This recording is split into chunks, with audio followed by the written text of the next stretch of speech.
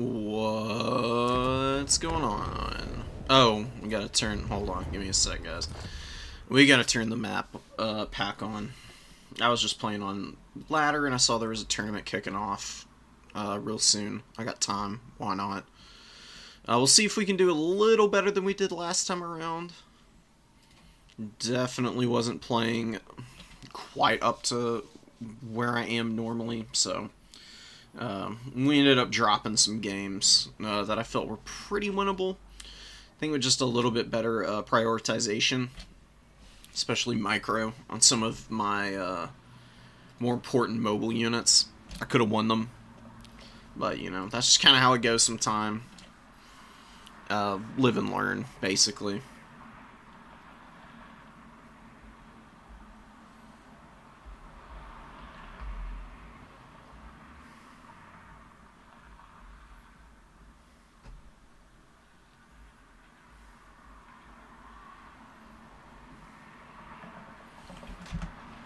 Anyways, let's get into it.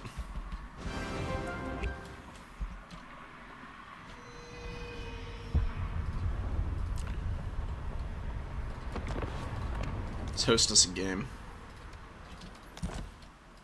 Brackets should be kicking off right about now, so let me go see about it.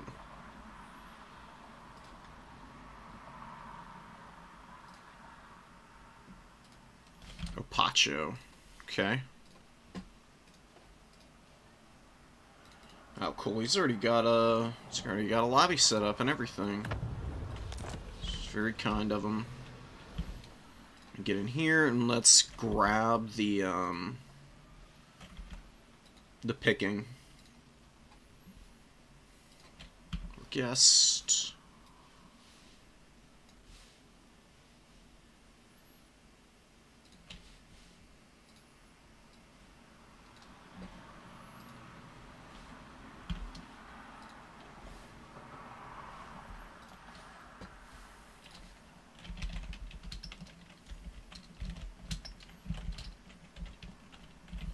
I don't think I've ever played this person.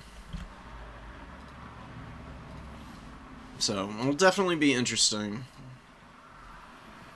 We got bans. Who do I want to ban for the factions I'm playing?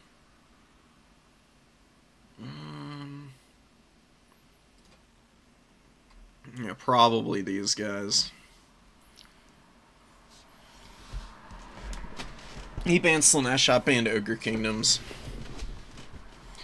He's got counts. I am gonna take... Yeah. And yeah.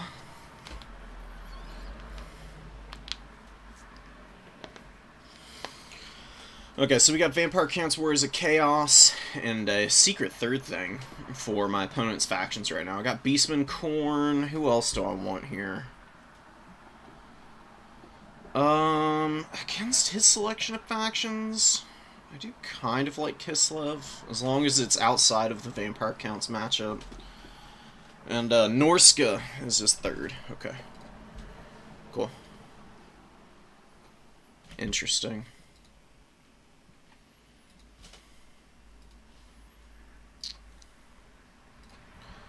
I'll bring y'all over to, Discord to look at us, do our picks and bans.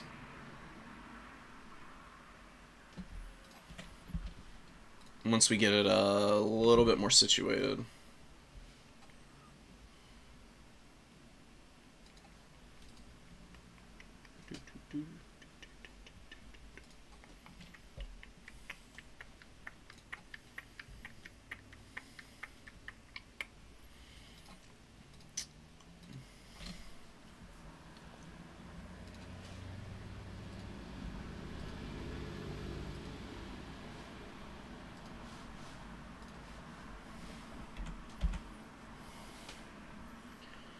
So, the faction that I'm probably banning all the way out is Vampire Counts. They're super boring to fight for me, personally. It's one of those matchups where you basically have to play perfectly, or they kind of run you over.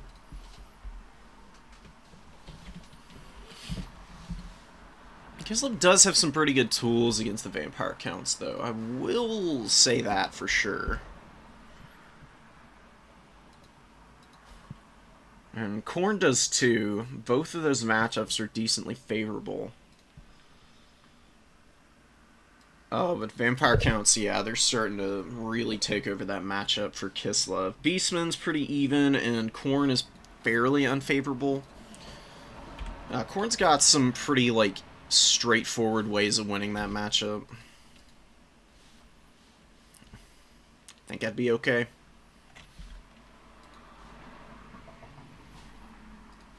Okay. I'm gonna ban Vampire Counts Kislev.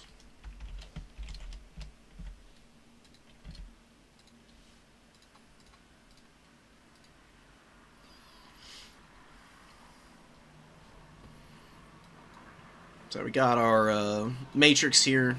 For those of you who don't know, the bans go top of bracket bans first. They ban one faction. Next person bans two. Then top bans two. Bottom bans the other two. And then top of bracket picks between the last two matchups that are available.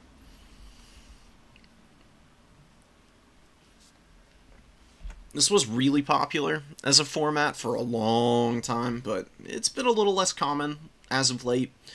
People are doing the pick 3 format a lot, as well as what's the other big one? Oh, the pick 5 or pick 6 tournaments.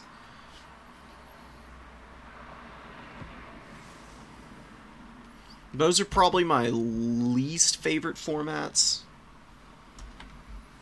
personally, but, you know, to each their own. Okay, my opponent banned Khorne Vampire Counts, Warriors of Chaos, and Beastmen.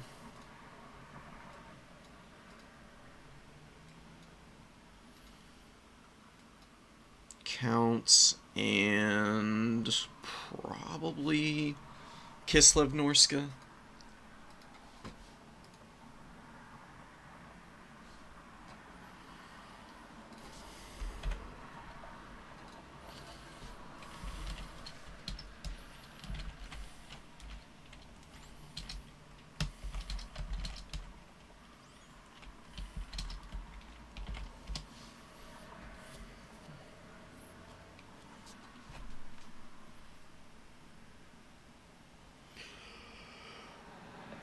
I mean, Beastman can win against Vampire Counts.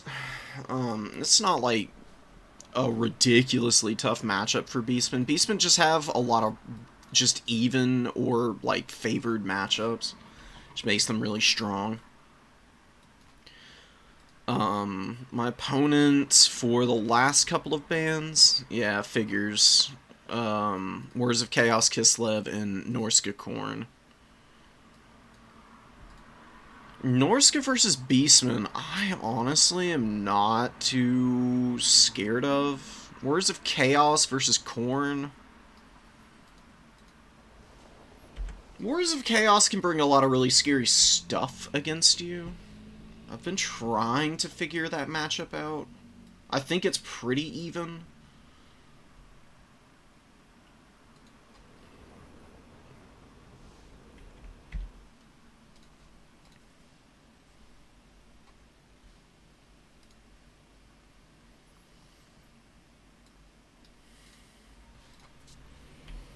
You know what?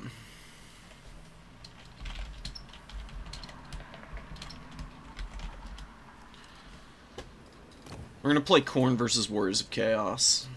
See if we can get some gnarliness going here.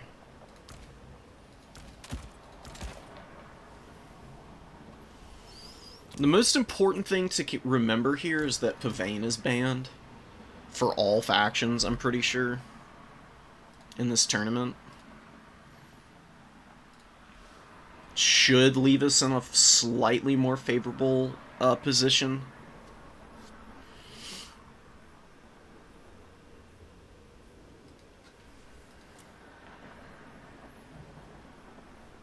There's just a couple units that we really need a game plan for here, so we're going to try and get that going.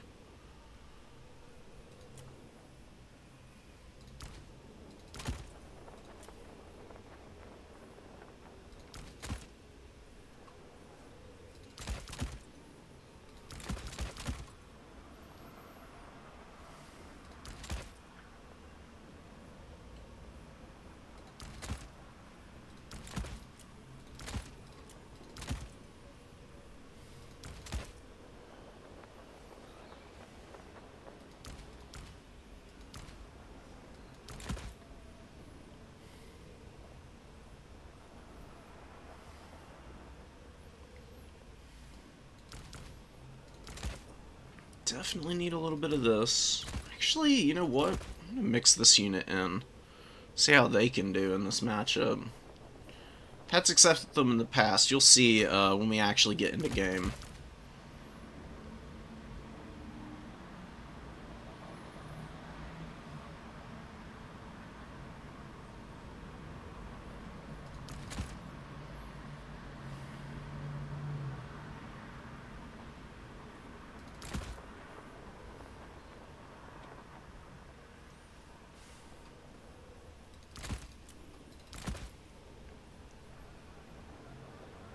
They're 1,100 gold.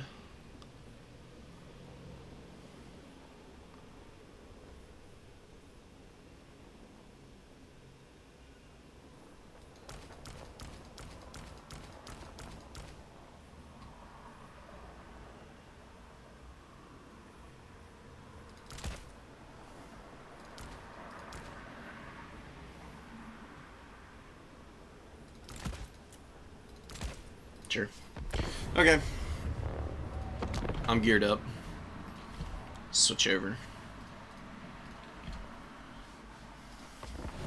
Leave our opponent to get their picks in and get rolling. So, till then, chill.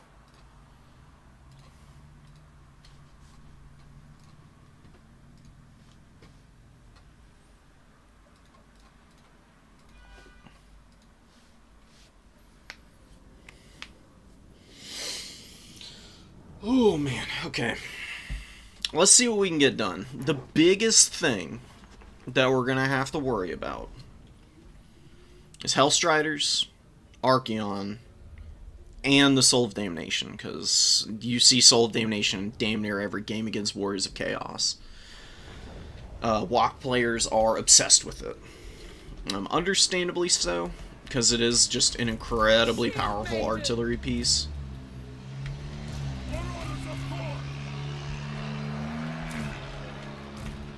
Or, however,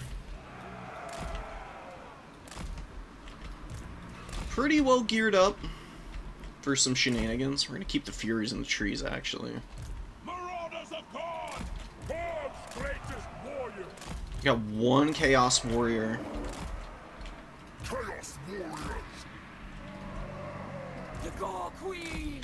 And Valky is just good battlefield control. And Sleipnir hits really hard and get you a nice leg up in the early game. And then we'll try to take our opponent down. So I brought a Chaos Knight. As well as, you know, of course, a Minotaur. And then we've got one Blood Beast in the opening. We've got throwing axes for any other large targets that we need to hammer. The Knights and the Minotaurs are here for Hellstrider duty. They'll be supported by the Furies and the Fleshhounds. And then everything else is kind of just, you know, designed to kill some of my opponents, you know, Forsaken and other infantry options. Oh, damn, I did not mean to bring a second Chaos Warrior in reserve. Whoops. It'll be okay. I mean, they're slow, but, you know, depending on what my army, or my opponent's army composition is, they might actually be pretty useful.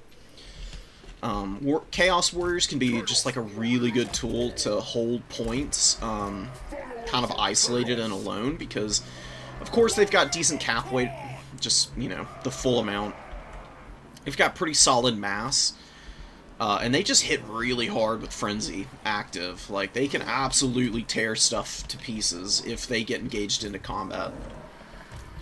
They don't provide a lot of, like, mobile support is the big problem with them, so we gotta keep that in mind. Alright, my opponent's ready. I'm ready.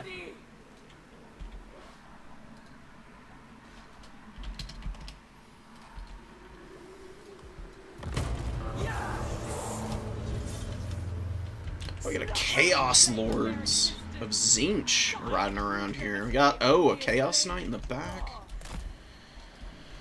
Alright, well, the Skull Cannons aren't going to be amazing here.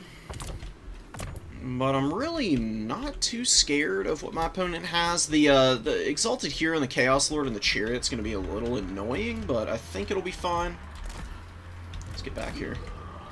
Get up on the point. We're going to take the outside objective, and then we're going to motor over to the middle, where we're going to actually be in a pretty good spot to kind of hammer down my opponent's infantry corps.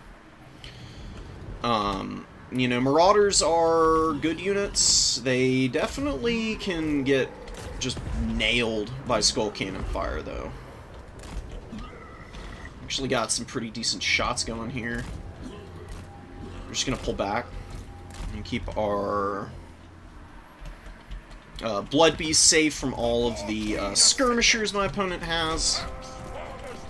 We're just going to take this point. Easy peasy. We're going to focus fire here for a sec. Two pretty good shots off. Valkia's hiding behind the pillar, but she did eat a little throwing axe fire.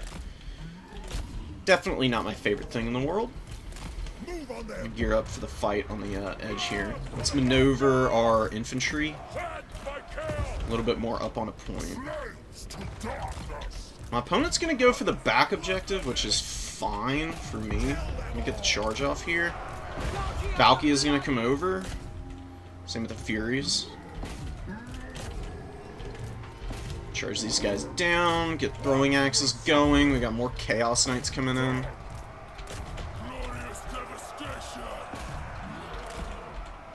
We got the win over here, which is awesome. Let's pull back. What do we need out here?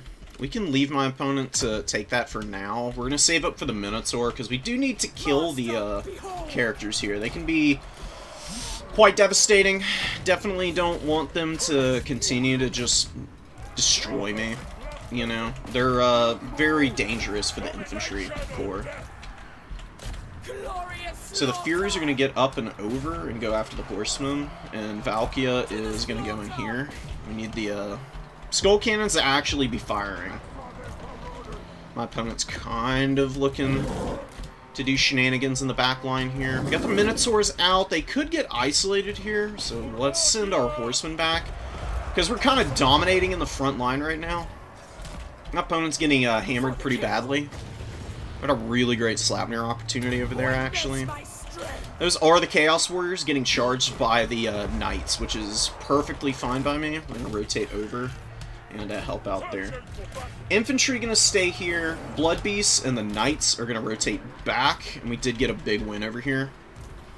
Horn Horsemen just dominate their counterparts in melee combat, and if your opponent's not paying enough attention to it, you can just really annihilate them. It is really nice.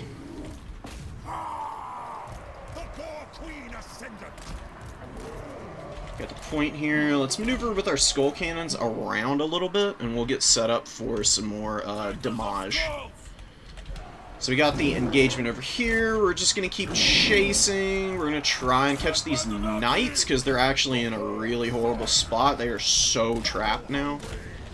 It's going to take literally all that my opponent has and more to try and save those guys right now.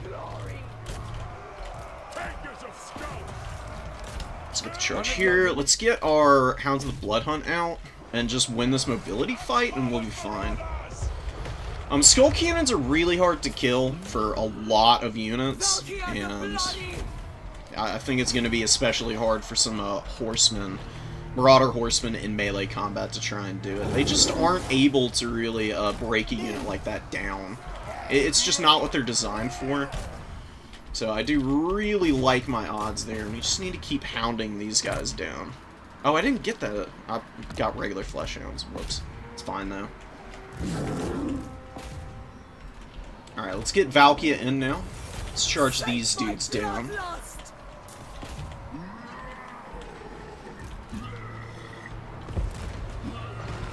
Got some damage in here. Let's get the Skull Cannons firing in on that flank.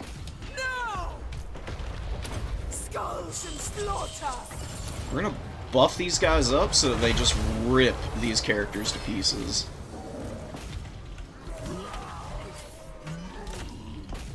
Keep running all these guys down, keep being disruptive.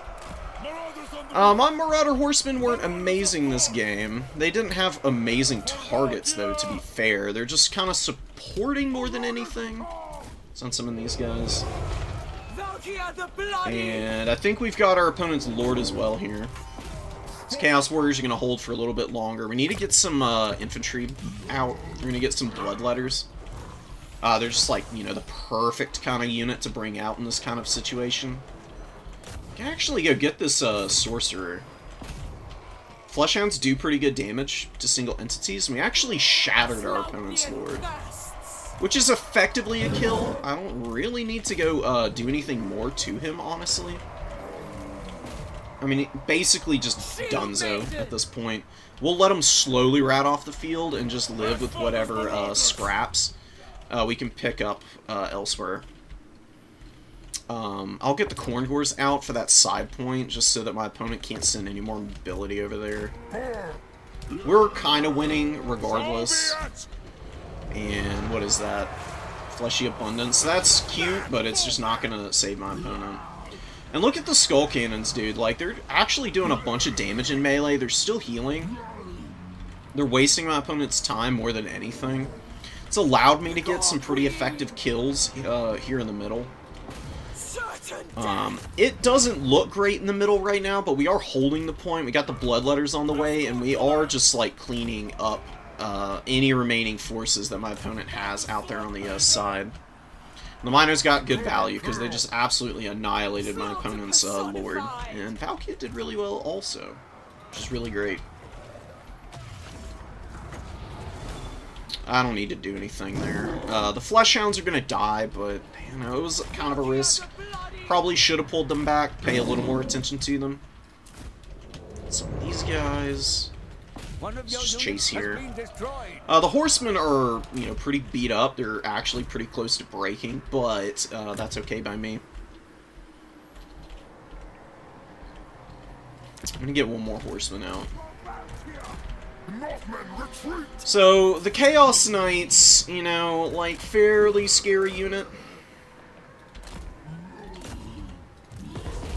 But we just keep blasting them with the Skull Cannons in the mid-game here.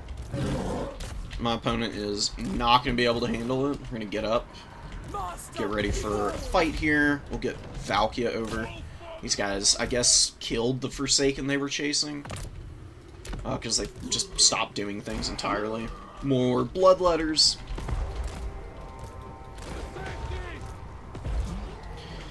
And, you know, Skull Cannons have fallen off a little bit, but they're honestly still pretty annoying units. They do some pretty good damage. Valkia just needs to get back. We got a load of infantry back here. This is prime Skull Cannon punish material. If your opponent summons a bunch of chaff units out of reserve, and they're bunched up like this, the Vortex is going to do insane damage if your Skull Cannons are hitting. Which is kind of what's happening now. So we're just going to, like, drive in as close as possible and continue to hammer our opponent.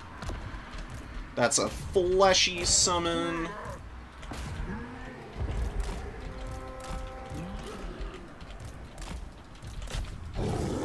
We are watching over here. With unbridled rage. Okay, I don't even know where the Skull Cannons are shooting that time. Let's go get the Chariot character. Just gonna run over my Bloodletters a little bit. You can actually turn the Skull Cannon around, though. Because they can fight. They're fairly scrappy in melee combat. Even against single entities, as long as your opponent doesn't have, like, an amazing odds of hitting them, with, like, an anti-large bonus, of course, then you're usually pretty well off. I'm gonna get some shots. Hopefully don't hit the trees. One shot does, but another shot makes really good contact there. That's a Marauder. We'll just send the Bloodletters in to kill those in a moment. Let's rotate around a little bit. We've got a Sleipnir, but it's not something that I'm really, like, desperate to use. We're just kind of hanging on to the sword right now. We could just use it here. Why not? My opponent's got so many units, like, blobbed up in this. It will do pretty amazing damage, and you can see it actually just massacres them. And we'll just go ahead and give those guys a buff. While the Skull Cannons look for a couple more opportunities to hit. This one needs to rotate around because it's a little blocked up by the allies. You can target ground Skull Cannons. Can actually help sometimes with their shooting because they can be a little bit annoying about wanting to fire at times. Okay, we got that. Got the side point. I'm going to leave the Khorngors and rotate the Fleshhounds over, and we just bring out some Blood Beasts now. We do have Chaos Knights on the way in. Need to do something about them. We do lose our units over there. That's okay, though.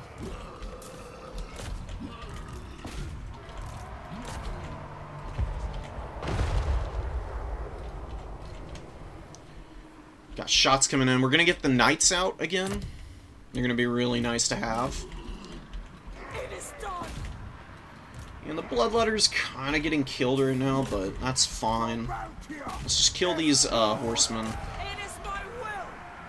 Valkyria's going to chase those Knights for a little bit. These Knights are going to come out, and they're also going to do that. For the kill.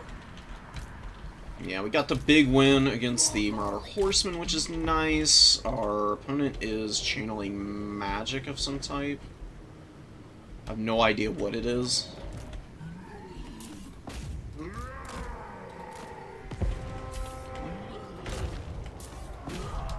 Good shots there. For the Blood God!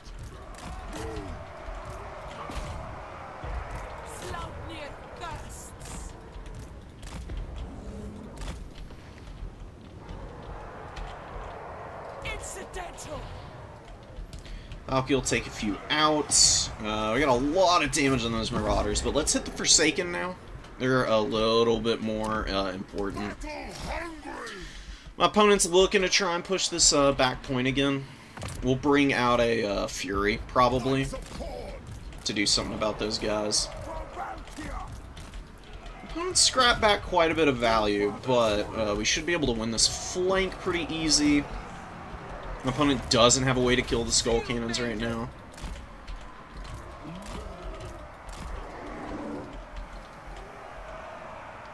A beautiful charge here from the Knights and the Fleshhounds on this flank, and we'll give them the buff so they can just finish that fight.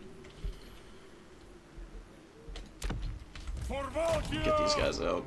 My opponent's slowly capping this, so I do just need a little bit of cap weight, but we are killing the Chaos Knights over here.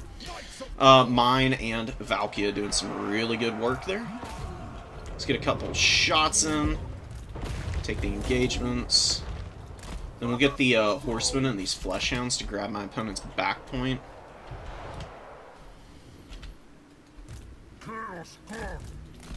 We're just going to sit here. I mean, we don't need to go chasing them into the woods. Because, you know, if you do that against tattered units, your opponent will just rotate back around and try and sneak it out from behind you. Those dudes need to be unsummoned.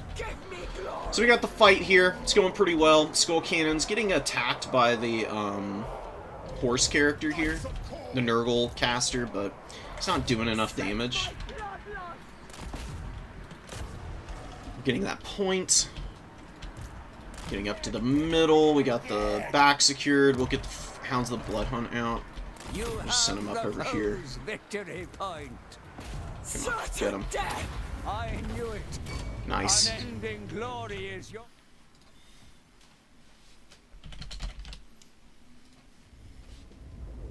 Got good engagements early. My opponent, well, once he started to play a little bit more cautiously and push and pull a little bit more, he started doing better. Yeah, Skull Cannons just got really good value, dude.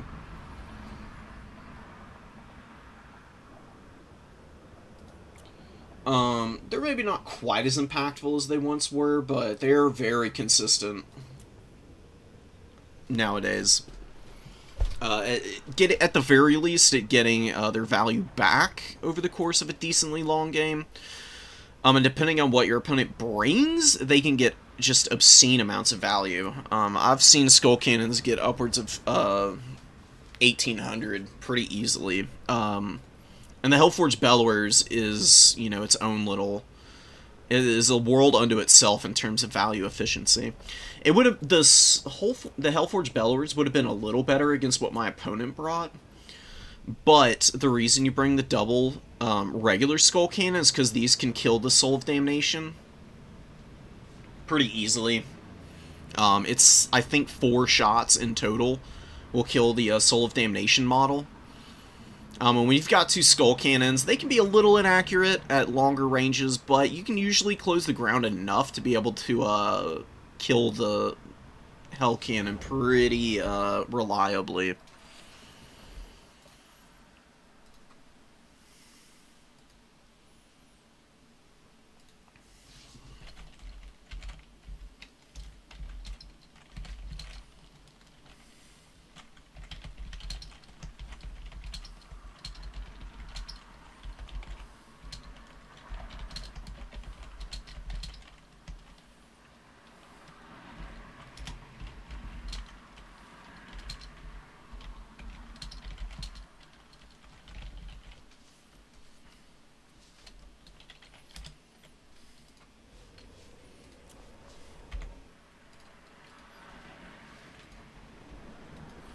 Alright, let's go report our score, since we got the win already. I'm actually going to go show y'all what I'm talking about with the skull cannons. How they deal with the Soul of Damnation, because it's pretty important, actually. Actually managed to play your main in a 3x3 with bands? Absolutely. Super lucky, bro. I'm always playing Red Eye. I just play a lot of ladder because it's just quicker, you know. Like, tournaments take, you know, like 3 or 4 hours, and that's a pretty big time investment. So, just being able to get in, play like 2 or 3 ladder games, dip out, and then, you know, come back a little later in the day and play some more is a little bit more convenient and better for me overall.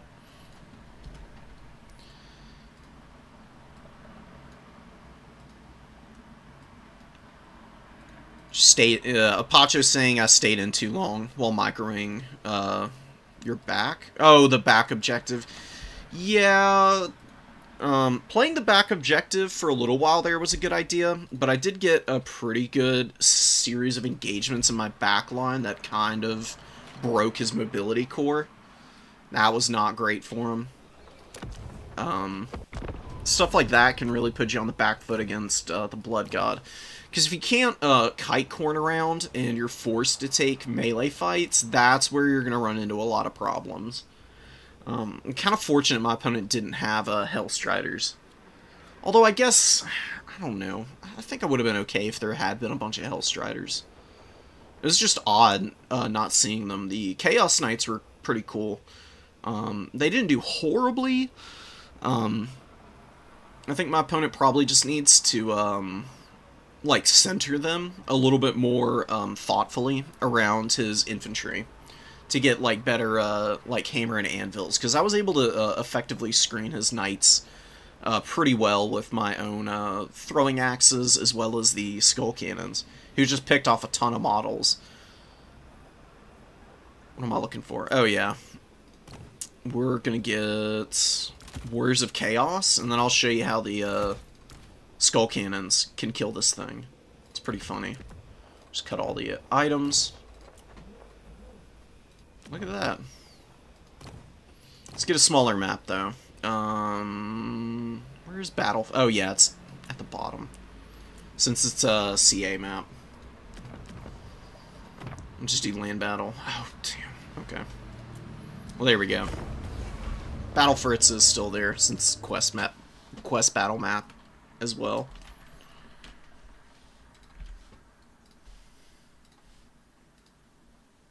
Honestly, Max, I don't really blame anybody for banning your main, considering they're kind of one of the nightmare factions currently. It's not super surprising to me. I really feel for you, though.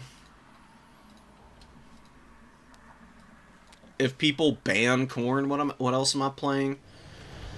There's a lot of factions that I'm comfortable with.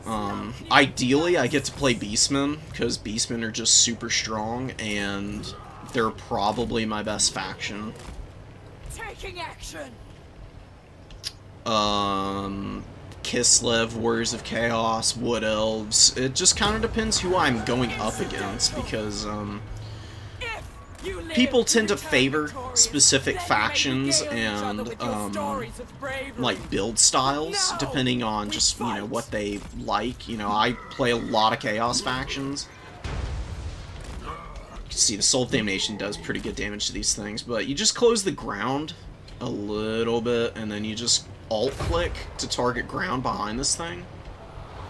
Start opening up. See one Skull Cannon just whiffs horrendously. Ironically enough, the one that's, like, more in a straight line here. But one did make pretty good contact. Another, like, 2 shots and this thing will die. And it's pretty hilarious. If you can kill the Soul of Damnation in this matchup as Khorne, your Skull Cannons will just net you, like, a huge lead early. I mean, look how quickly they killed it, dude. That was a little faster than other times, but Skull Cannons didn't take a lot of damage. You kill this 1,550 gold artillery piece. Your artillery heals and replenishes ammo in combat. And Warriors of Chaos actually have a lot of really expensive stuff that they hate losing models on, because even if they bring a Nurgle caster, if you're killing models, they can't heal that damage. And the Skull Cannons can make life miserable. There's lots of cool stuff that you can do with them.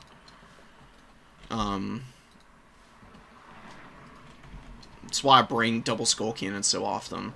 Just having good artillery forces your opponent in on you. They can be a little mediocre at times, though. I'm not gonna sit here and pretend they're, like, the best unit in the game or anything. Sometimes they'll just whiff all their shots, and then you just cry about it, because I don't know what the hell's happening with them. Saw it in that last game a little bit. There were definitely some very weird shots coming in from the Skull Cannons at times. I think it's because when they fire, they're picking a, like, select portion of the unit to shoot at, and they tend to, if you leave them firing at the same thing, they tend to fire at the same part of the formation, and with the vortex, it spreads the unit out so much at times that follow-up shots are just, like, wildly inaccurate seeming.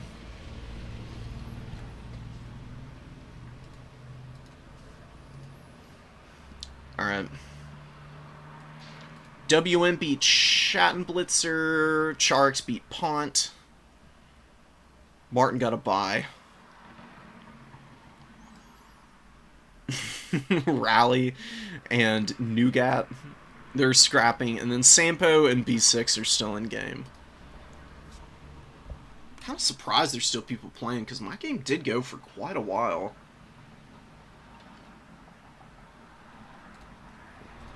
It's honestly pretty long. While we're sitting here, I'll show you some of the other fun stuff you can do with Skull Cannons.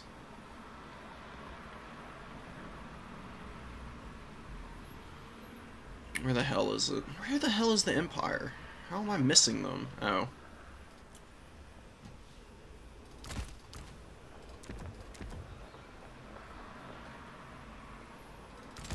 Empire loves war wagons against Khorne. This is another instance where double Skull Cannon can pick apart war wagons pretty good. So the war wagons can do insane damage to the Skull Cannon, so you do need to screen really well with your infantry. But, you know, war wagons not having the ability to, like, run infantry over in the same way that some other chariots in the game with, you know, like, missile attacks can is really nice. It makes it very easy to screen for your Skull Cannons, and then they can just, you know, they can just can these Empire war wagons. Devoted legion of killers! I do not ask you to fight! I am telling you to fight! In a one-on-one, the war wagons would win. Incidental! You just do everything you can to make it not a one-on-one. Missed shots, very annoying. You can see, like, one shot actually does some pretty good damage, because the missile hits pretty hard. That's probably the nicest thing about the Skull Cannons. They're not just an anti-infantry tool. You know, even before they got their, the Vortex, they had some pretty good niches, and I didn't even think they were a bad unit. I think that people kind of had a misapprehension about what they were used for, because before they got the Vortex, their attacks actually cleaved through, like, multiple models. And what they were exceptionally strong at was actually killing horse archers and cavalry, because the attacks would go through, like, 6 or 7 cavalry models and just kill tons of them. That doesn't happen anymore, and I think it's actually, unironically, made it a little bit harder after the nerf to Skull Cannons with the Vortex to use these guys. Because they don't dominate infantry quite the same anymore. So they're kind of mediocre at a bunch of different roles instead of just being really good at one particular counter. You see, even with taking a bunch of damage from the War Wagons, you know, you're keeping these things pretty honest. You don't really want to screen with Valkia. I'm just doing it here so that the Skull Cannons aren't just getting blasted by the Arquebus guys in the back. Yeah, you can see. The nice thing also is the target priority on your Skull Cannons. I think they're trying to shoot the same models, as you can see. So they actually do a pretty good job of focus firing to kill these. You know, it's 3 shots to kill each War Wagon. You can see, I mean, effectively, I've killed one entirely. Another one is very low. A couple more shots there would definitely take some of them out. You still got some ammo. And this is about as bad of a situation for the Skull Cannons as possible, where they don't have infantry. And they can still do, like, a fairly good job of keeping these things in check. Master, behold!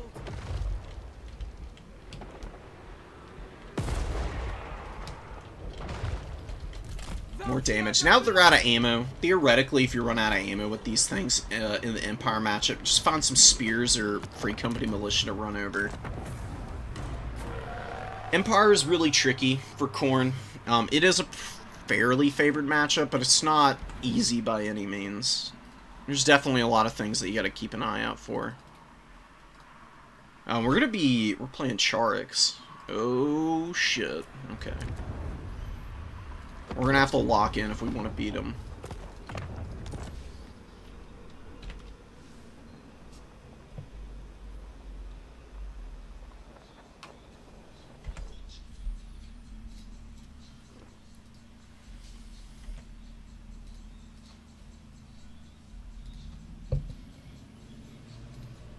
Some people some people really do take forever to do the picks and bans. I've been guilty of it before, but we're gonna try and get it done nice and quick here. Guest.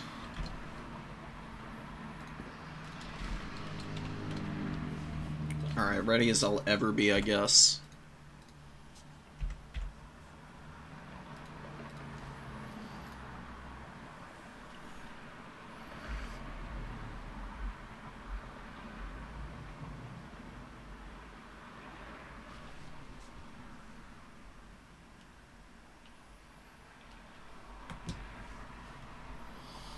Come on, Charax.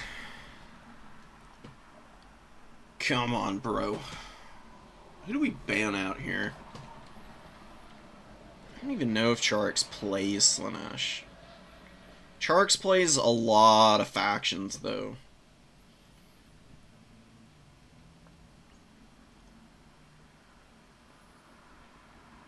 Ban Ogre Kingdoms again. Wow! Both banned ogres. Oh, that's hilarious. Amazing. Amazing stuff. Okay. We'll take Beastmen, we'll take Khorne.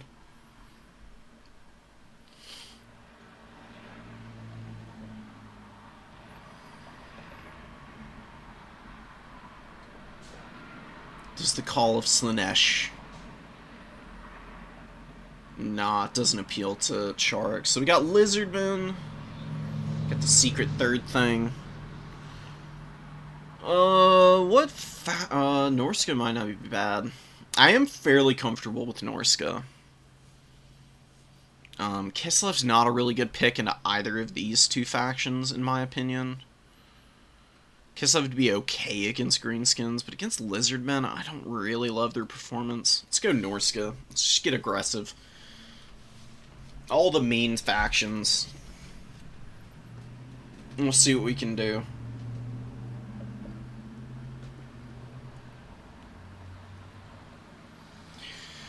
Sharks is really good with the High Elves, so I really do need to respect that.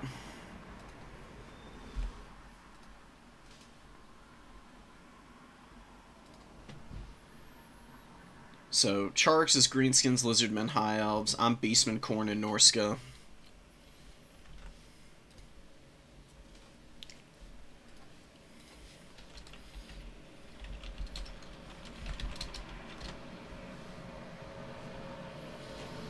Yeah, I don't even know what to say. The fact that we both banned Ogre Kingdoms out is pretty hilarious.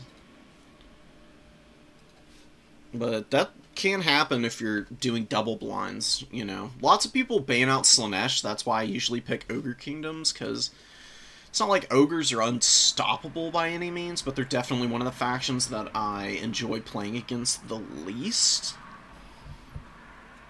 Just because they tend to skew pretty hard with their builds, and that can be a little bit tricky to pick into.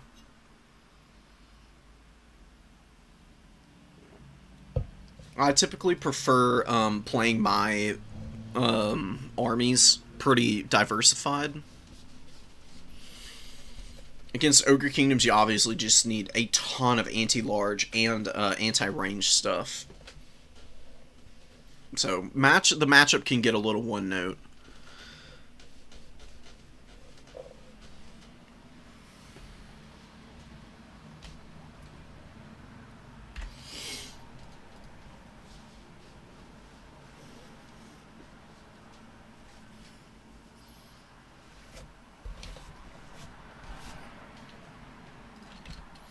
Oh, am I banning first?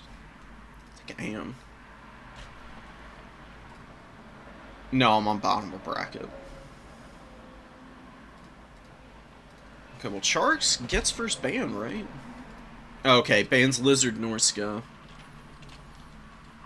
Kind of figures. What do I want to ban out? Probably Khorne High Elves, as crazy as that might sound. I actually think Khorne has a pretty hard time with High Elves. Not as bad as some of the other factions in the game, but if your opponent really knows what they're doing in that matchup, they can make your life absolute misery.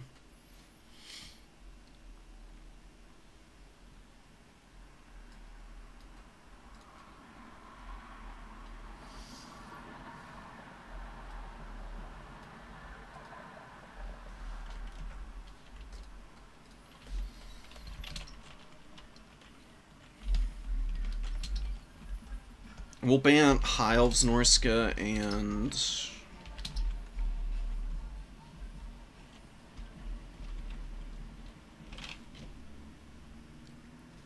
maybe... Although, I don't know. How does Norska do into High Elves? It's actually a pretty good matchup.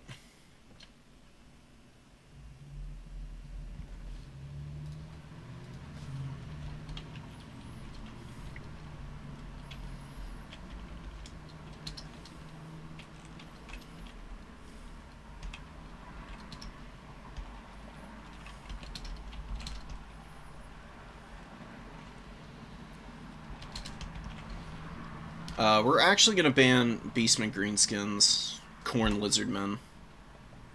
This might actually be deceptively difficult. I'll bring y'all over so you can actually see what we're doing. You have to stare off into the void for an extended period of time.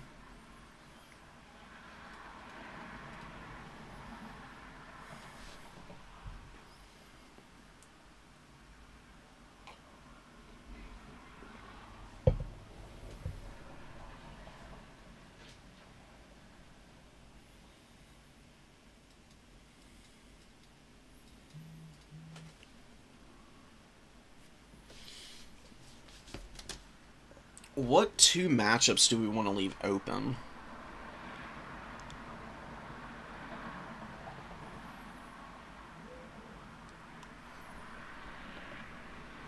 Beastmen High Elves.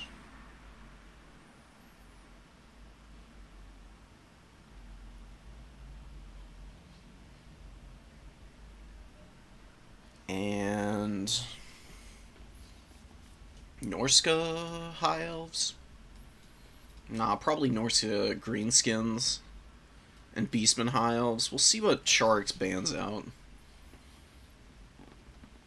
He's got two, I've got the last two, and then he picks from the remaining two matchups, so... We got a little bit of time until we really see what the biz is. Are there any other tournaments going on? I'm gonna leave him to pick things. Y'all need to see that. Just all the tournaments tomorrow, which I'm excited for. I love the new player tournaments. They're super hype, honestly.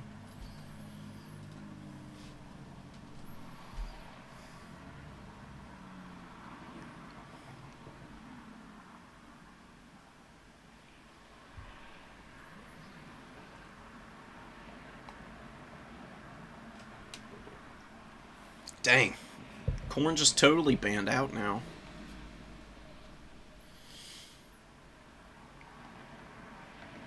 Do we ban his main out then? We can ban Corn. No. Does Charks know how to beat Beastmen with the High Elves? That matchup has gotten a little less foreboding. You can see how it might be possible that Charix is going to be able to win that matchup.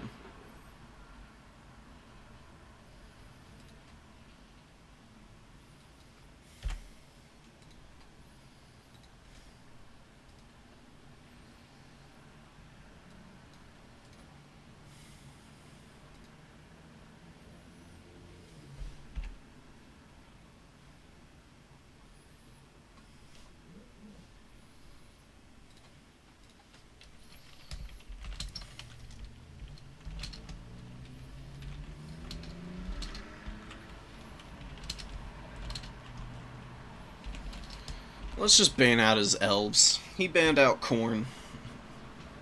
Let's force each other onto some of the less practiced factions. The Charks is just good with everything, pretty much.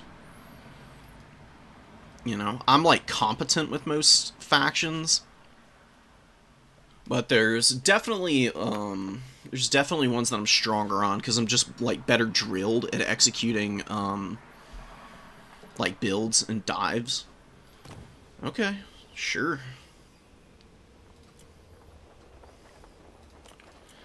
We are gonna play some Norska.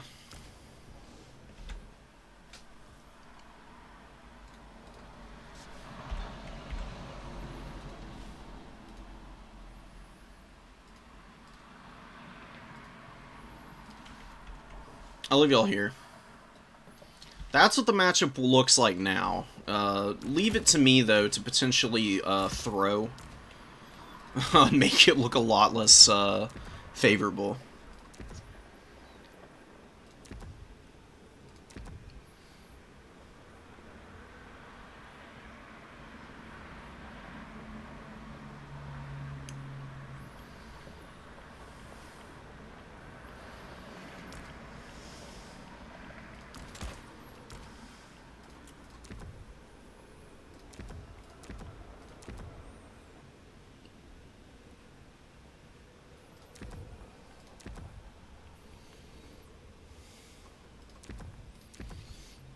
Actually gonna go with that. That's oh man, we're getting getting a little experimental here, but we'll see about it.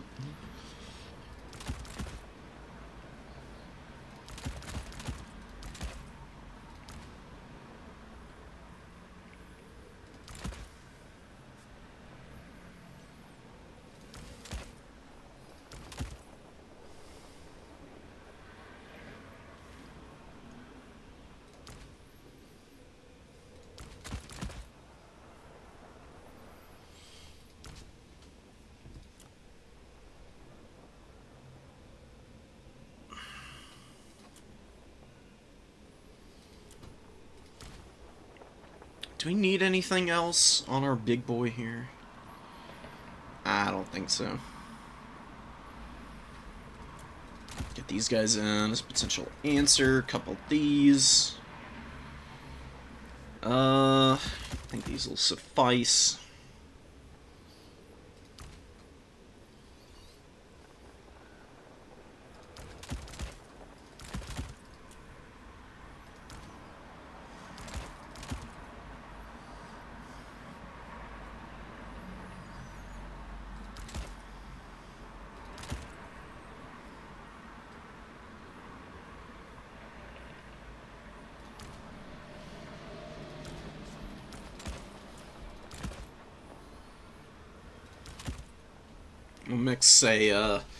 We'll mix a unit that I actually really enjoy in here. Not the most popular option from people, but one that I actually see do pretty well on occasion. It's just like a good tech piece, just in case your opponent is bringing one like very particular set of units in this matchup. Maybe we've got plenty of answers for what I'm worried about. I think I'm gonna actually leave them off the table here. Get something else instead. What that is, I have no freaking clue. Probably just one of these guys.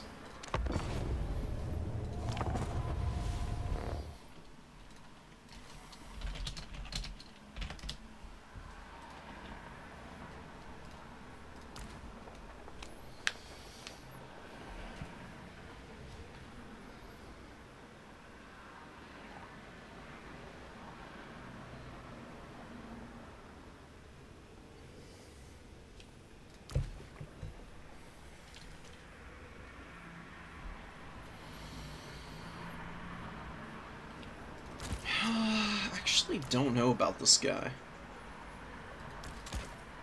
No, my caster's fine. I'm gonna stick to my guns here. Just need to see how this guy can actually handle himself.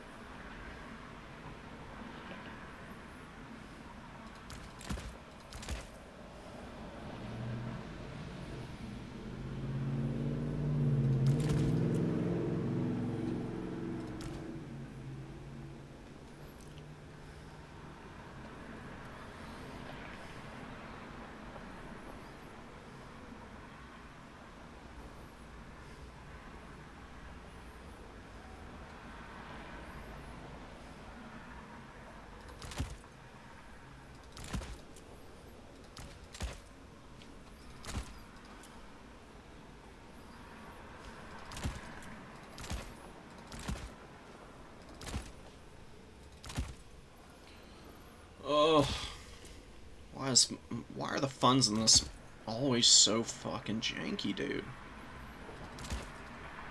What am I lacking here?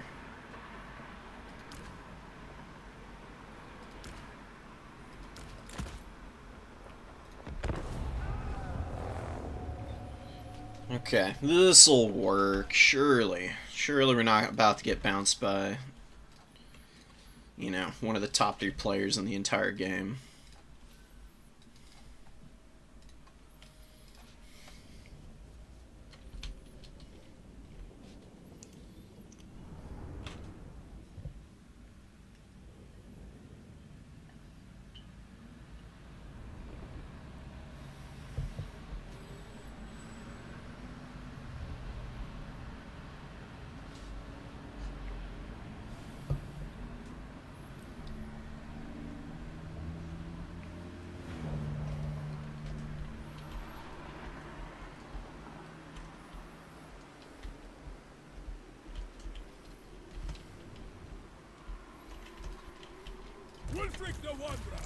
We brought Wulfric on the Mammoth. Not, like, the most common choice in the game, but one that I'm gonna have some fun with here, for sure, for sure. So, we'll get our Marauders in the front. The, champions are gonna be our tactical reserve, so to speak.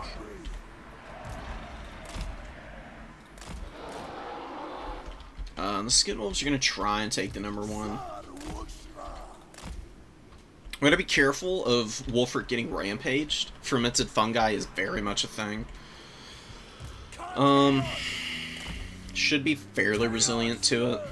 And, it's a pretty small army from Charx. He's going for his own little, monster mash, it looks like. Or at the very least, going for something a little bit more elite than I was expecting. So, the Horse Masters might need to come out pretty early. To poke and prod. And we'll see if the Melkoths is going to help us stay ahead in the mobility game. Some more Skinwolves. Just lots of Skinwolves with Miststalkers. You know, they're not, like, amazing against infantry, these guys, but they can do a pretty good job of running over chaff.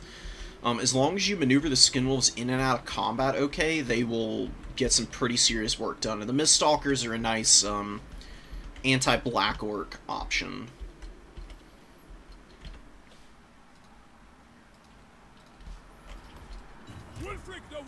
Alright, Charx is ready, so let's get it going.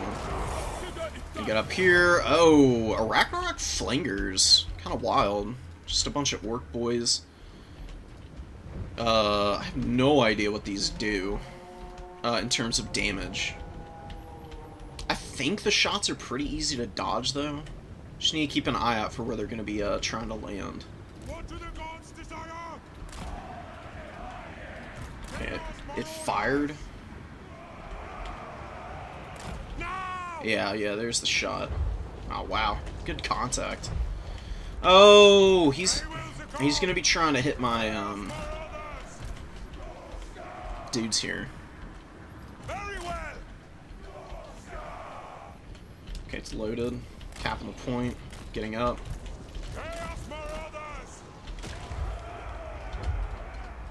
Another good shot. Nothing too terrible, though.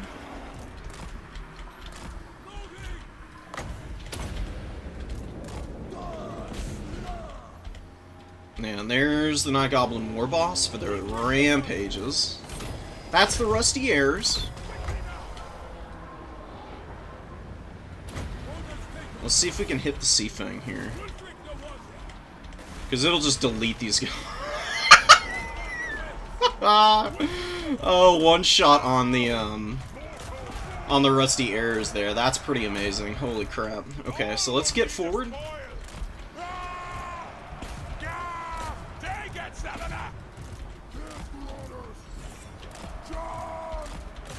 Wow, dude, the Fimir Balefin got absolutely clowned. Holy shit. Really incredible pick for my opponent early on. See what we can do to maybe stop some of this pain that's incoming from losing that thing. Losing the magic is rough, but I think it's pretty recoverable. Because we're going to win in the front line here. More than likely, at least.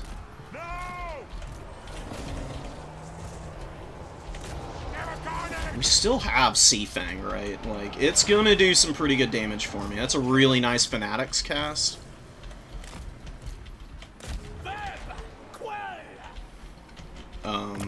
Summons for the pump wagons. We need to keep the Beast of Tashnar away from that, actually. Let's try and get away from the Savage Orc Biggins. Let's keep pushing in here. We kind of need to kill those guys. Oh man, my front line's starting to fold up a little bit, which is not great. Orc Boy's doing a lot better than I expected, actually. Let's go get him. See if we can get a cast here. It's going to do some good damage for me. More speed. We got a need for speed here. That's a really good catch from my opponent. I gotta say, man, Wulfric is not impressing me on this, Mammoth. He just is not doing well. He's getting absolutely run over right now. His Rampage, we can't get him away either. Man, we're getting crushed on the, value trade front, dude.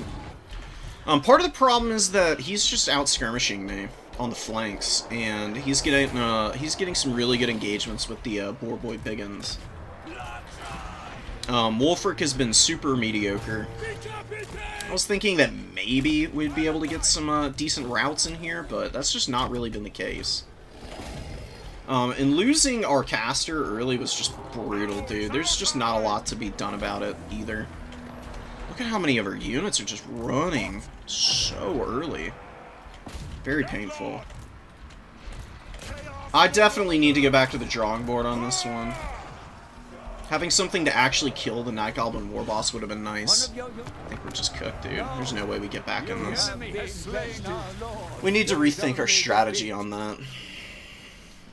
Those Ragnarok Flingers were just kind of nasty, dude. I mean, they pummeled my, they just murdered my caster. I mean, absolutely brutalized him.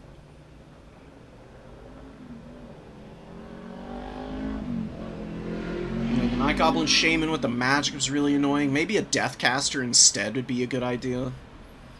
We just need to keep them from getting isolated. Maybe we go for more skirmishers early. Because I did kind of end up just running right up into his front line, and it did not go as well as I was expecting. The pump wagons were a real problem. I just don't see where... His infantry just dominated the Marauder front line. It's crazy. I really wasn't expecting that much damage to be going down on them. Alright. Rip. Burning Head would have been really good. It's almost always a good option. I just needed to be more careful with my freaking caster. I knew there was a war boss on the field, and I just kind of wandered him into a really bad position, and Charx just punished me for it, so it is what it is, I guess. It's a feels bad moment for sure. Oh yeah, we could I'm gonna restart the game, and we'll get a ladder match in, just to practice.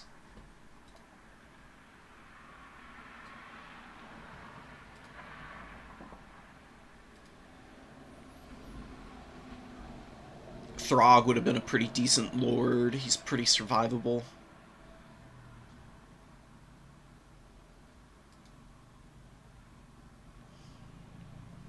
Here we go. Booting it back up. The Melkoths, I don't think would have been really all that effective. If I had been able to use it to actually hammer the Morgrb's Mangy Marauders, that would have been great. They did a lot of damage to Wulfric. Just was really disappointed with the Big Mammoth. I thought it would be a little bit better at bullying the front line and also dueling against some of the monsters. That just did not end up being the case. Hold on, I turned it off. Yeah.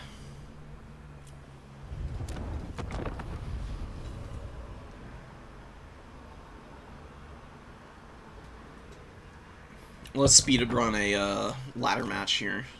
We got Battle for Itza, which is nice. Practice some Kislev. Empire versus Kislev. Okay, very cool.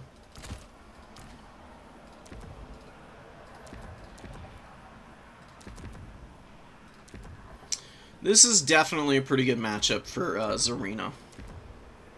My opponent is going to insta-ready on me. Are you fucking kidding me, dude? Oh, it's so frustrating when people do this.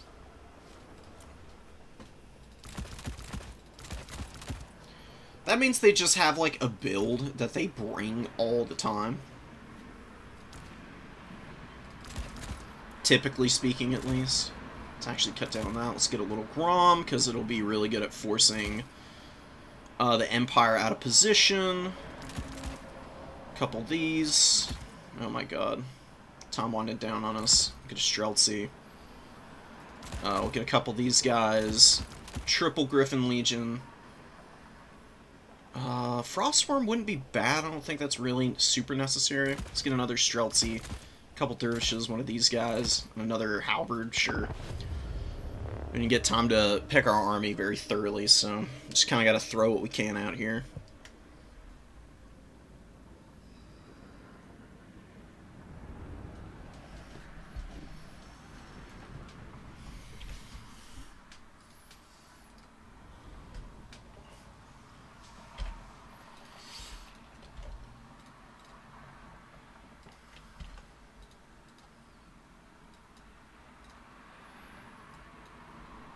We'll see, Isaac. I mean, I just got dumpstered by Charix, you know. Anybody can win or lose at any time.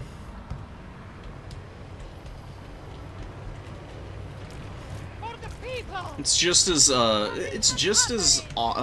likely that you beat me as the other way around. 7 units for the Empire. What the hell did he bring? It's crazy. If you brought a like just disgustingly huge artillery line, that's gonna be pretty annoying. I see that happen a lot on quick battles, and I make it my life's mission to try and ruin their time, because there's nothing enjoyable about bringing like 7 artillery pieces in the first place to try and blast your opponent off the field. You're basically relying on people being like brand new to get away with that. I don't think that's what they're bringing with this, but it is possible. Okay, so Light Wizard. Let's just move up out of here. Oh, he's got the Sunmaker. Let's actually not move out of the forest though. Stay back. Let's just kill this thing. Oh my god. It's also the Royal Altar of Gryphites we could hit. I think that actually is going to be my target, because you have to kill the Sunmaker to really get stuff done.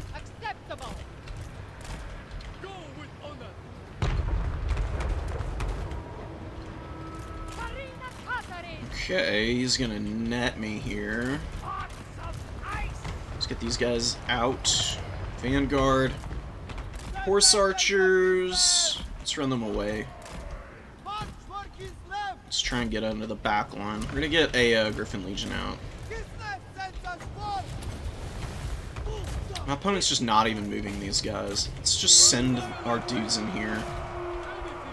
And the Streltsy are gonna try and hammer against the Light Wizard, not actually hitting Karl Franz. Just slow these guys just for the memes. Let's go kill him. Oh, he gets hit by a huge volley, massive damage. Battle Kitty, gonna go and get our enemy. Just pull back.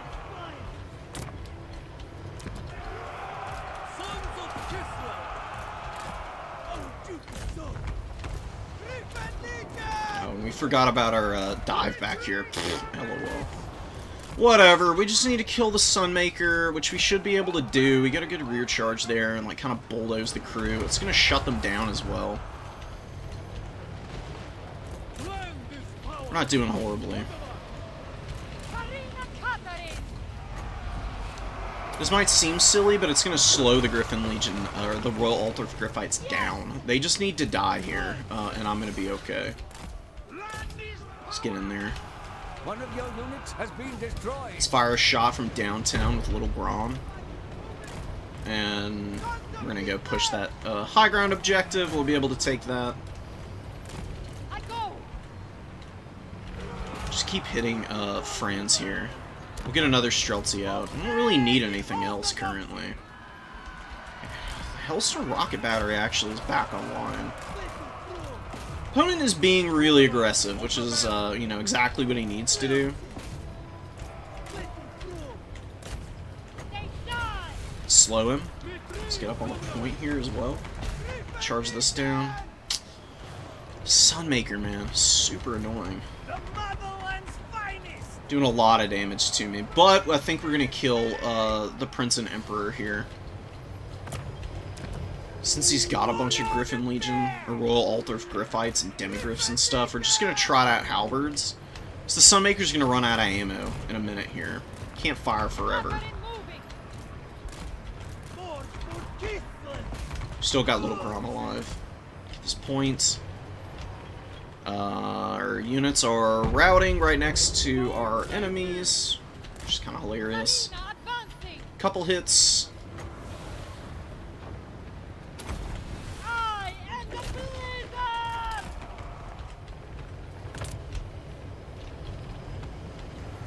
Defenders of Gisland! For the people! Gislavites moving! Hearts of ice! Let's get out of here. Do we need... Nah, we don't need the casters. Let's get some armored cossars out here and just help those Griffin Legion get away. Keep walking up there. We just need to walk our opponent down at this point. Like, Katarina's gonna do pretty good damage here. Our opponent is wasting a lot of ammo on stuff that's already, like, dead, basically. I haven't been microing Little Grom as well as I could have. You know, this has definitely been a little chaotic. Not my finest showing. Let's get around on the flank. Just get the Streltsy to open fire here. You know, Flagellants don't really have anything to defend themselves against missile fire. Even if they are AP units, it's still going to be pretty effective damage. Sunmaker is still trying to get its value back. It usually needs to like double its value to really be worth it, because it's got such a small amount of ammunition. Once it's out, that's a really, really bad spot for the Empire. Shoot this guy out of the sky. Little Grom's accurate enough, it should be able to do it. We just are falling asleep over here. My opponent is doing a pretty good job of getting some good fights. I just need to make sure that I hold on to the points and it'll be okay.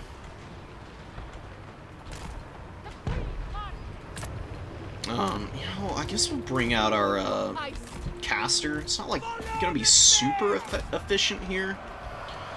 I brought Hawks of Miska, which is really just for killing chaff and stuff. We just can't really win the mobility game with, all these Demigriffs out.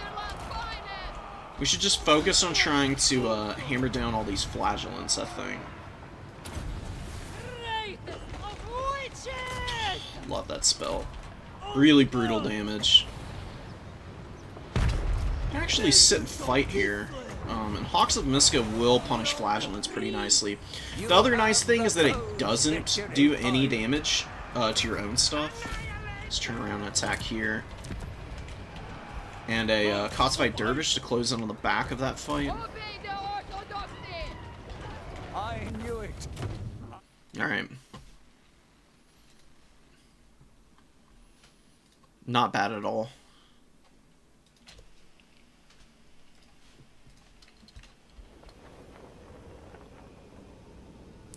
Definitely needed to play better with my horse archers. I just kind of fumbled these guys. I needed to be a little bit better about using my control group to move them around. But better to learn here than actually in the tournament, so I just need to focus up a little bit. I'm just playing a little sloppy. If I can lock in a little bit, I think I'll be okay.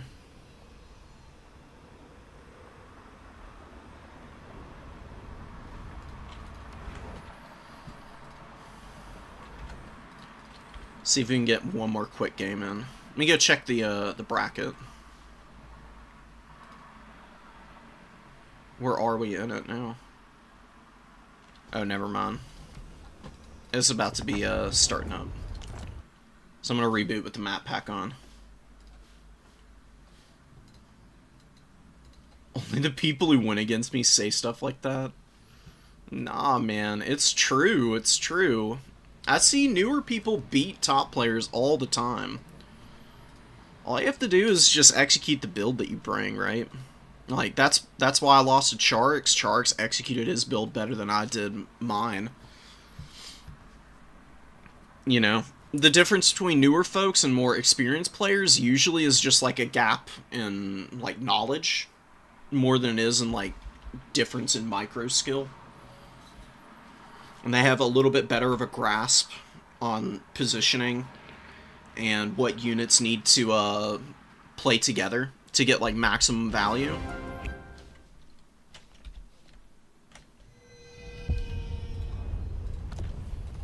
So, if you just take a little bit of time to, like, really figure that out, then you're okay. Okay, I did turn it on. Cool. The launcher is a little weird lately. It's, like, weirdly laggy. I don't know what is up with that.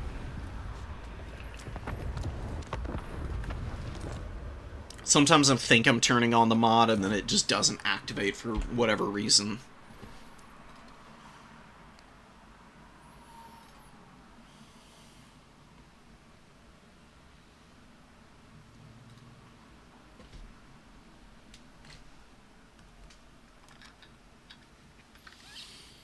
Okay.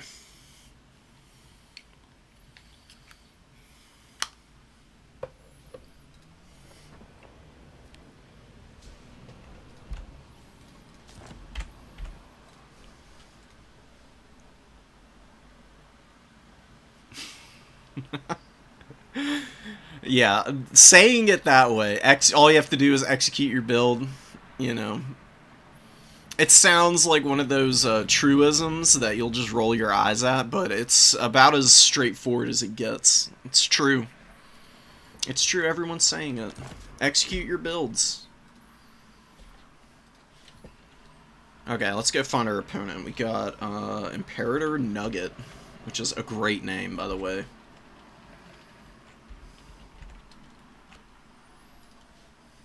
Rat Feline. Okay. Hell yeah. We love it. Let's try and get ourselves back on the board.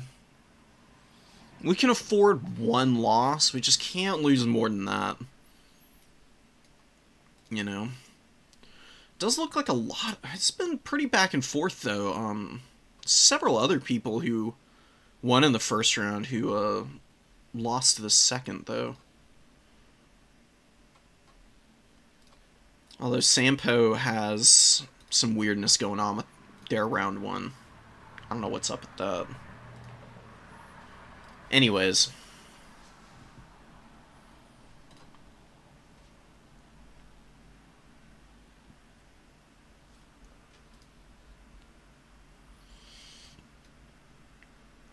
I mean, we're right behind here. Got 4 op points.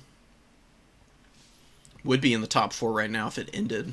I mean, not that that's what I would like, but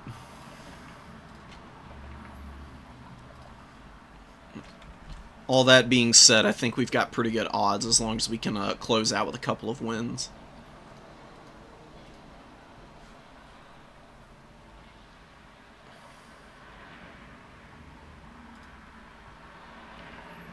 Let's ban Slaanesh. I don't know if this person even plays them, but I don't want to see it.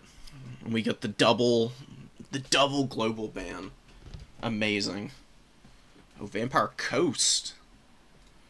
Alright.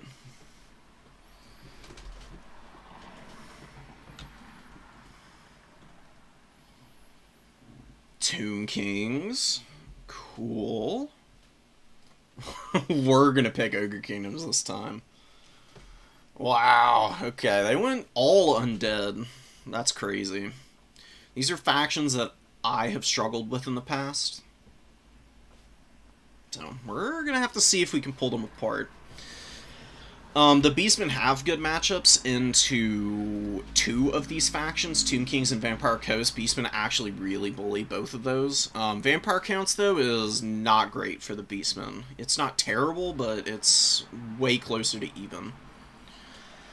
Our picks and bans should be fairly straightforward with what we've got. And we'll maybe be playing Ogre Kingdoms. It's been a while since I played them, but whatever. We'll just mix it up, right?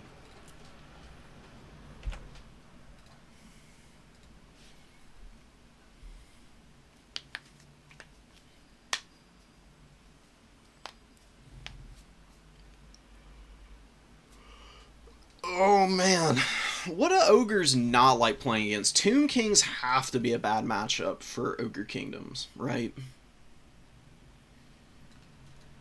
Oh, it says it's favored for Ogre Kingdoms. Oh wait, no, this says it's not Ogre Kingdoms favored, it's Tomb Kings favored. Makes sense. Ogre Kingdoms versus Counts we need to ban. We need to ban the Tomb Kings, and then we can leave the Vampire Coast matchup open, potentially.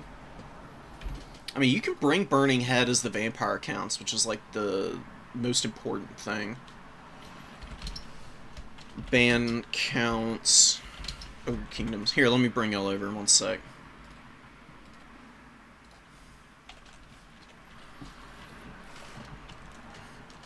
Counts Kingdoms and Tomb Kings, Ogre Kingdoms. So the Ogre Kingdoms pick didn't end up really being all that good. Probably shouldn't have picked them, based on the fact that my opponent had already taken one bad matchup for them.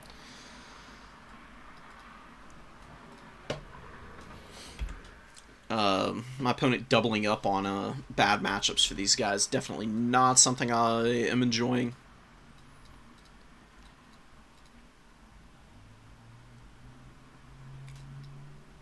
Vampirates, I'd be fine facing down with just about any of the factions that I've got. The reason that Beastmen, despite being a relatively low leadership faction, doesn't mind fighting Vampire Coast is just the fact that you do have Primal Fury, which does give ITP, as long as you're above 50% leadership. In the Vampire Coast, they do have some terror-causing stuff that can be a real problem for you, like Mournghouls, but you do just have great infantry for clearing out chaff with Goreherd.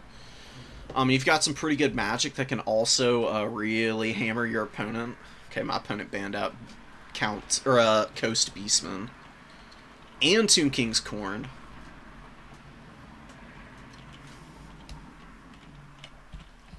So we'll ban out Counts, and we will ban...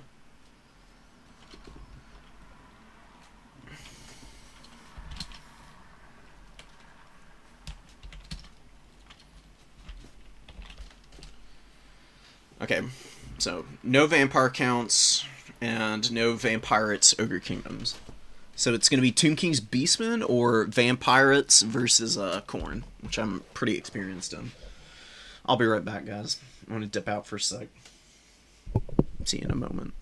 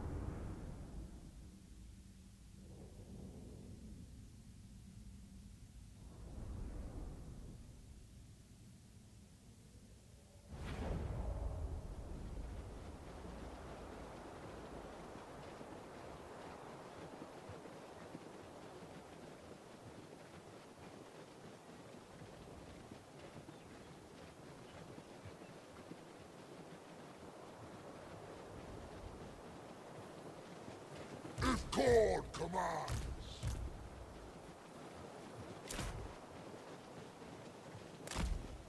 Axfather's Marauders!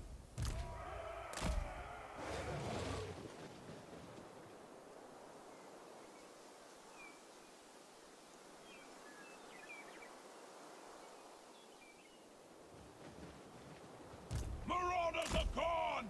Takers of Skulls! Marauders of Khorne! Wolffather's Warriors!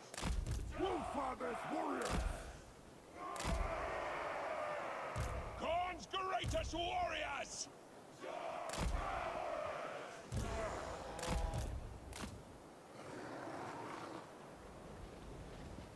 Skull Taker!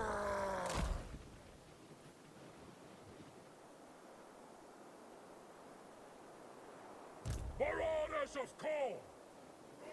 Skull Taker!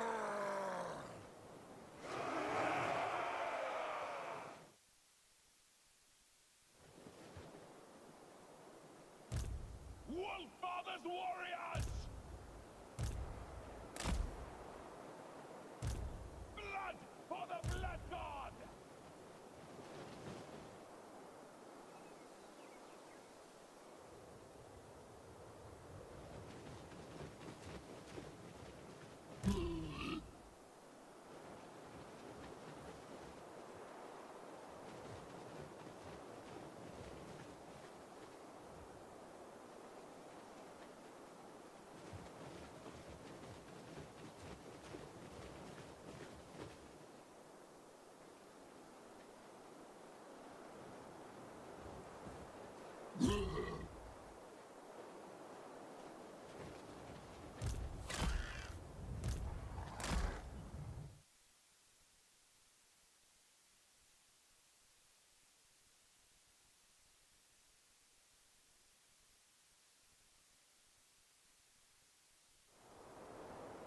Skull Taker! I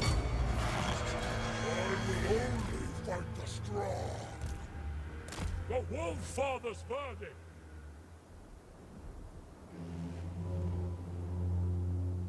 Axfather's Marauders! Takers of Skulls!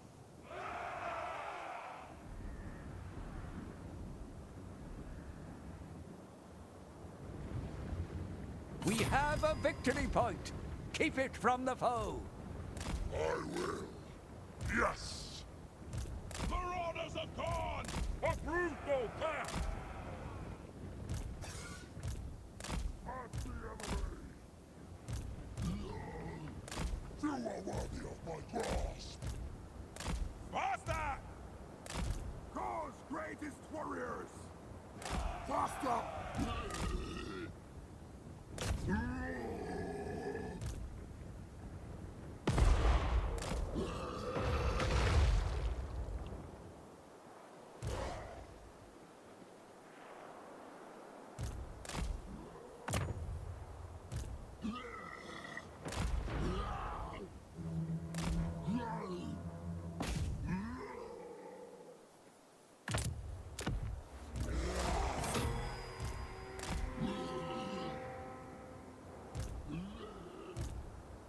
The Skull Trail! If Khorne commands!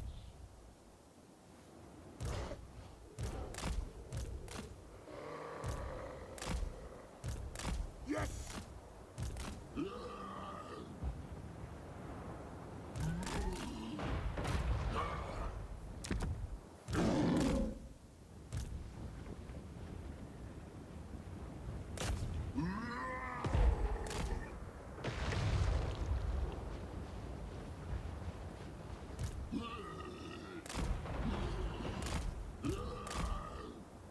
Axfather's Marauders! Claim it for Khorne!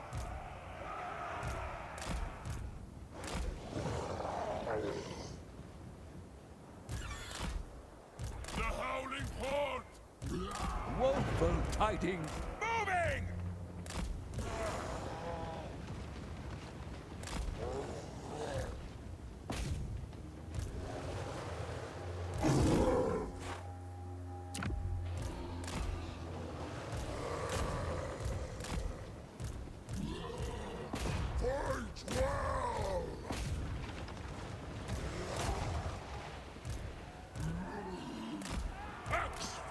Marauders! Fight!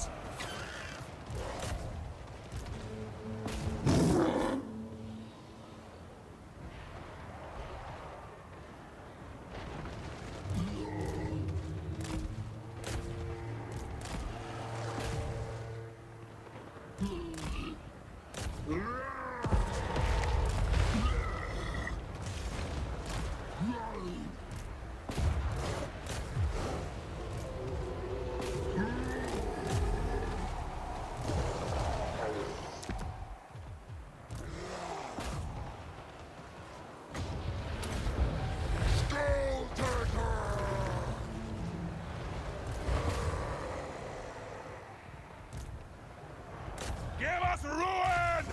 Sent by call! You have the foe's victory.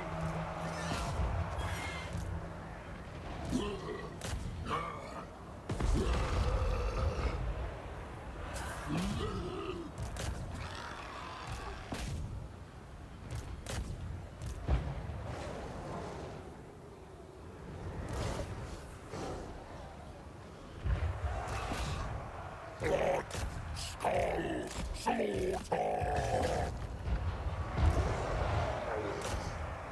Marauders of Khal! Blood for the Blood God! Domination or death! Marauders of Khal!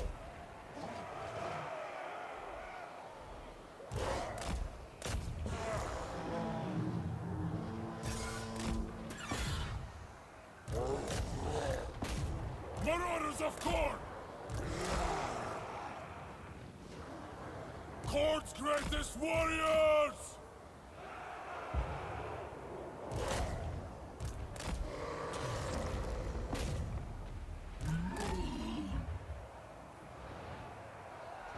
Brothers in bloodletting!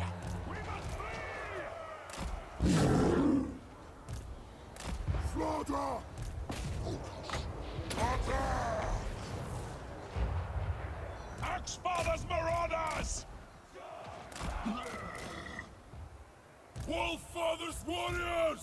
Follow the blood!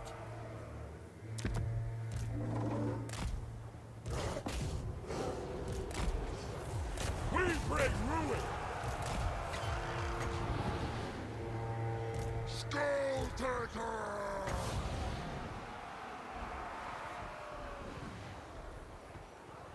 Khorne's greatest warriors! Heroism calls to me!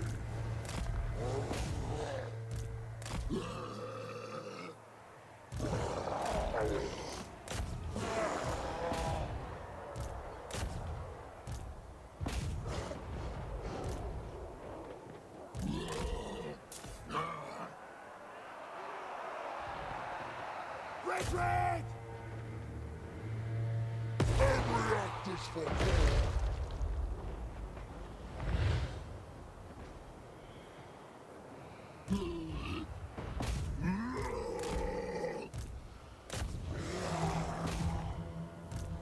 Mere tool of combat!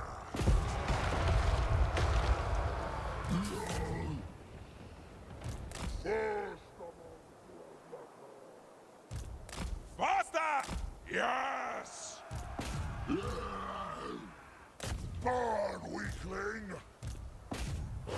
Woeful tidings. The enemy has captured one of your victory. Axfather's Marauders!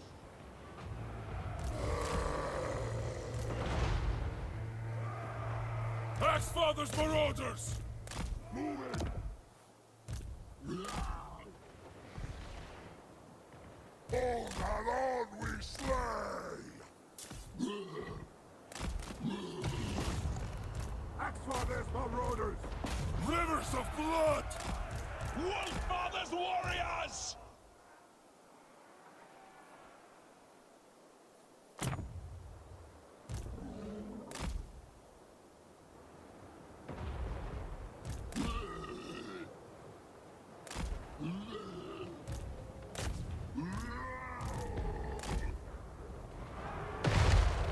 Rage strikes us!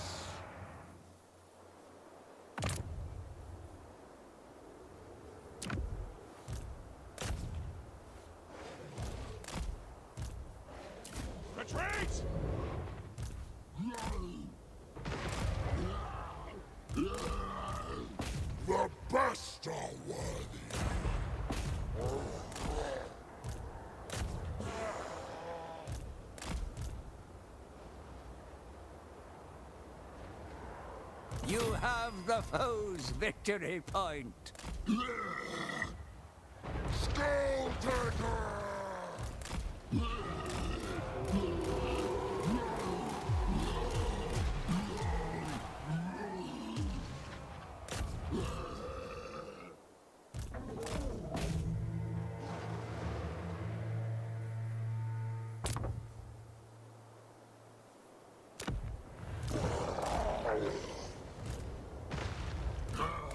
Burning flesh!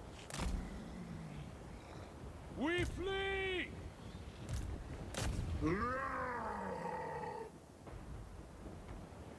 Blood for the Blood God! Skull Taker! If it seals victory!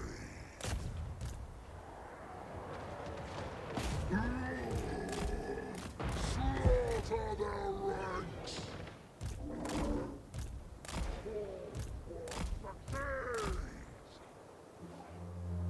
The safety!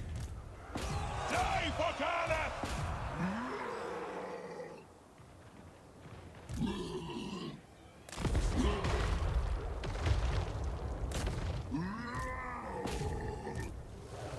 Skulls piling up!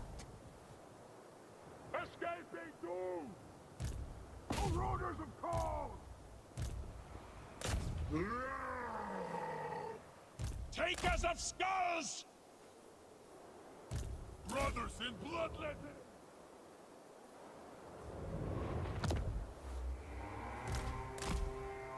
We crave devastation! Many skulls procured!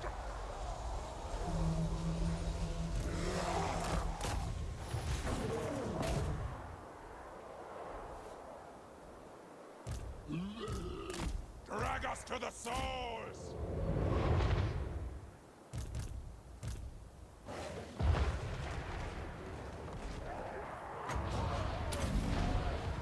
Skull Taker! You have the foe's victory point.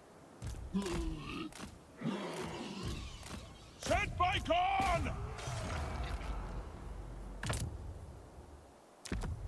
Marauders of Khorne! Brothers in bloodletting!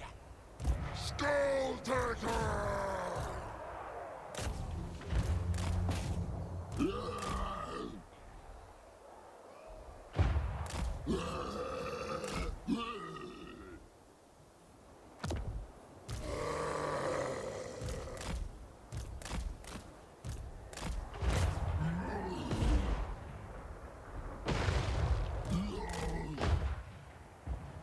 Axfather's Marauders!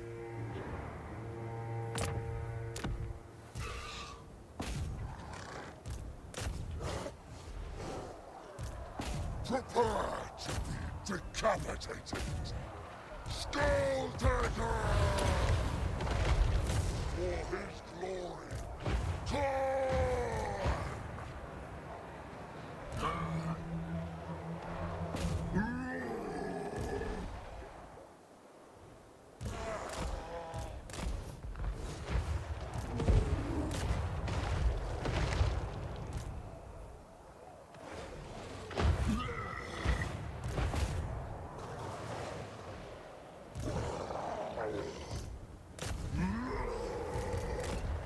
Marauders of Khorne!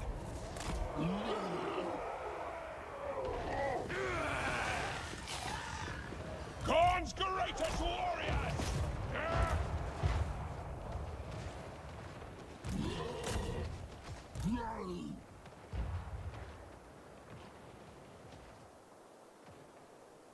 I knew it. Unending glory.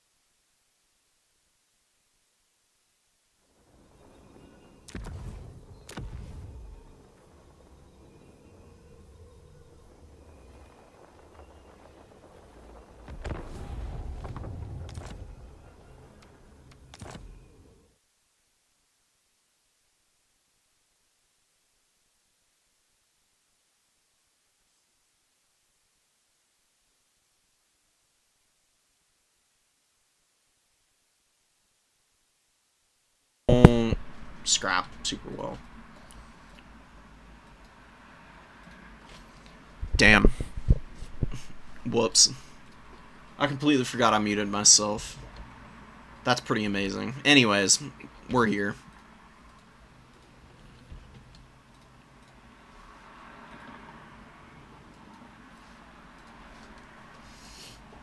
Y'all missed a lot of explanation. I was... Maybe you could guess by pantomiming. I was talking about hoping that CA was going to buff up the single entities for Khorne, because they're all pretty terrible. I'd really like to see them be a little bit better.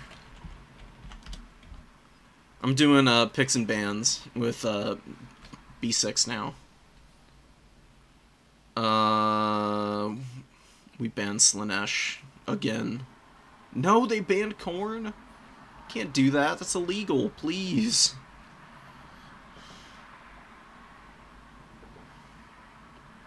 Alright, Beastman Norska. It's a matchup I'm fine with. I can't believe this is happening to me. They banned out my main.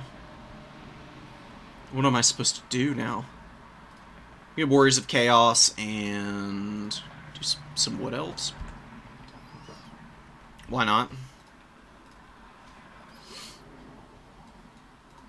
Yeah, leave it to me. Guys, look, I'm so incredibly ADHD. I mute myself all the time and just totally forget that people can't hear me. But, you know, we're here now. It's wonderful to see you all so concerned for my for my own stream's well-being, I guess.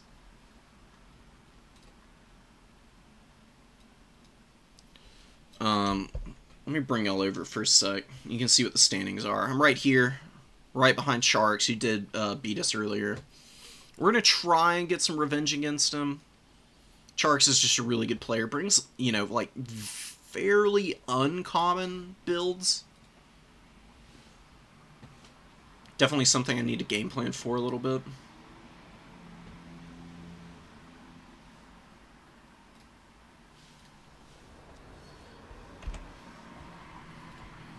But if we beat Falling Star here, we're basically guaranteed a way in.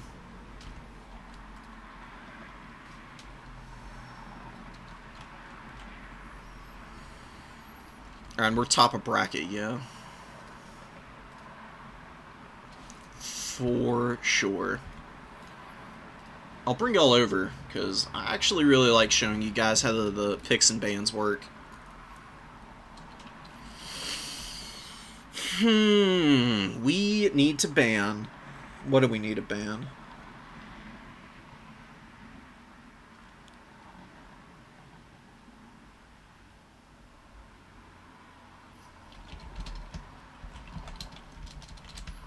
Skaven Wood Elves, and... Do we ban Lizardman Wood Elves?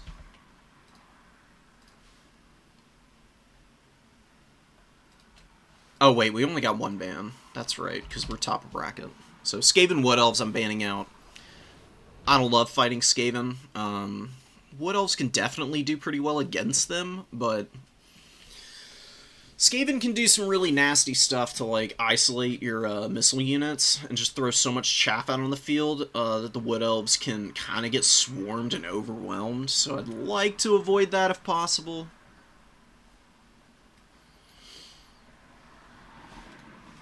You don't see Skaven played a whole lot, and I don't have nearly as much practice against them as I do in a lot of other matchups.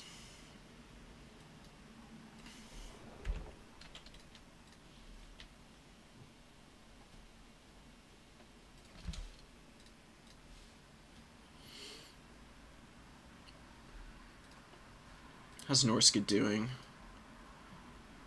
Into Beastman, not terrible for them, not great either. I'm fairly confident in that matchup. Ban the Warriors of Chaos matchup instead.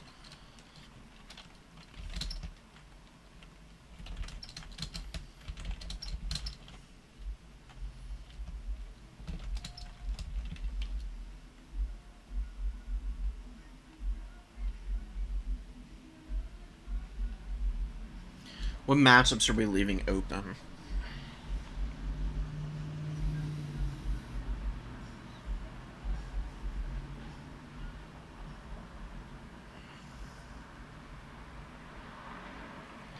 Skaven vs. Warriors of Chaos could be hazardous.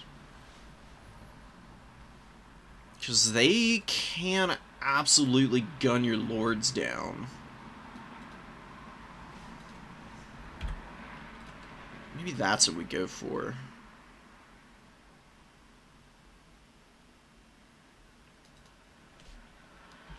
We'll just do this for now, and we'll see what other Banes we get. Because we picked between the last two.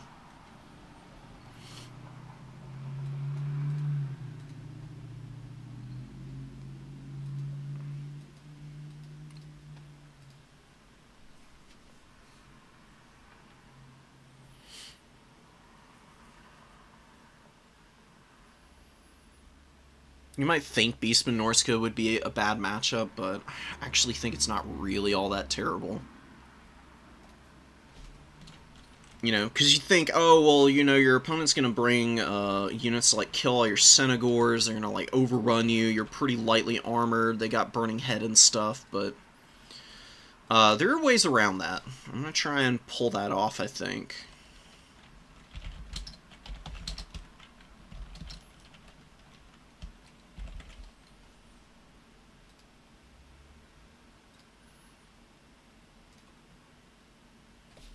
Let's play the Beastman Norska matchup. And I gotta check what map we're on. Of course I forgot already. Wouldn't be me. Chateau. Okay, that's a pretty good map for us. It's pretty decent for Norska, though, as well, because they've got Strider on a lot of their units as well. So, definitely something I need to be a little bit cautious of and aware of.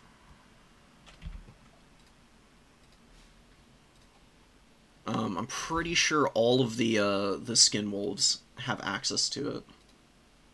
There we go. Let me give you all the relevant reading material here. Hell is Norska? They're climbing back up the rankings. They were down here around 50% for a little while, but I think people are starting to reacclimate to playing them again.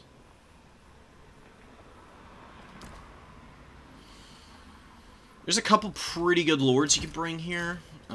Maybe we go with something a little bit different. Yeah?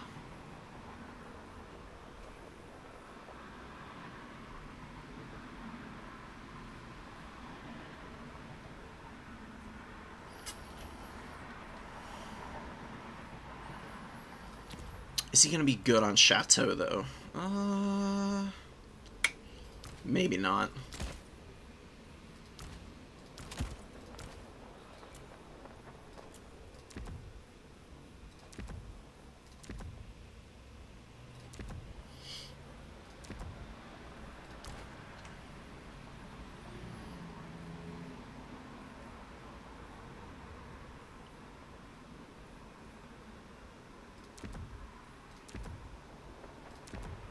We're gonna try out a little baddie here.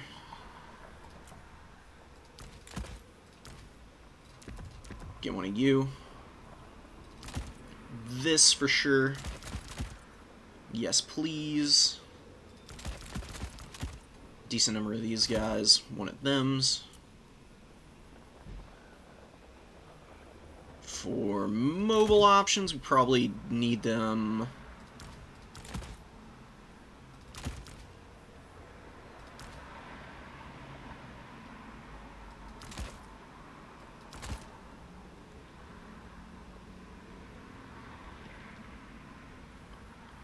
Yeah, these guys will be pretty good.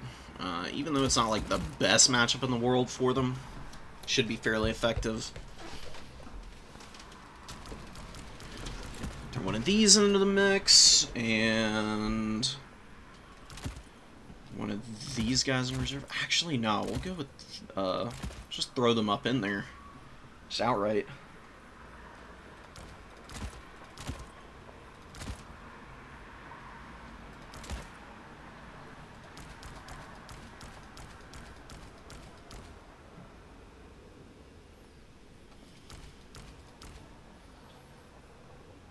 Pretty good punish here.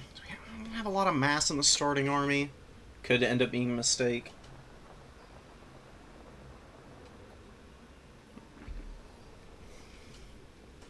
Could be fine, though. You just never know what your opponent's going to bring.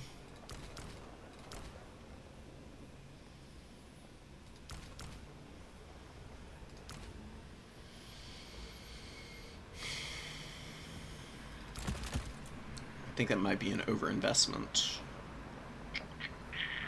As good as these units are, I think I might want to mix in a little bit something different. For the last couple of units, at least.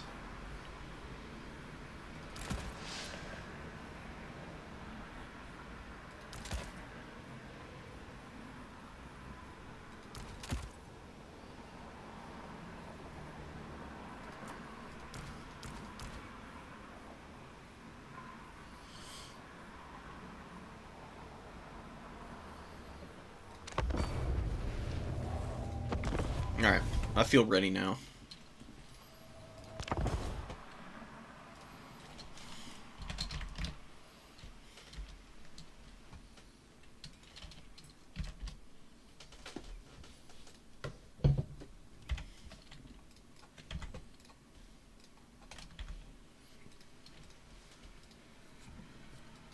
Alright guys, it's winning your end time. I already did the draft. I was just showing y'all the matchup details for Norska as a whole. Thank you, Getsman. We'll try and make it happen.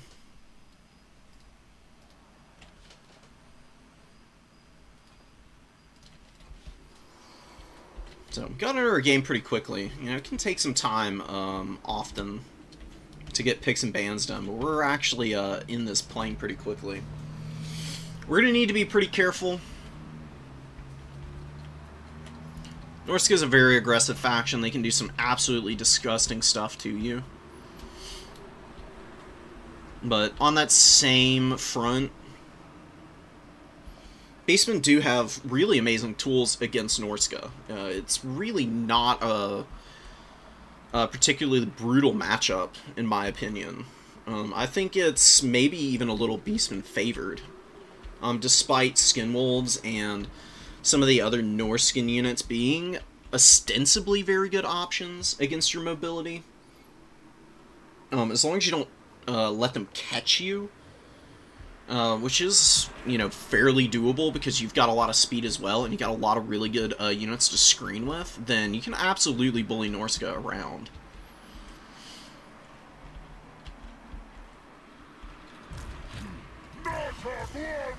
Fairly wide, not super unexpected. I mean, you bet your ass we're going for the insane early Vanguard. These guys are the reserve.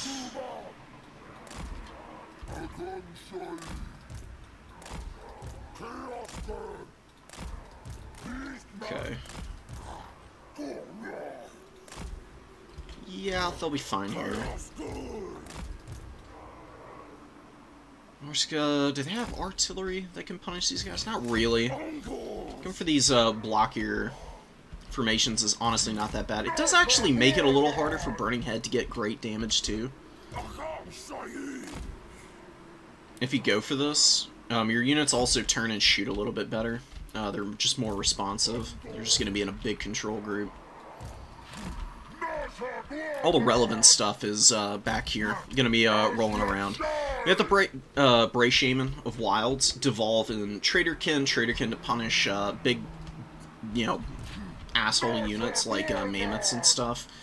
Devolve is a really good debuff. It is so cheap. It's actually pretty amazing against aggressive factions. Like Norska and Khorne, I always recommend it in the back pocket. Just to debuff really scary units that you can then kind of bulldoze over.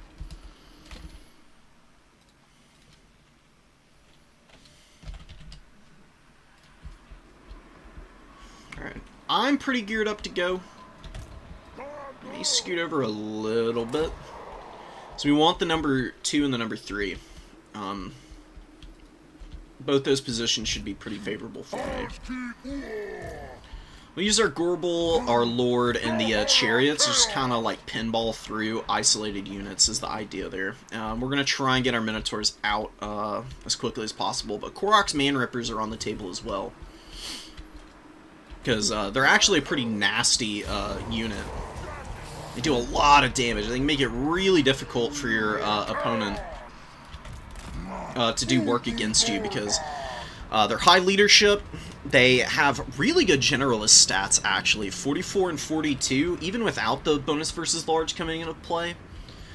They can pummel a Marauder champion. I've seen it. It's why I bring them in this matchup. They can do a pretty good job of it.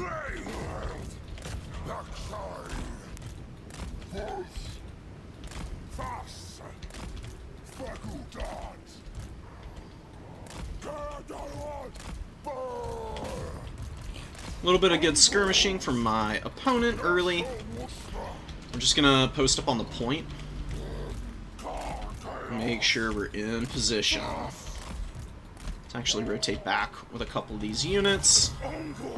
Let's get some shots in here. What does my opponent have? Oh, they got a ton of Hunter Javelins. So I actually don't want the Minotaurs right now. I don't want to just bring forward some of my other stuff currently. Alright, so we need to get in here to try and stop these Ice Wolf Chariots, because they're going to be pretty annoying. Let's back out. Let's actually get aggressive on this side of the formation. Yeah, there's the Skin Wolves. We'll use our Razor Gore Chariots and our Gorbel to get in there and try and bully those. Get the Zangors up. Someone's actually stopping the cap here, which is kind of nice for him, or for them.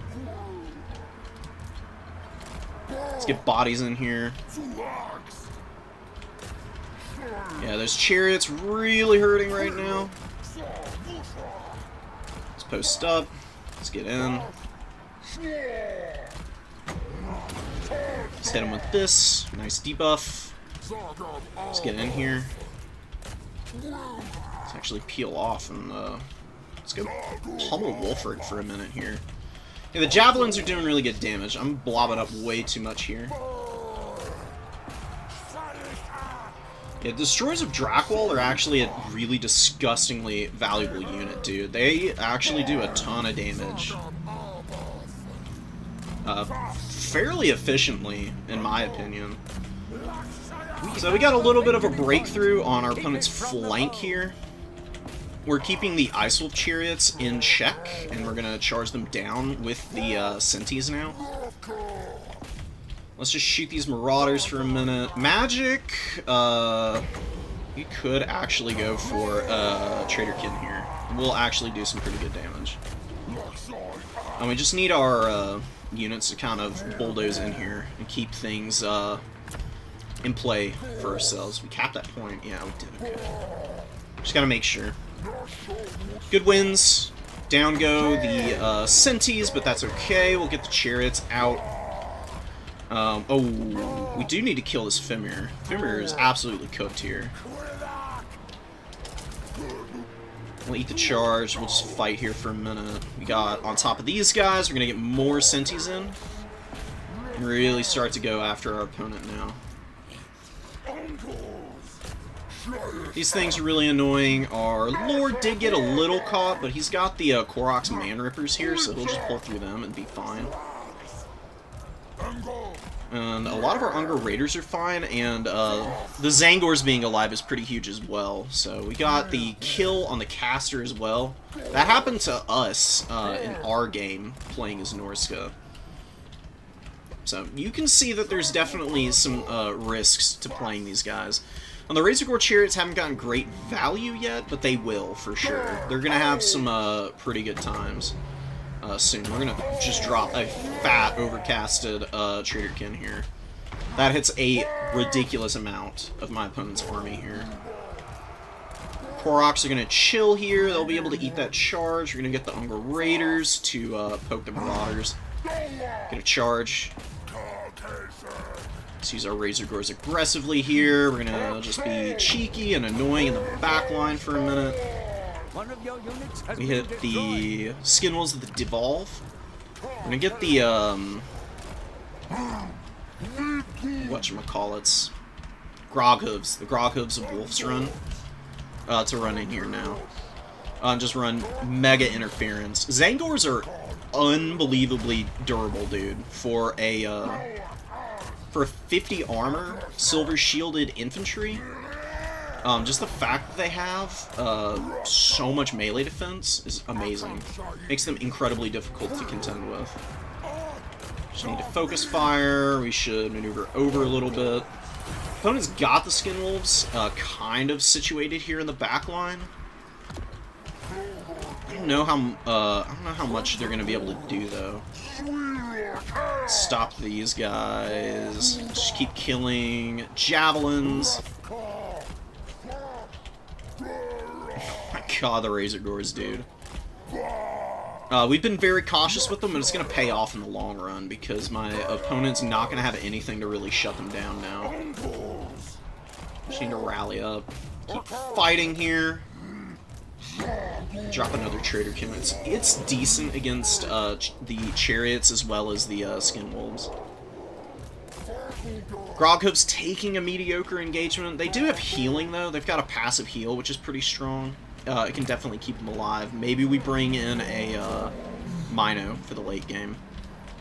Since these go down, let's pull out of here.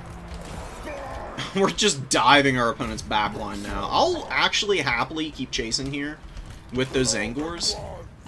They're going to be pretty annoying, and we capped the point in the meantime. We get the win here.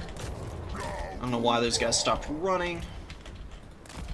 We got more units coming in. We're going to unsummon all of these really tattered Ungors. Even this Zangor unit.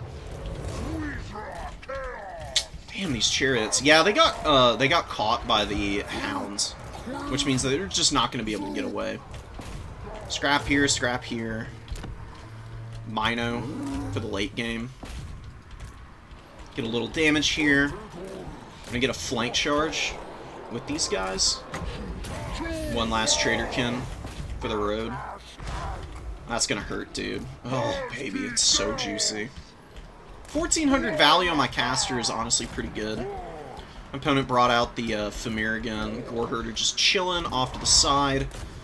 We just crushed this pocket, and we might even kill Wolfric here. Because he's in danger, dude. The Minotaurs are just, like, charging him down now. We're gonna go attack the Fimir with our Chariot character. Pop him in the face, and then we'll pull back. And look at the Zangors, dude. They're just mucking up the works back there. Super annoying unit. What is this? Oh, Enfeebling Foe. Okay. Norska is losing their lord. The not the Goreherd. The Groghooves are doing fine. It does have a second wind coming in.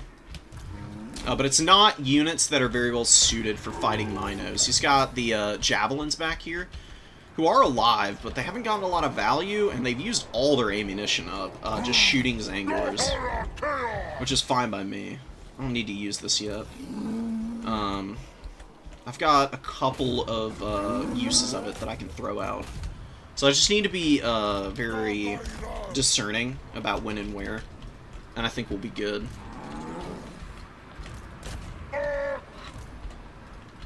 Alright, we killed Wolfric. We're gonna try and kill the bad boy, the Fimir. I don't think he's gonna rally with 400 HP. The Groghooves can just ensure that he does not come back. And the Grog's Manrippers have been a nice centerpiece. Oh, I should have brought these guys out of the Vanguard. That's okay, though. Let's peel out for a sec. Let's get the Devolve going, because this is a really good target to Devolve. Lowers leadership on the already terrible 45 base leadership for the Trolls. It was like all of their melee attack. They're just going to get manhandled now. Got more Minotaurs. Just poke the edge. Let's get these guys rotated over. And that's gonna be game. Unending Beastman good, glory is dude. yours. Such a good faction right now. They just keep getting better with all of the additions.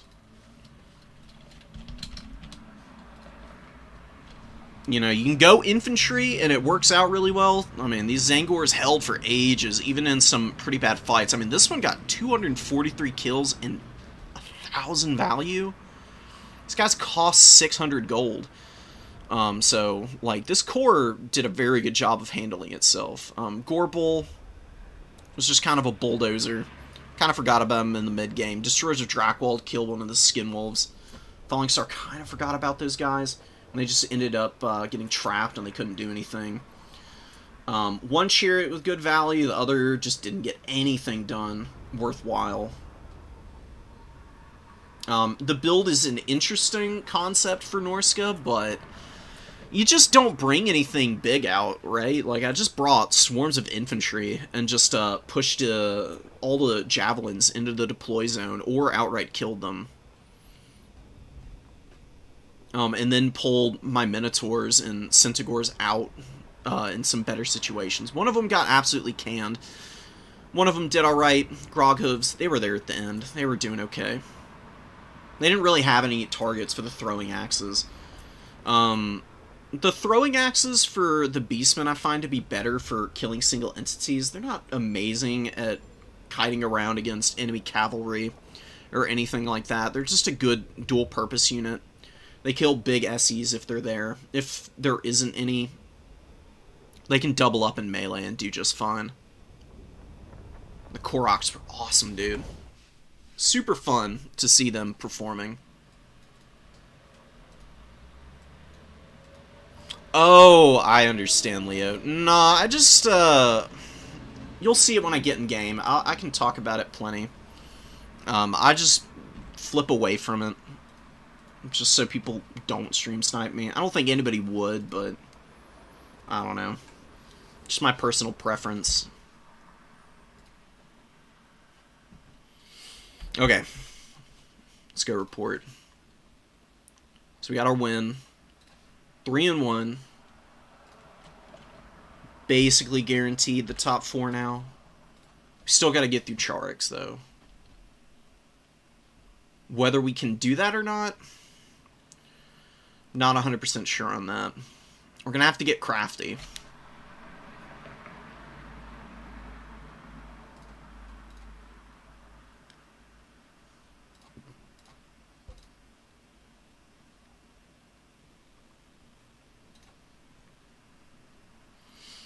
Charax over Sampo. Pont beat Blitzer.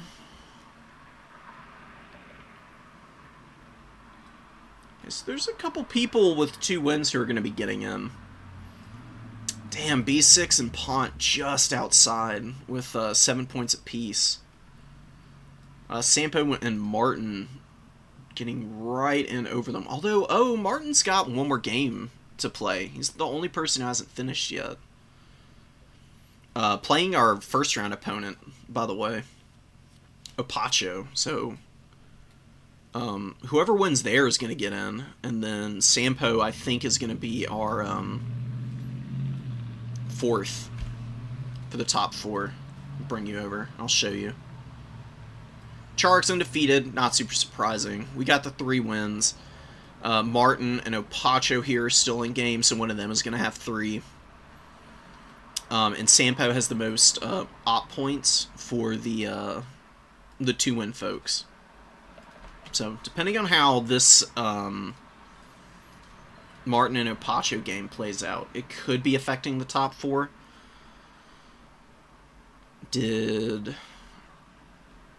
Opa didn't end up playing any of the other 2-win folks.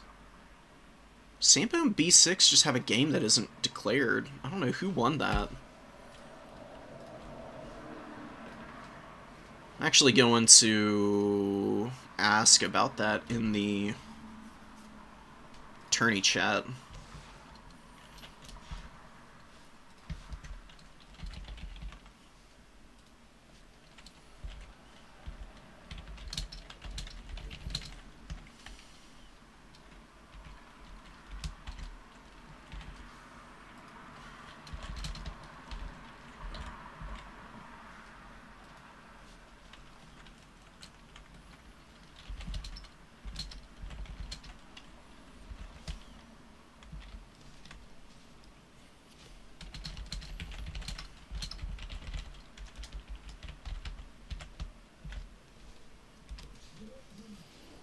super weird.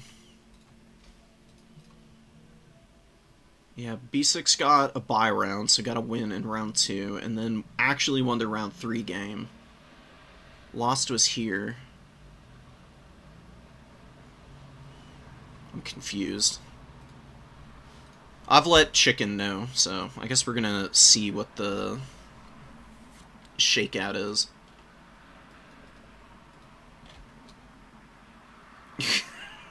Mal. Oh my god.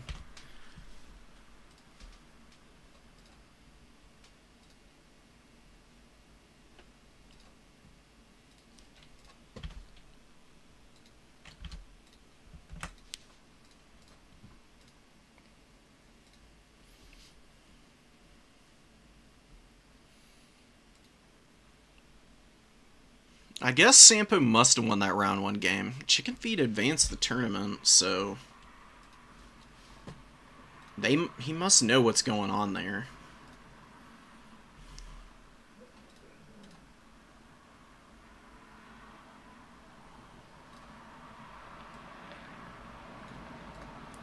Alright, top 4, baby.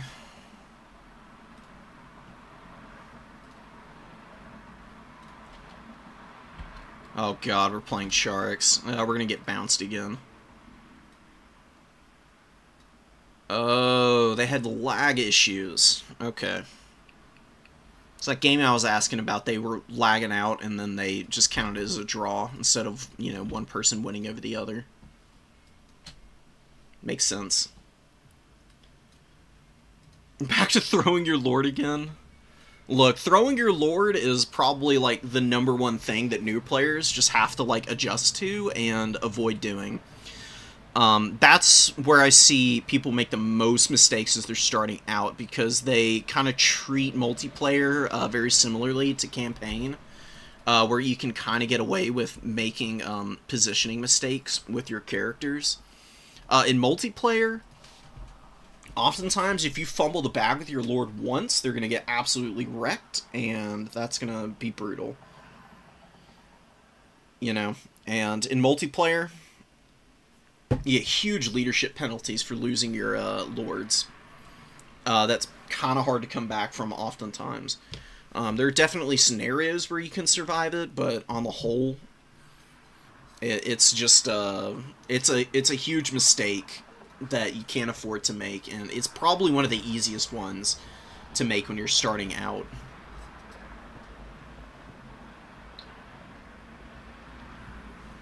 Not because you're dumb or bad at the game, but because you just have like a slight misconception as to how to use your lords in multiplayer.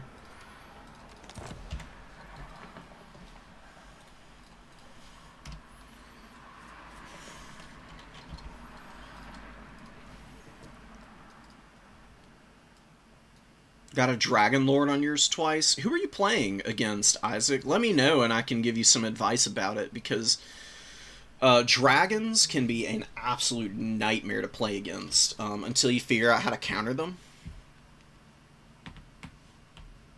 Dragons, being, you know, big flying monsters, get amazing opportunities to engage against your characters who are ground-based.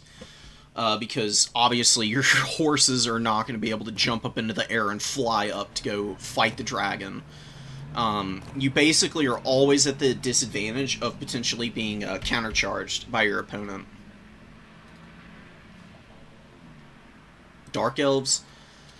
Yeah, was it Malekith, or was it the Supreme Dark Sorceress? Give me more information. Just keep, like, piling it in. What was your build? What faction were you playing? What map? Give me all the context. Get in here and we'll conspire together. We'll figure it out.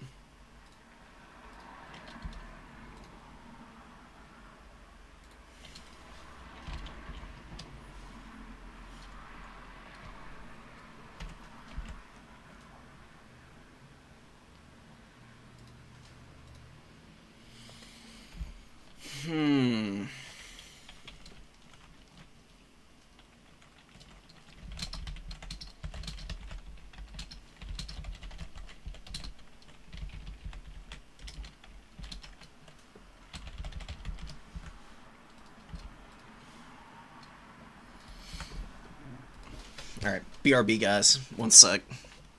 Then we'll pick.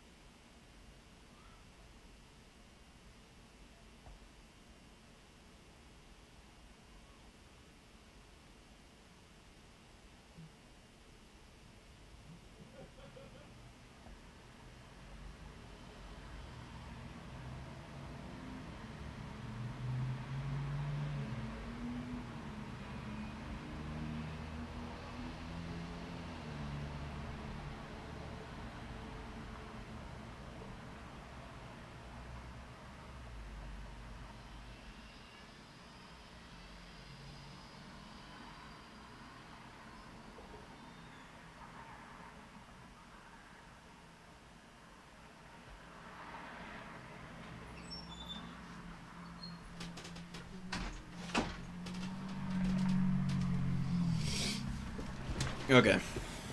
I return. I didn't mute myself this time because I'd forget otherwise, like a big forehead.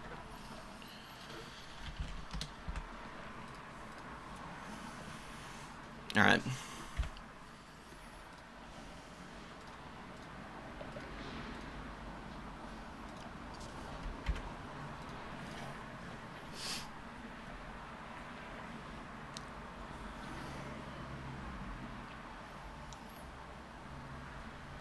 Alright. Charx is going to be just a second, I think. Be in here in a sec to really kick it off and see where we end up.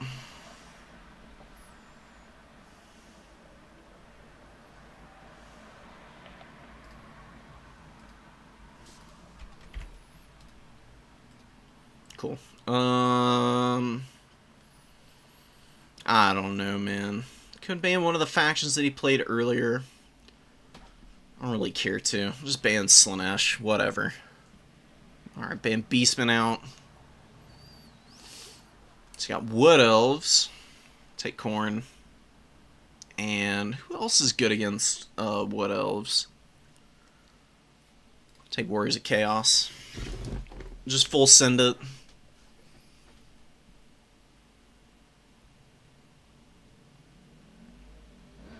Trying to figure out who I'm going to pick for my third faction. Not a hundo. See what Charx picks here. He's got Skaven. Secret third faction in the bank. Could try Norsca again, but he just seemed to be all over that. Norsca versus Skaven also isn't great. Nor are they, like, amazing against Wood Elves, either.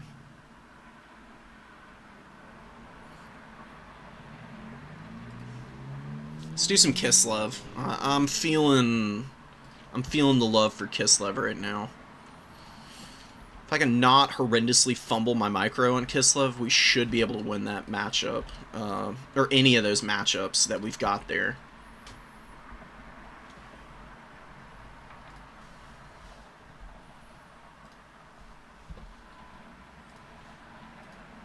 Hold on.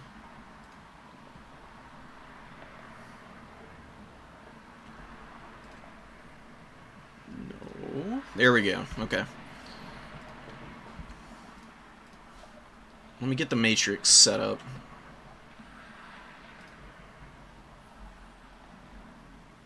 There's another tournament at 8 o'clock. Maybe I'll play in it. I don't know if I would on stream.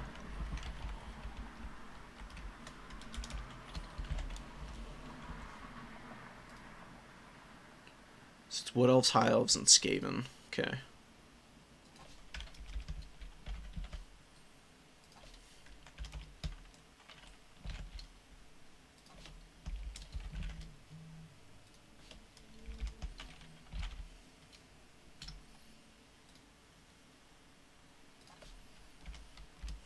cool.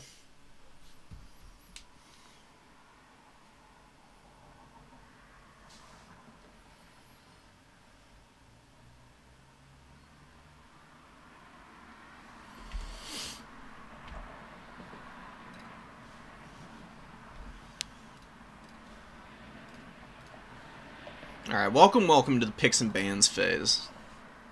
Alright, let me see. Kronhelebron and the Dark Sorceress. Okay. Played Nurgle. Last 2 rounds, Sorcerer Lord on Rot Beast. Had Kha'Zix. Yeah, you gotta be really careful with Kha'Zix, actually. Kha'Zix is an amazing character, but he's actually very weak to character sniping, because there's a little bit of a misconception as to how powerful regeneration can be for him. He's a great combat character. If you bring Kha'Zix, just keep him with your Sorcerer Lord at all times, and countercharge like Crone and Dragons whenever they land. You will always be able to defend each other as long as you stick together, you know. If your opponent has flyers as their lords, you just can't leave your grounded combat characters to get split up, because they just don't win the engagements because of the charge bonus that dragons get on the way in. They can just really bully you. He's got first ban, right? Am I, like, silly for thinking that? He is top of bracket. Yeah, he is. Okay. So no High Elves Khorne. Big sad. I think I'm fine with Khorne Skaven. What matchup do I really not want? Warriors of Chaos versus High Elves could be pretty rough. Walk versus Skaven I don't really love. Nor do I love Kislev versus Skaven. Skaven are really good against other ranged factions. So I think that might be one that we don't really want to take. Give me a sec. Do a little bit of research here. Okay, so that's not terrible. Does look pretty good. And there's those guys. Alright.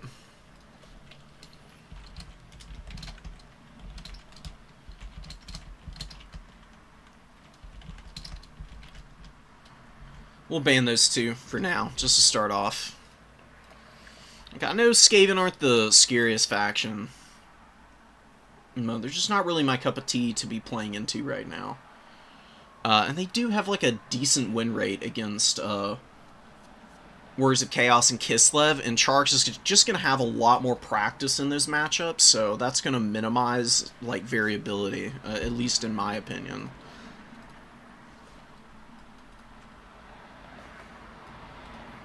Oh yeah, Scourge Runner Chariots are also really obnoxious. So the Scourge Runners have the anti-large ammo. And they can really bully you around. Take that back? No, I'm not taking it back, B6. It's true. You and Charix, y'all are the ones carrying the Skaven win rate. Like, y'all are the ones who make Skaven look good, you know.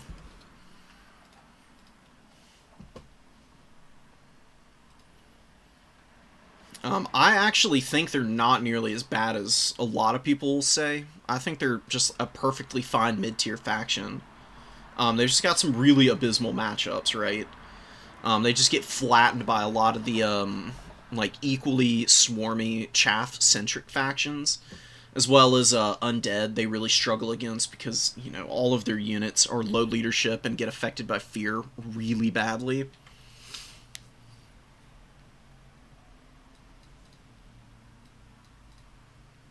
Definitely not ideal. Oh, okay. I should probably edit this. Let me pay a little bit more attention here, guys. That's my bad. Oh, and all Kislev matchups. Dang. Big sad. Just kind of looking forward to maybe playing Kislev. I mean, I'm fairly practiced on Kislev, but they're still one of the factions that I'm, like, figuring out the most out of all of what's here. Khorne Skaven would be really fucking funny. Oh my god, I want to play it so bad. I think we ban it out, though. We'll try and be sweaty here. So none of that. Khorne Wood Elves. I actually kind of like that matchup. I'm not going to lie. Warriors of Chaos versus High Elves. Which one would be worse for Warriors of Chaos? I think Wood Elves would be better for Warriors of Chaos. Every time I play that matchup, I don't really struggle all that much. You can definitely run into some problems, though, I guess. If your opponent brings the right kind of tools. Both matchups are kind of bad, though.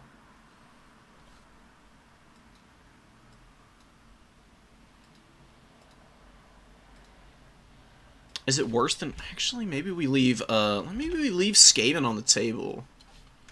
Let's ban out Warriors of Chaos versus High Elves.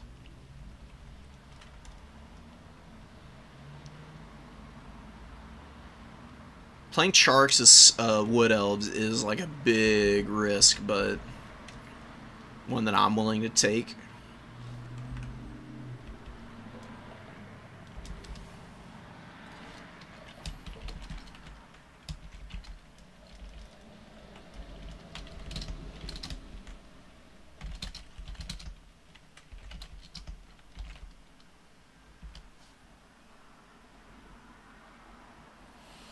You might wonder why I'd ban Warriors of Chaos versus banning Wood Elves. But, you know, Warriors of Chaos have a lot of fire damage, actually. They can chew through the Wood Elves. And you've got Hellstriders, who are just amazing. High Elves have decent, like... They can equal you in a lot of ways on Cav numbers, and Silverhelms can really punish Hellstriders with good charges.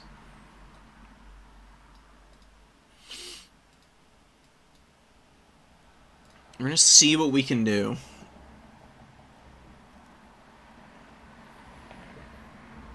For these games. We'll see who Charks ends up picking. We're just gonna have to be really aggressive, man. We're gonna have to go all out.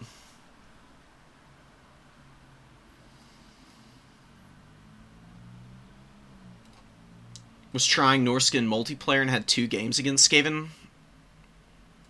Did they not go well? I mean, Skaven, you know, Norskin can beat Skaven. Don't get me wrong. They've got really good tools against them, but it can be a little tricky, right? Just the numbers that the Skaven can throw out. And they have pretty good chaff clear in their own right.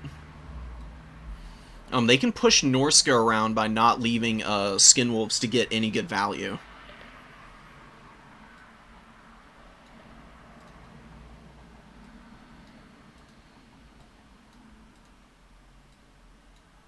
Not a pleasant experience watching. Yeah, watching Skaven just completely swarm your units and totally annihilate your forces is a feels bad moment, because they'll just delete you from the game, dude. They do it with weapon teams. They can do it with Vermintide.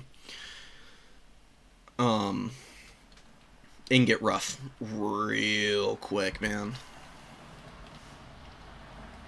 So we're doing Wood Elves Warriors of Chaos. So let's get some Warriors of Chaos action going. And I'll bring you over to see what the win rate looks like right now. Looking pretty good for Wood Elves. Warriors of Chaos are like down here in the pits right now, which is really sad, dude. I don't think they're that bad personally. I think they're a solid enough faction. I think this is a reasonably good matchup for Warriors of Chaos.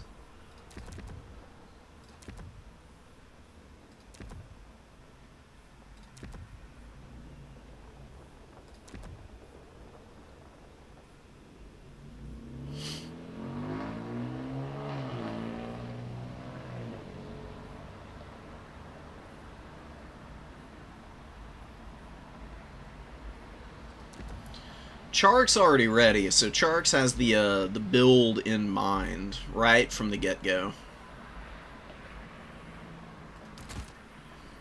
Still need to figure out exactly what it is I'm going to be bringing. Actually got a couple of ideas. Maybe this would be a pretty good idea. Herm.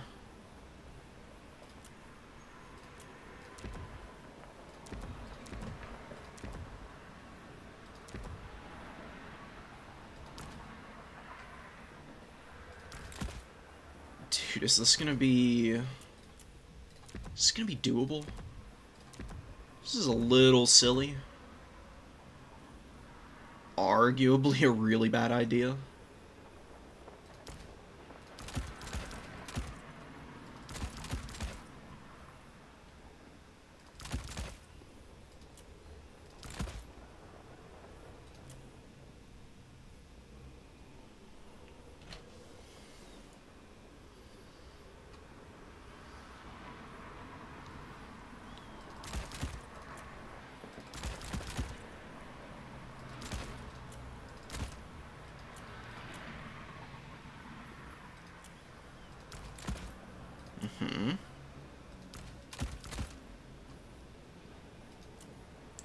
Sure.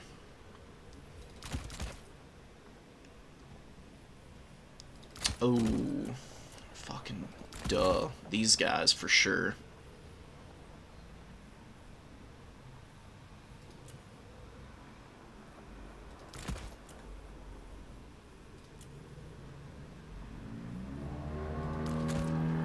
Get that in reserve.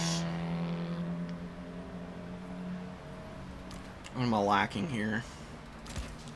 Whatever, we'll, get on in there, fellas. Do some work. Or... could give some more... juice to our other stuff. Might not be bad. Okay.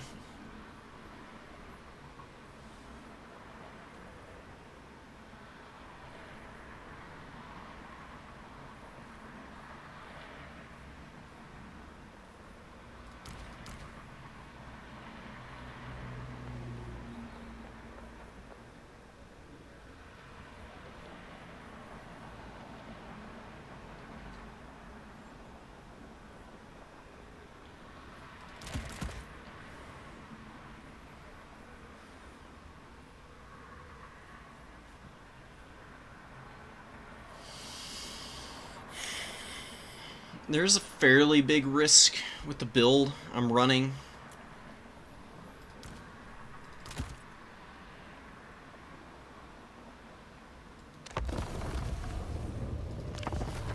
Oh, map.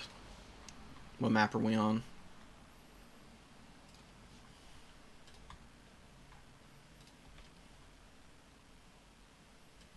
Rifts. Okay, it's a pretty good map. Let's get down here and get it. We're ready. We'll flip over.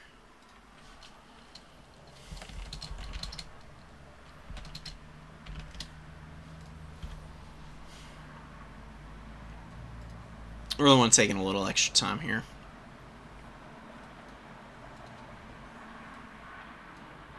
Bro, 34 units? Yeah, look, orcs can do that, man. They love going super wide.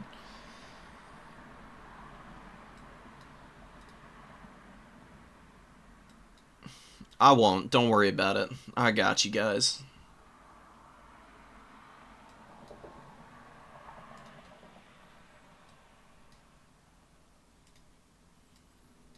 Yeah, Skaven have really bad matchups against Chaos factions just because of Furies. Furies do damage to everything on the Skaven roster. That's pretty ruinous because all the magic damage and like Plague Monks and Censer Bearers, they just get shredded, so you can't really bring a tougher front line. Even Eshin Triads and Death Runners struggle for that very reason. Doom Flayers are like your one good answer for Furies, man. But then your opponent's going to be like geared up and, you know, be bringing answers to the Doom Flayers, which can get you in trouble. So let's see what we can do.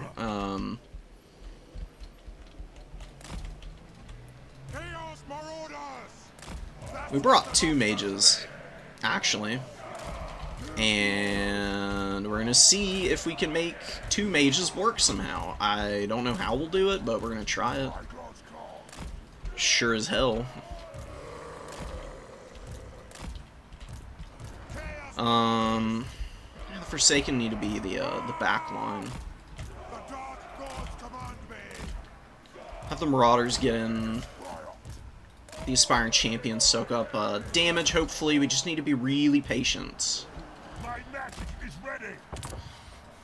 And we've got some, like, Knights. We've got Hellstriders, of course. I brought the Sibilant Slaughtercade because it's actually a pretty good chariot. It's got perfect... it doesn't have perfect vigor. What? I thought it did. Well, whatever. It's got Soul Hunters at the very least. It clears up infantry pretty nicely. Maybe we can use it to get some damage in. It is pretty expensive, so we need to be a little careful. Could go for more Forsaken, but we'll try and get our Chaos Knights and our Hellstriders in to start, you know, getting work done. And hopefully our magic casters are able to get some big work done. We need to be very careful with them. It's a pretty small Wood Elf army. It could be Cav Max, which would honestly be a little scary. We got Dryads, we got the Glade Lord, and just a handful of Eternal Guard and stuff. What that's telling me is that there's a Waywatcher line that we're going to need to be very careful of. This Dragon character can do some pretty serious damage. We'll need to be really careful with Sigvald, actually. And our casters here. They need to be the farther back units for a little bit here. I'm just going to push our stuff up in a position. And yeah, you can see Cap going down. Absolutely insane item. That was the Arrow of Kurnus. It's pretty disgusting. It does an insane amount of damage. And we got the triple Waywatcher in.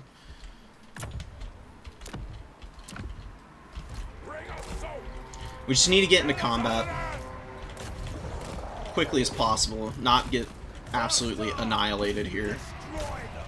Pravenoth Rayma is very much on the table for our opponent.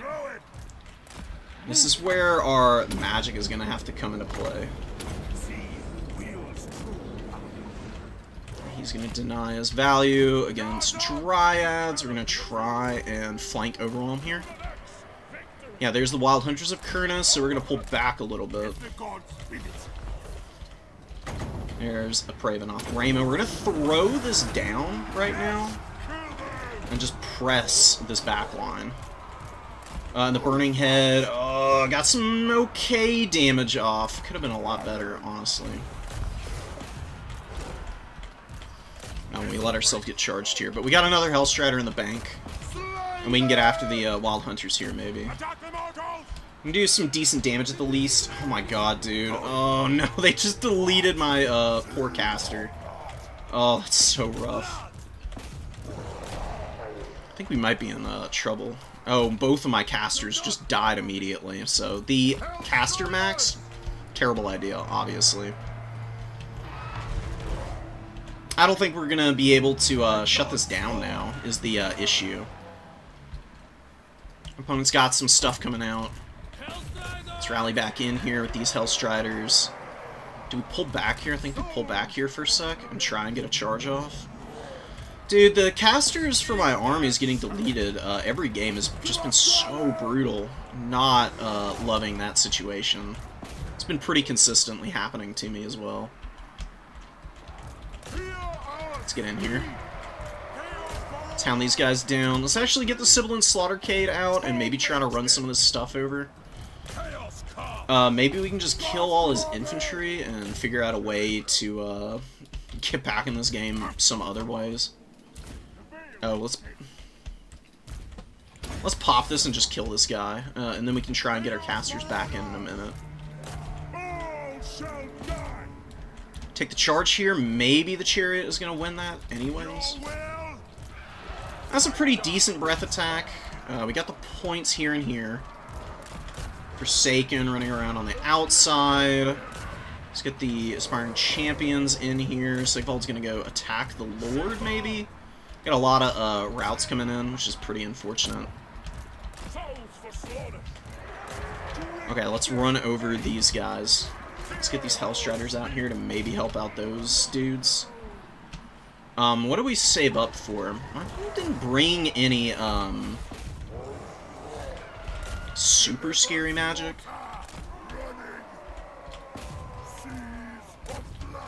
Okay, we actually caught those guys back there. Let's get the... I'm gonna get the fire magic out. Actually, unironically. We actually won over here. Oh my goodness. That's kind of huge. Let's just get Sigvald and the Aspiring Champions in a little blob and do what we can, man.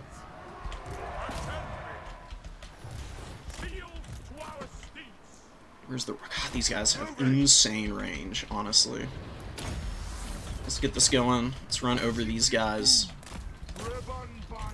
These guys are just gonna have to hold. We're gonna keep being aggressive.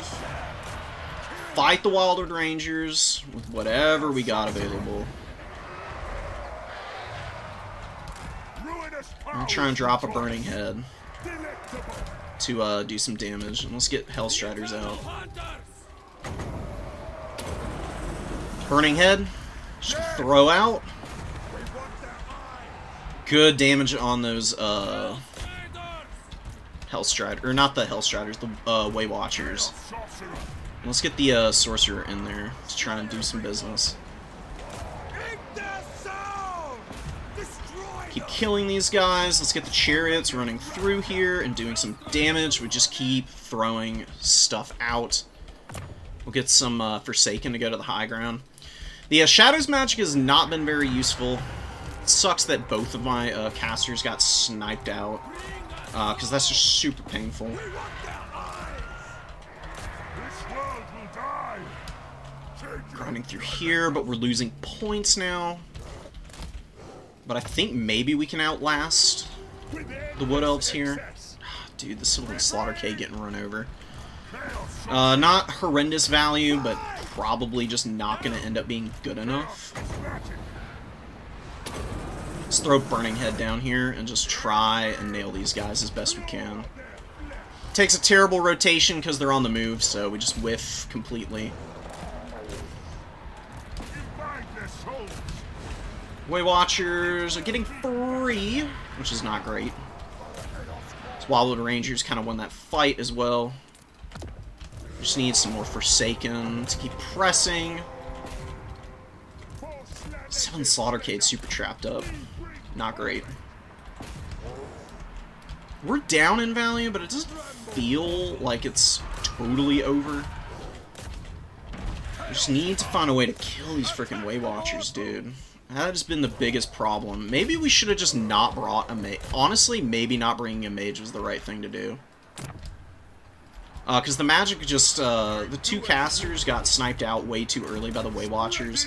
Charx is just all over that. And, that got me so far down. Every single time, dude. Charx is so good at the snipes. And my other engagements have just not been very good. I mean, he's got Wildwood Rangers over here. He's just so sneaky. He's just overwhelming me on every front. And my pressure is just completely falling apart now. I just don't have the numbers or mobility to punish here.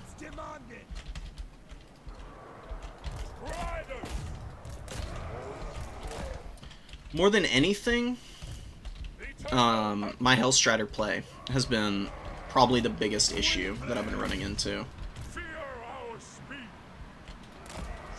Let's see, he's like hounding these guys down now. He's gonna get a really good engagement against them.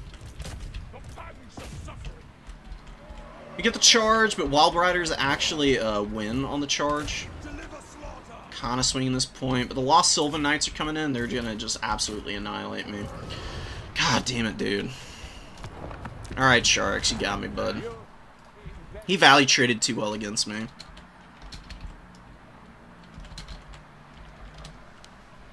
We gotta get back to the drawing board again to figure out how to beat Charix. Oh my goodness. He played that perfectly. His build just countered mine. The Way Watcher snipes are so deadly. And I just wasn't careful enough with the positioning of my characters, man. You have to be so locked in to avoid the snipes from Way Watchers. If you get your casters netted, like what happened with me, one Way Watcher volley from all three of those dudes just killed both of them. And then I just didn't have a way to really punish the way I wanted. And Sigvald, as good as he is, he just ain't gonna make it happen. Slaughtercade got its value back. I just wish, I wish I had handled my aggression better. I spent too long farting around on the outside point when I should have just gone full bore to take out the Way Watchers. Because I had some infantry kind of dragging them down slowly but surely, and the Hellstriders would have been way better back there helping out, instead of trying to break down Dryads and the Wild Hunters of Kurnus, which I could have drawn into the fights anyways, just by trying to focus on value trading more. So, he's going to be in the finals. I'm going to actually go ask if we can spectate finals. Where's Chicken? Oh Lord, Mighty Chicken, where are you? There he is.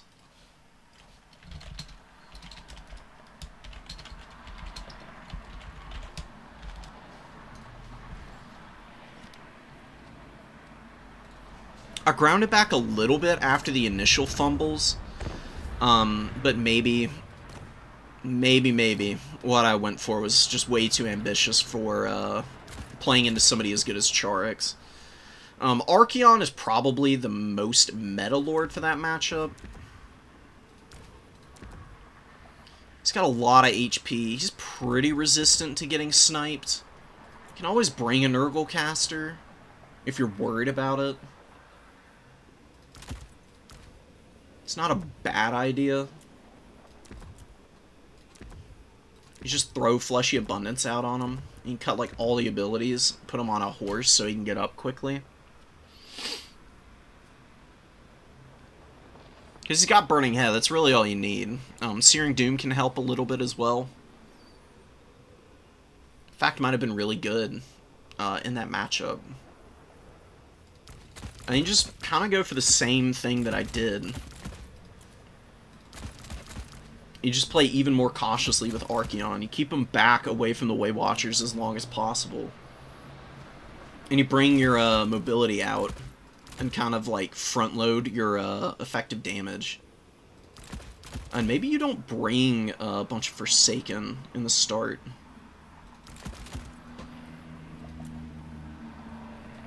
Just aspiring champions. 2 Hellstriders. Okay, maybe something like this. What can I throw on here for 150? Oh yeah, Kindle Flame for sure. Got Tear Route. Buff up the leadership a little bit. Lots of HP. Fleshy Abundance in the back pocket just to heal Archeon. You keep him back for as long as you possibly can, because Way Watchers have 180 range, which is so crazy. I mean, they can reach out and hit you from some really wild positions. Or 190 range, which is even crazier. And these guys fire really fast, too, and they got a lot of ammo.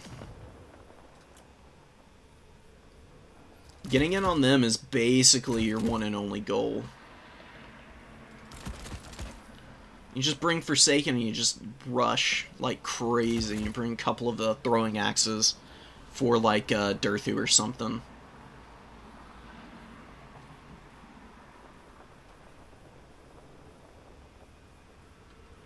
Yeah, I don't know. That'd be more in line with what I would go for next time. Yeah, I can cast our match from the other day, Mr. Fly. I haven't heard back from Chicken yet.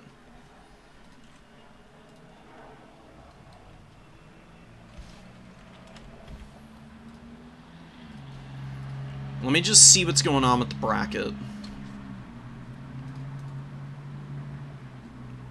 Chark's got me. Sampo and Martin are still playing. Let me ping Chicken here as well.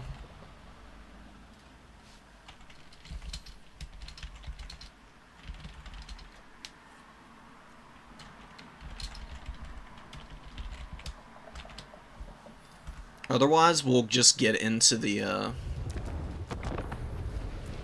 replay between me and Mr. Fly. I know I saved it somewhere in here. I played a decent amount. Here it is.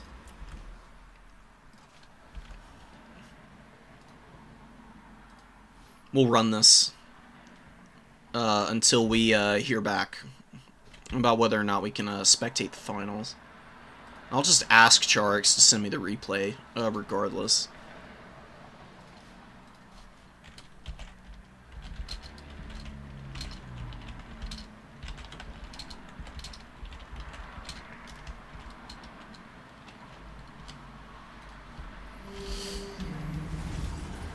Okay. Oh, let's listen to the speech. I do not ask you to fight. I am telling you to fight. Yeah, Valky is just so freaking badass, dude. She's really good against Tzeentch.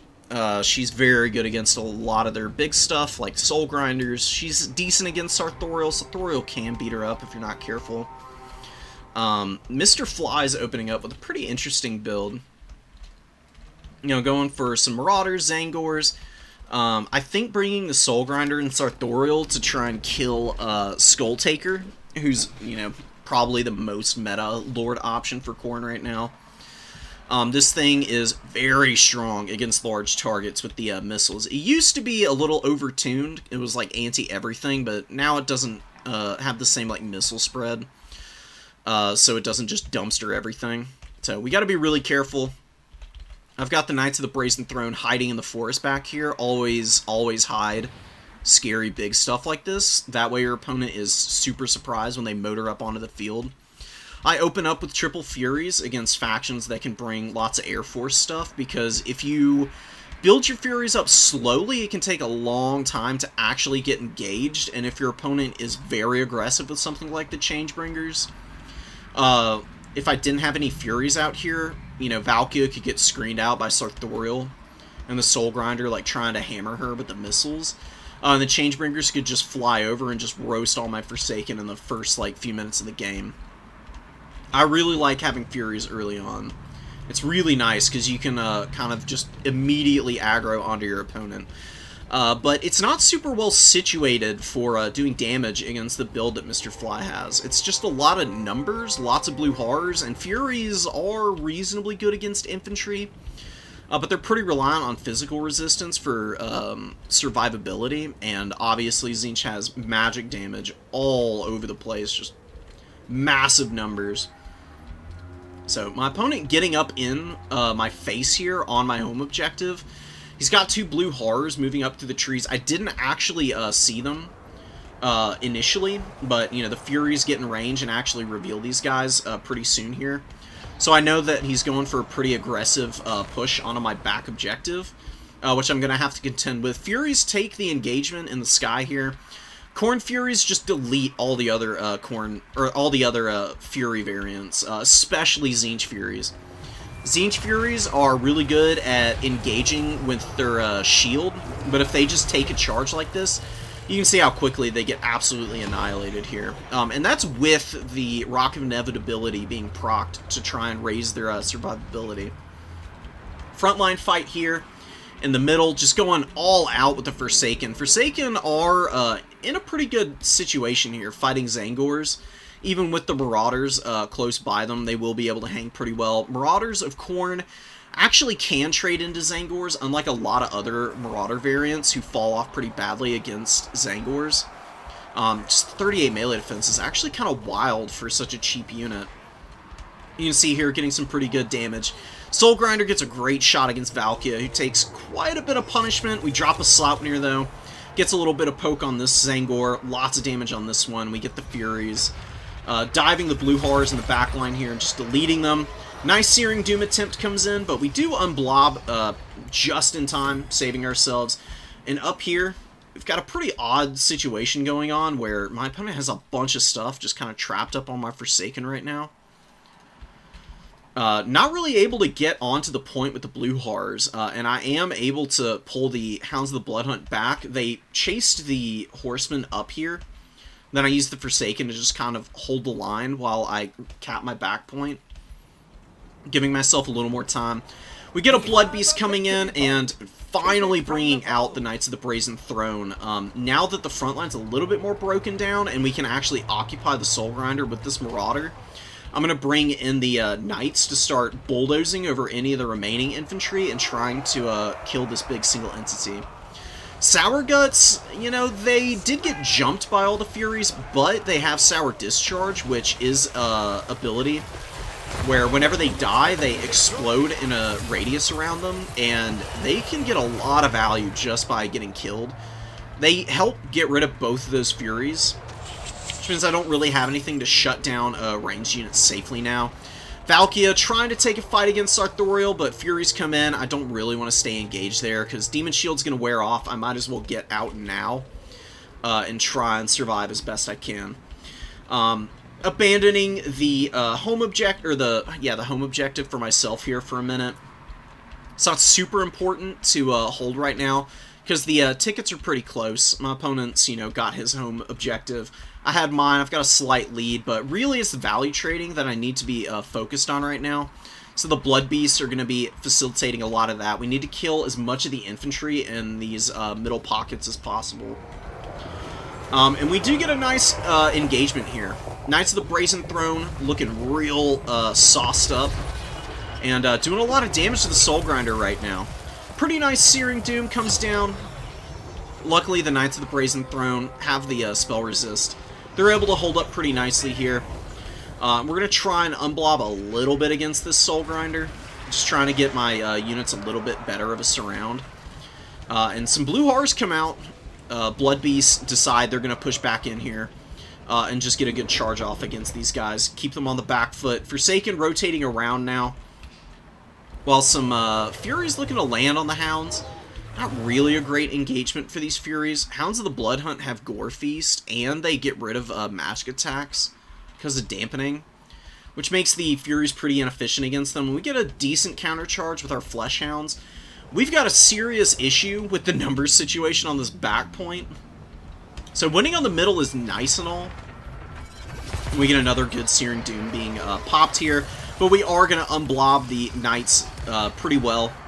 It's always worth trying to move out of the radius of Searing Doom, because the strike area is very compact. If you can move out of the radius, you can usually save yourself a lot of pain as the missiles are coming down, because it casts really quickly, but it does take a little bit of time for the full bombardment to come out. It can give you a little bit of time to work with. Forsaken over here just get absolutely annihilated, right? I mean, they were just overwhelmed by firepower. We use the Marauder Horsemen to get in, and we drop a beautiful Sword of Khorne here. You know, I was banking it up. I didn't have anything to use it on out on this side of the field, really. There's some Forsaken that have just been summoned out, but they're fighting my Blood Beasts, and there are Marauders here as well. The Screamers are going to help flip that fight in Tzeentch's favor, but it's giving plenty of time for the Knights to start racking up the value, dude. They are brutalizing the Soul Grinder, which is massive for me, because that's done a lot of damage to Valkia here. She really hasn't gotten great engagements or opportunities, but she's still alive, which is the most important thing. Losing your Lourdes Khorne is just ruinous for you. You cannot afford the loss of leadership because your units are so reliant on Frenzy. Having that in the late game is going to be really nice. There's some rallying units. A Zangor here, fresh Zangor coming out of spawn. Marauders here trying to get away from the Forsaken, but getting hounded out. And you can see the Blood Beast finally going down to the back line. They were a really good line holder. They've given me a pretty good opportunity to value trade. Got a really good Searing Doom. They're really starting to rack up for Sartorial. It's such a good spell, even against spell resist. which Khorne has in droves, you can still get some pretty reasonable value with it. And Hounds of the Blood Hunt taking down one of the Marauder Horsemen here. The other kind of got dragged down by the other Fleshhound, just being persistent and taking out all of those Horsemen. Gonna leave me with a pretty nice time in the mobility engagements. The Knights of the Brazen Throne are just pinballing through all of the Tzeentchian infantry, man. Like, this Zangor gets charged down, they just take some significant damage. We get a good charge onto the rallying Zangor here. We're going to turn right back around and try to just continue the forward momentum that these guys have right now. 2100 value. They do cost an arm and a leg, of course. They're a 1900 gold unit, but getting their value back already and still having about half their HP is wonderful. So they're taking the fight against the Screamers. We could have killed them here, but a really good Tzeentch army ability coming down, forcing me to disengage. The Screamers actually do crumble out here, which is very unfortunate. So we get out of the radius completely, avoiding the worst of that. And the Blood Beasts and the Knights of the Brazen Throne actually have a pretty good surround on Sartorial right now. But again, Searing Doom is so good for this very reason as well. Your opponent wants to blob up to try and kill your lord. You just drop a big, beautiful bombardment in. It's just hard punished. Look how much damage that one did to the Knights of the Brazen Throne.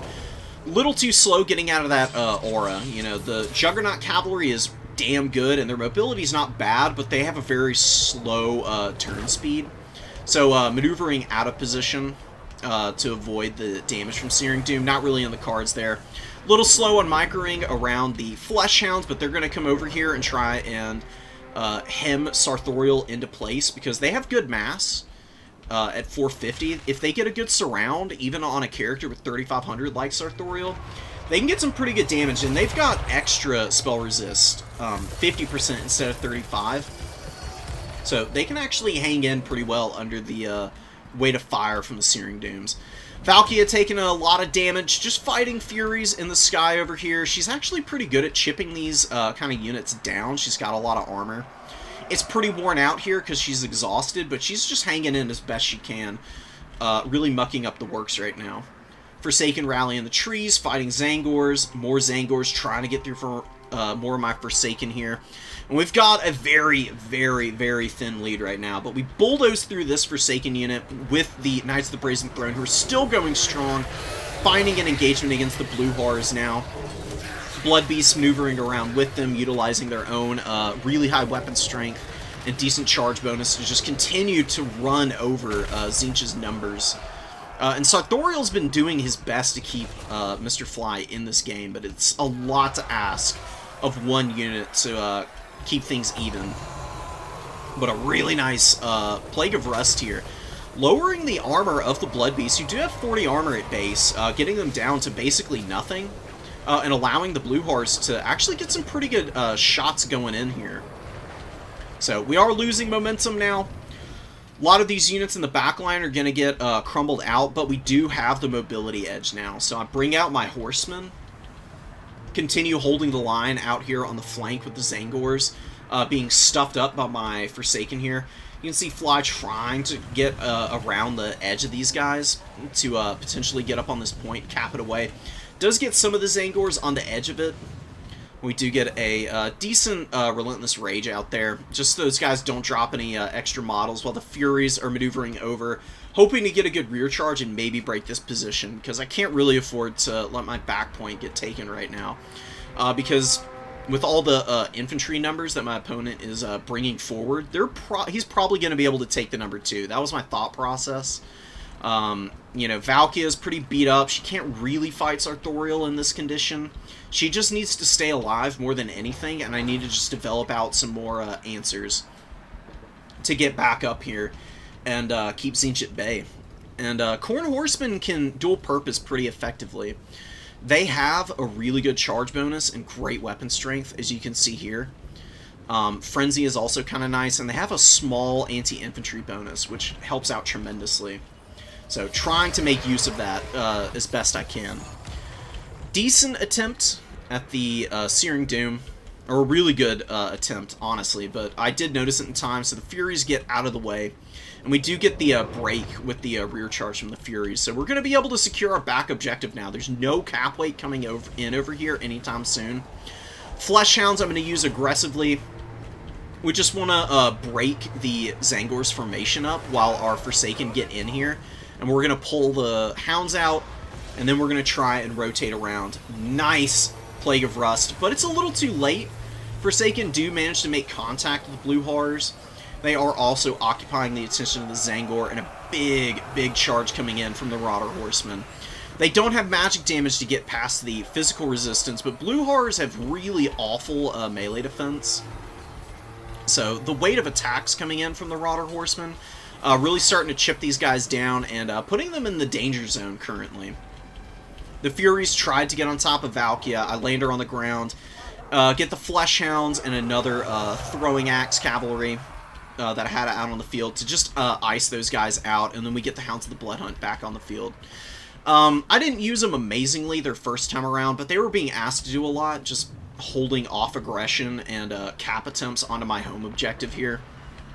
So I'm bringing them out here now, where they might be able to have a little bit more success, like attacking the Sour Guts and getting rear charges on Blue Horrors and the like. Forsaken crumble out the last of the Blue Horrors here, and they're going to get in on the rear of this engagement, where the Blue Horrors and the Zangors, you know, are scrapping pretty well, but they're just in a horrible position, with no real support to help them out. So they are just slowly losing momentum here. Probably going to be breaking in a moment because of the rear charge. Blue Horrors will just crumble out. Demonic Instability is basically a guaranteed kill when it starts popping off because it does so much damage. Demon units, you know, they're good, but they do come with the inherent risk of just crumbling out because their leadership breaks. Kind of happening over here with these Furies, but they did get some pretty good damage on Sartorial. He doesn't have a lot of armor, so Furies can actually counter him pretty effectively. The Blood Beasts, they rallied over here. I noticed them, and they just got like a nice charge off on the Sour Guts and did some decent damage to them. I'm pulling back once again, just to avoid the fire while I rally up my mobile units, and I did see the Zangors being summoned in with the Marauders, and I clock that Mr. Fly is going to be going for my back objective again, but because he summoned so much out, I've got the Horseman. I'm finally going to go for a cap on his home objective because there's nothing defending it. I saw a whole bunch of stuff get summoned in on the other side here, so I figured it was pretty safe. And we're going to be taking it, and Knights of the Brazen Throne coming back out for the late game. Saving up tons of supplies to do this, but honestly pretty worth it. They were amazing the first time around, and now they're in an even better position, right? Sartorial has no more magic for Searing Doom. I mean, he's gotta be out at this point, I figured. So, they'll be able to engage freely. It's all infantry for my opponent on the field. And these guys are just absolute Terminators, man. No matter what happens here, they're gonna get some decent charges off before anything serious can come out onto the field to really threaten them, because Fly's bringing out some Screamers who can do some decent work against them if they get a charge off. But as long as we just keep these guys on the move, they're just going to continue to steamroll over infantry, man. I mean, their charge bonus, combined with Murderous Charge, means that their mass shoots up to 2,700, and there's nothing stopping them at that point. Look at the damage that they're throwing out here. Basically one-shotting this Blue Horror unit. Massive damage to the Sour Guts, which is why these guys have taken damage, by the way. Sour Discharge doing work against them on the way through, but not that big of a deal for me. If I just kill all these units, we're going to hold on to the middle point, and with the cap situation as it stands right now, I did lose my back point, but it's fine because my opponent's kind of all-inning here, and we do bring a Forsaken out. They'll eventually be able to recapture that. My opponent just doesn't have anything happening here. And we bring the Horsemen around. They can get their Throwing Axes in against Sartorial, kill any of the rallying Tzeentchian units. And we're just going to be hanging in here, man. Horn of Khorne goes down, so the Knights of the Brazen Throne have 84 melee attack, plus their bonus versus infantry, just crumbling all of the demons out. Only one Blue Horror left out of all 4 units that my opponent had summoned out onto the low ground here. Trying to push the middle. A little bit of cycle charging with the Hounds of the Blood Hunt. Forsaken getting in here, but there's just so many Zangors and Marauders fighting here. We do get the other Forsaken up. Hounds with that infantry unit are able to start flipping that point, but we do just end up winding it out before my opponent's able to get any of the relevant caps back. Just constantly ping-ponging around his Khorne is a pretty good idea because you just have so much speed. You're one of the better split-push factions in the game. You can be very aggressive getting around the battlefield and keeping your opponent from being able to, like, really strong point on any one objective. If you can force your opponent to split up, that's always going to favor you as Khorne. Khorne tends to fall off when your opponent plays really tightly packed with their entire army, and they just pull back, let you use your aggression to overextend yourself, trying to get into melee combat with them, and they preserve a nice core of units. And eventually you just, like, peter out because you lose all of your high-impact units, and then your chaff is just not going to be able to carry the day alone by the end of the match. That's typically how Khorne loses. Mr. Fly did a pretty good job of scrapping around the field. It was a very close-fought game. It was really well done. He just didn't have any answers for the Knights. I mean, they did so much work this game. 4,000 freaking value. Granted, it was on 2 summons, but, well, I mean, they were healthy as hell at the end of the game. Any extra time that they would have spent out, they would have easily been able to grind out another, like, 2 or even 3,000 potentially. Because when you're in a late game situation, it can be a lot to have to wait on a Changebringers coming out. And then you got to worry about, I can just bring out a 650 gold Fury and just occupy the attention of the Changebringers, because these things are flimsy as hell. They get absolutely rolled by Furies if they get engaged in combat. So you got to be very good as Tzeentch at defending Changebringers if you're going to throw them out on the field. And there's just not enough to block them here. The Furies are just going to be able to swarm around and get over the top of one Tzeentch Fury. And the Focus Fire could be good enough from blues and pinks to maybe do enough damage to peel the Furies off in time, but it's going to be a little bit difficult because as good as the damage can be from horsemen and horrors against flyers, flyers are just really quick and can be a little bit difficult to get good volleys off on because they zoom by you, they get over the top of your infantry units, and then everything is twisting around and the lines of fire get crisscrossed and it becomes a huge mess. So my recommendation would just be to bring a bunch of Tzeentch Furies if you want to bring the Changebringers. Otherwise, you just play on the ground and you just try to take advantage of the fact that Khorne has probably invested into bringing a bunch of, like, Air Force units. Hellforge Bellers never came out. I like it in this matchup, but I oftentimes bring it in reserve. Because usually Tzeentch players start with the Changebringers in reserve. If you keep this thing back, you can avoid Soul Grinder fire, which is what I was a little afraid of if I had started out with it in the opener. And I figured the Knights of the Brazen Throne would be a pretty fun unit to mess around with, so I just wanted to see how they could do, and they were amazing. Really coming around on them as an elite unit lately. They just seem a lot better after the slight mobility buffs that Skullcrushers got, because if I'm not mistaken, what happened is the Skullcrushers' splash attacks became a little more concentrated. They used to hit way more models in a unit, and they didn't actually kill a whole bunch. It's been more focused now. I believe they hit 2 units instead of 3, which means their damage is a lot more efficient, so they kill models outright instead of spreading a bunch of damage out and not actually finishing anything off. And I think they got a small increase to their turn speed, because that huge patch that kind of gave Bretonnia the cavalry changes so that their knights are a little bit more responsive in turning around. I think Skull Crushers were also touched up a little bit. They're still really slow at turning around, but it's a lot better than it used to be, in my opinion. Instead of taking like 50 years, they only take like 20 years now to actually turn around and respond to a retreat order.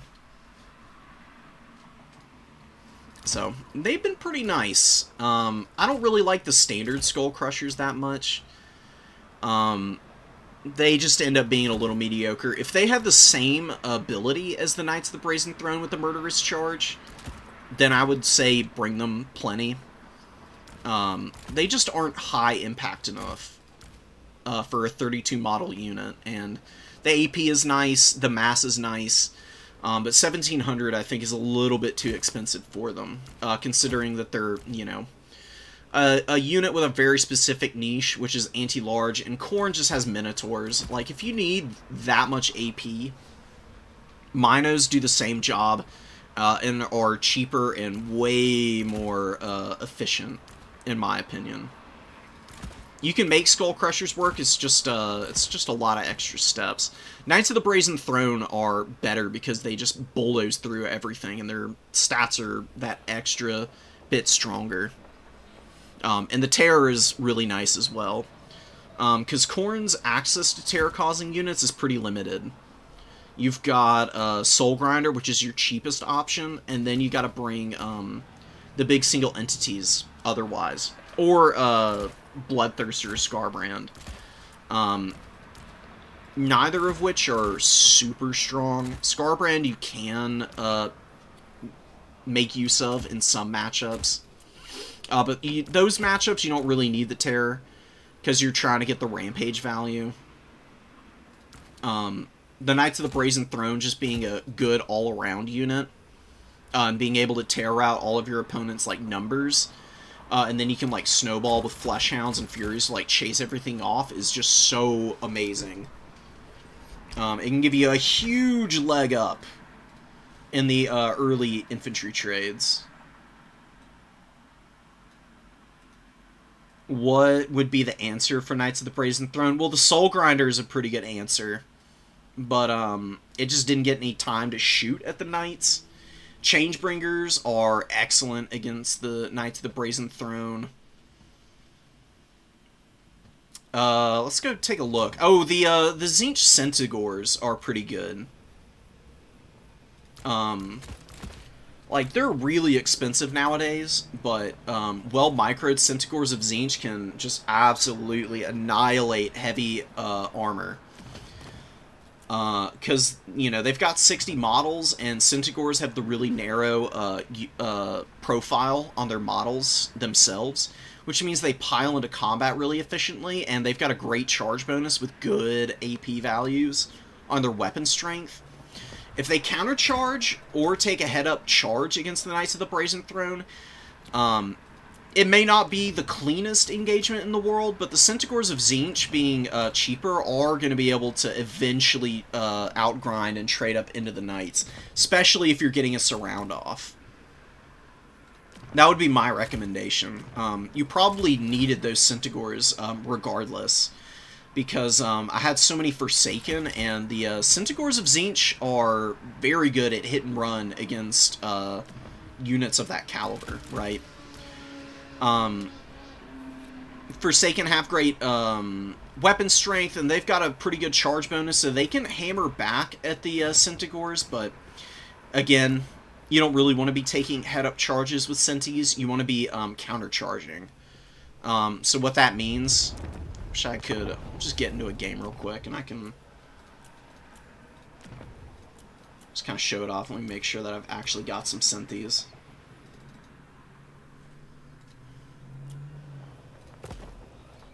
Oh, we can just do a land battle. Yeah, there we go. We'll just throw it in. You don't want to take head-up fights with Centaurs. Like, charging in and just, like, head-up engaging something like a Forsaken is not really their cup of tea. You want to use one of your cheaper infantry options who can, like, kind of hold the line and then hammer an anvil as much as possible.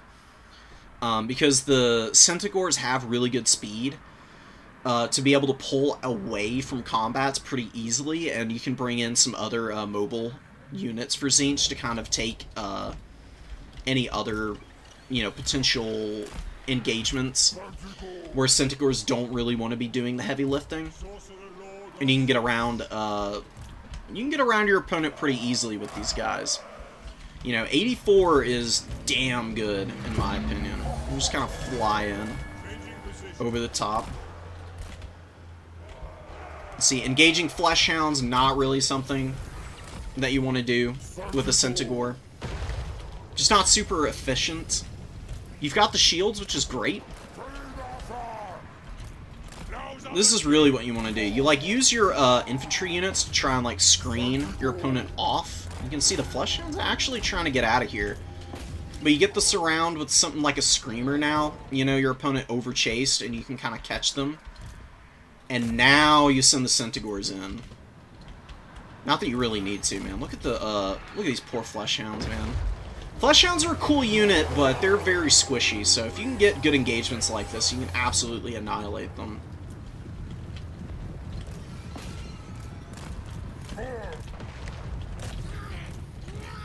Focus Fire Forsaken, because they don't have shields. Brutes of the Hound are going to be a really good unit to shoot at as well. And now you got a nice little mobility advantage, honestly. What kind of magic do I have? Oh, I got Infernal Gateway? Hell yeah, dude. It's the Overcast. Stupidly expensive, but we'll use it here anyways. We'll do a lot of damage to these units. So yeah. Forsaken, just die. You get up into the backfield. Oh, Tormentor's Sword. That's kind of sick. AI with the plays, dude. It's a very messy engagement up here, but it's going to favor me. Because, Khorne is a really strong faction, but they just aren't going to be able to outshoot me. And if you can kill enough of their units early on and just break their momentum, you can definitely keep them from being able to effectively handle your numbers. Turn around and roast some stuff down there. We're gonna get these screamers out because I need them to kill the hell cannons and stuff. I know it's against the AI, but this is just some small things.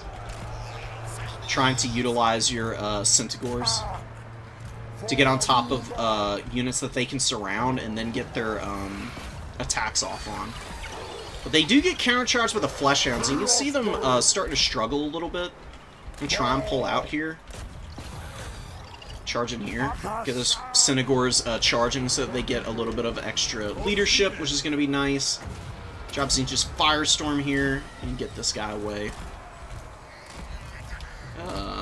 We got some spears that we need to use for the Minos there. Big damage going down. The AI's making plays, dude. They're not doing horribly. My front line's getting folded up. This is why you don't want to fight Khorne in a head-up fight, because their units are just so juicy, dude. I mean, they will really pummel you if you're not super prepared for it. But we will kill the Hellforged Bellers over here. We're going to save up for the Tier 3.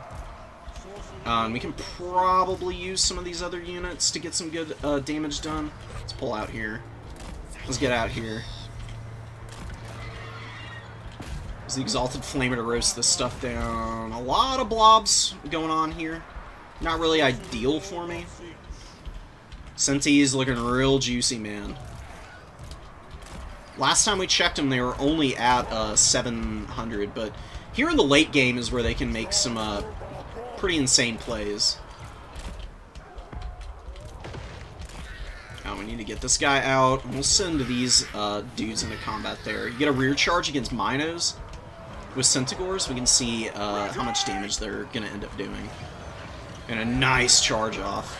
Pretty good damage, man. And the Minotaurs are going to turn around and be able to hammer home. But it's going to be a little hard for them to finish off with a full surround on top of them. And we'll bring our boy over, and we got another Tzeentch's Firestorm. So just kind of drop it here, maybe, depending on where our opponent goes. Pull away. Leave the Blue Horrors. and disengage the mobility, and then you can get another cycle charge off. You just don't want to give Khorne head-up fights. You want to, like, surround Khorne. Always have them taking, like, risky fights and engagements. Oh, can I cancel this? Nope. A little too slow on it. But we'll use the, whatchamacallit, Sword of Change. Which will, get me a little value. I don't even need the, Tzeentch army ability, dude. Just need to, hammer down these Khorne doors and it's all over. So you just, like, try and pull Khorne apart as much as possible. Never take head-up engagements. Exalted Flamers are also pretty good. They're a little squishy, but they can actually do some pretty effective damage to the infantry corps that Tzeentch brings, or that Khorne brings. They're good against any armored stuff, dude. They do big damage, and they have a armor-piercing vortex that they drop, which is also pretty powerful. And even though it is, you know, like, magical damage, it's not affected by spell resistance in any way.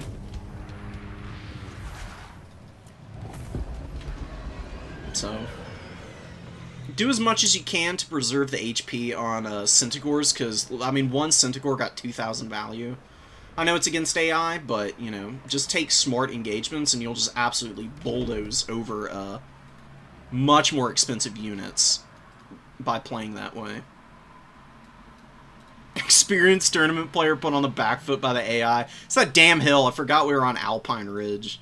It's definitely... Oh, whoops. It's definitely not a great map for a shooting faction. You know, Khorne can just get up on the edge of the hill, and, you know, ranged units are usually pretty weak once stuff has closed the gap, and that's what Khorne is really good at. You just have to focus fire individual units, because you want to kill stuff outright that Khorne has. Because once you're able to do that, you can usually just kite out Khorne's infantry. Because they're strong, but they're slow, dude. They can only move so quickly around the battlefield. Getting the mobility advantage against Khorne is super crucial in high-level multiplayer.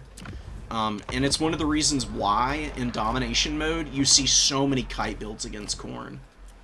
Because that's just what they struggle the most with. They don't have any...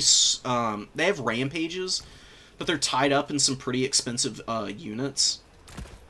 Some weak units, too. Like, Sila's okay, but, you know, the rampages, you have to be in base contact to get this off. Same with Skarbrand. You gotta be within 35 meters.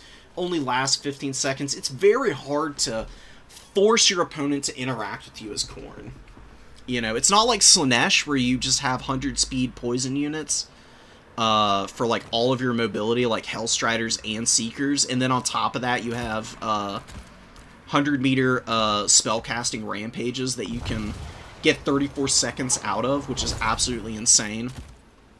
There's no way to, like, guarantee kills by, like, hounding down mobile units as Khorne.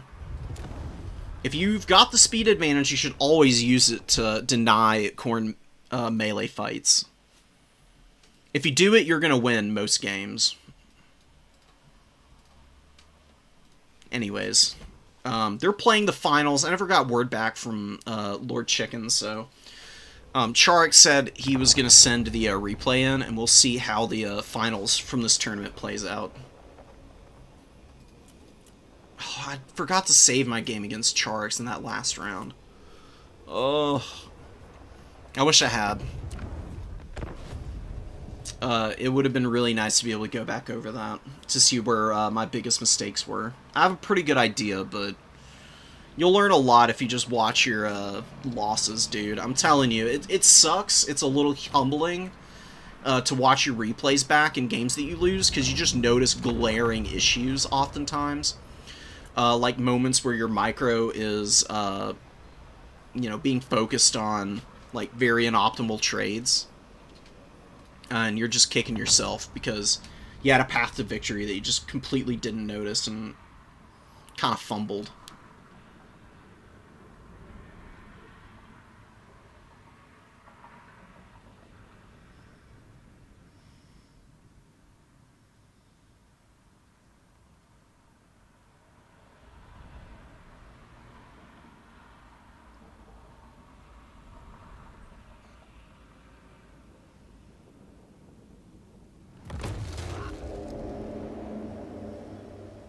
Clouds gather, Kislevites, and plague the eternal winter of the motherland. They show off a pretty We wacky breed Kislev the game. storm. This was also on ladder last night. I was just screwing around. Bringing double Little Grom against the Ogre Kingdoms. My opponent, he did beat me in the game that we played right before this one, where he was playing Vampire Counts into Kislev. It was a very close fought battle, but I just wasn't able to make it happen. This was just an absolutely wild scrap. So, super wide Ogre Kingdoms build, lots of Ogre Bulls, some Iron Fists, Pigback Riders, Piggyback Knights, Slaughter Master of the Great Maw, with Bullgorger and Toothcracker, you know, no Troll Guts or anything. Of course, I don't know that, because I didn't see what the Slaughter Master had before he got into the trees. It's usually, if you get the opportunity, you should always click on your opponent's Lord, as well as their magic users, to see exactly what spells they have, because that can actually give you a lot of information about what their overall strategy is going to be. So, my opponent playing this very smart, like immediately trying to motor into the woods here on both sides, with a nice core in the middle, so that he can counter push when the time comes.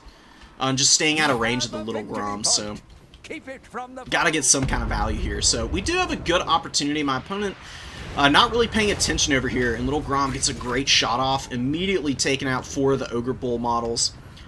Killing Noblars is also not the worst thing in the world, but anytime you're able to outright kill entities in a unit is going to be very, very efficient and effective damage to mitigate the potential damage they can throw out. So you just blast away here, man. I mean, Little Grom is amazing. Awesome unit. They can pound your opponent into oblivion. So my opponent is just trying to stay in the woods until it's time to come out and get the engagement off. Oath Brothers of Tor for any big, scary units that are going to be coming in from my opponent. Trying to just make sure that I've got a little bit of answers to like Mournfang Cavalry and whatnot. They can also do some pretty good damage just charging down Ogre Bulls, of course. They're not the best unit in the world. I find these guys lacking quite often. It's pretty easy to counter them. You just bring some anti-large stuff and get a chaff unit underneath of them. And they just don't trade efficiently because they only got 16 models. They can get surrounded pretty quickly. Call of Tor is alright, but it really isn't that high impact of an ability. The Blinded is really nice, but the actual damage it does is pretty mediocre. So, Collapse coming from this side, more damage from Little Grom here. Just continuing to fire away. I do have the Druzhina as my lord. This guy's pretty good. The Tall's Judgment actually does some pretty serious damage. It's an Arrow of Kurnus type of ability. It's much shorter range. Arrow of Kurnus is 600 freaking meters. Tall's Judgment is 200, so you have to get a lot closer into your opponent to be able to use it. But shouldn't be too bad for him. He's got a really nice anti-large bow, which does really good damage, especially to lightly armored stuff. And even stuff that's fairly heavily armored, it's still got 160 armor-piercing damage. So Slaughter Masters are a really good target for the Druzhina, man. Him poking away at this guy will definitely wear him out pretty quickly. And you can see 800 damage from Tall's Judgment there. Really nice stuff. Big mistake by me, though. I'm targeting these Iron Fists, and I don't have my stuff on guard mode. This is why you turn guard mode on, so shenanigans like this don't happen. You know, I compacted my lines because I know my opponent is collapsing on me, but ruining my spacing over here by having my units targeted on something that's out of their range, and they're just, like, way overextending. I'm really slow to react to this, too, because I didn't notice it initially. The Frost Maiden's going to be moving forward. She's got Death Frost, so I'm going for character sniping. It's very powerful. It's like a double-strength Spirit Leech, essentially. She's going to be moving up. My opponent a little incautious on the positioning for the Slaughtermaster here. And these are just Noblars, so any damage that I'm taking here, not too big of a deal. But I'm trying to get these infantry repositioned because they're just all over the freaking place. Like, Streltsy being collapsed in on by Pigback Knights. Kossar Spears pulling back, looking to get some bow fire on the flank potentially, but I just figure it's not worth it. I'll just engage them in melee combat and try and finish them off as quickly as possible. While we get a good Death Frost onto the Slaughtermaster. And Little Grom's doing some serious damage here. And I've got the Kislevite Warriors. This is always a really easy way of defending your artillery, especially single entity artillery. Just get your halberd and stick them on top of these guys, because my opponent keeps sending the Ogre Bulls and the Iron Fists in to try and compromise Little Grom, but Little Grom can actually fire out of here in the meantime. And you can see these Crushers getting pounded right now, man. They come in, they were hiding in the trees earlier, charging up into the front line, doing some decent damage, but eating some serious shots now, and we do get the slow off. Ice Sheet is just a really nice slow. It's not amazing by any means, but it's a big radius, and 25% speed reduction is pretty useful at times. Crushers get into the trees, really nice for my opponent. We are having trouble in the front line. You know, we got some pretty good value early, but I'm going to have to survive all of this aggression now. I've got the Frostworm in here, which is starting to drop some terror routes, which is really nice. You can see the Pigback Riders here getting terrified, and the Little Groms continuing to sit in the middle pocket here and just pound away. They just do so much freaking damage, killing like 8 or 9 Ogre Bull models right there with one shot. Frostworm looking to hang out with my guys. Crushers come out of the trees, looking to get after my Little Grom here, which is going to take a decent amount of damage. I summoned the Patriarch in. I gave him an order, but if you give orders to your units as you summon them in, sometimes they drop it. I don't know what it is about them. So he's just sitting back. I give him another order to get his ass over here to start dropping some heals. On the Oath Brothers of Tor, they've been charging down some Gnoblars on the other side of the formation. You know, I need to have some effective infantry in the late game, preferably. But my opponent bringing up some Lead Belchers to kind of answer any of the pockets of infantry I got left. So it's really going to be down to Little Groms here. You know, if I can just make sure that the Crushers go down, Little Grom should be able to hard carry me in the late game. Back here, I got a Death Frost off on the Slaughtermaster again. I sent my Frostmaiden over trying to charge him down, but you know, she's not the best melee combatant, and a Belly Slapper is lowering her melee attack even more. So, you know, seeing that she's just going to lose here, I'm going to pull back. I'm going to try and drop another Death Frost in a moment here, and the Druzhina is a great combat character, actually. He's got pretty decent stats. You know, 50 at base for the melee attack, and he's got good AP values on his weapon strength. He's actually comparable to Valkia. He doesn't have the innate anti-large bonus, which is, you know, not amazing, but he gets a pretty good engagement here. My opponent is just so focused on killing the artillery that he's not really keeping a good eye on his lord. So just taking full advantage of that right now. Getting massive damage off on the Slaughtermaster. And Ogre Kingdoms, as good of a faction as they are very flimsy on leadership. I mean, you can see the Gnoblars, they're pretty full health, and their leadership is already getting pretty low because they're frightened, they're under attack. There's a lot going on here. Oath Brothers, forced to fight Gnoblar Trappers, not great for me. But just big routes from the Ogre Kingdoms right now. We do finish off the Slaughtermaster, which is going to send even more stuff into flight, right? We're going to get a rear charge here with our characters. Doesn't matter what's doing the rear charging, right?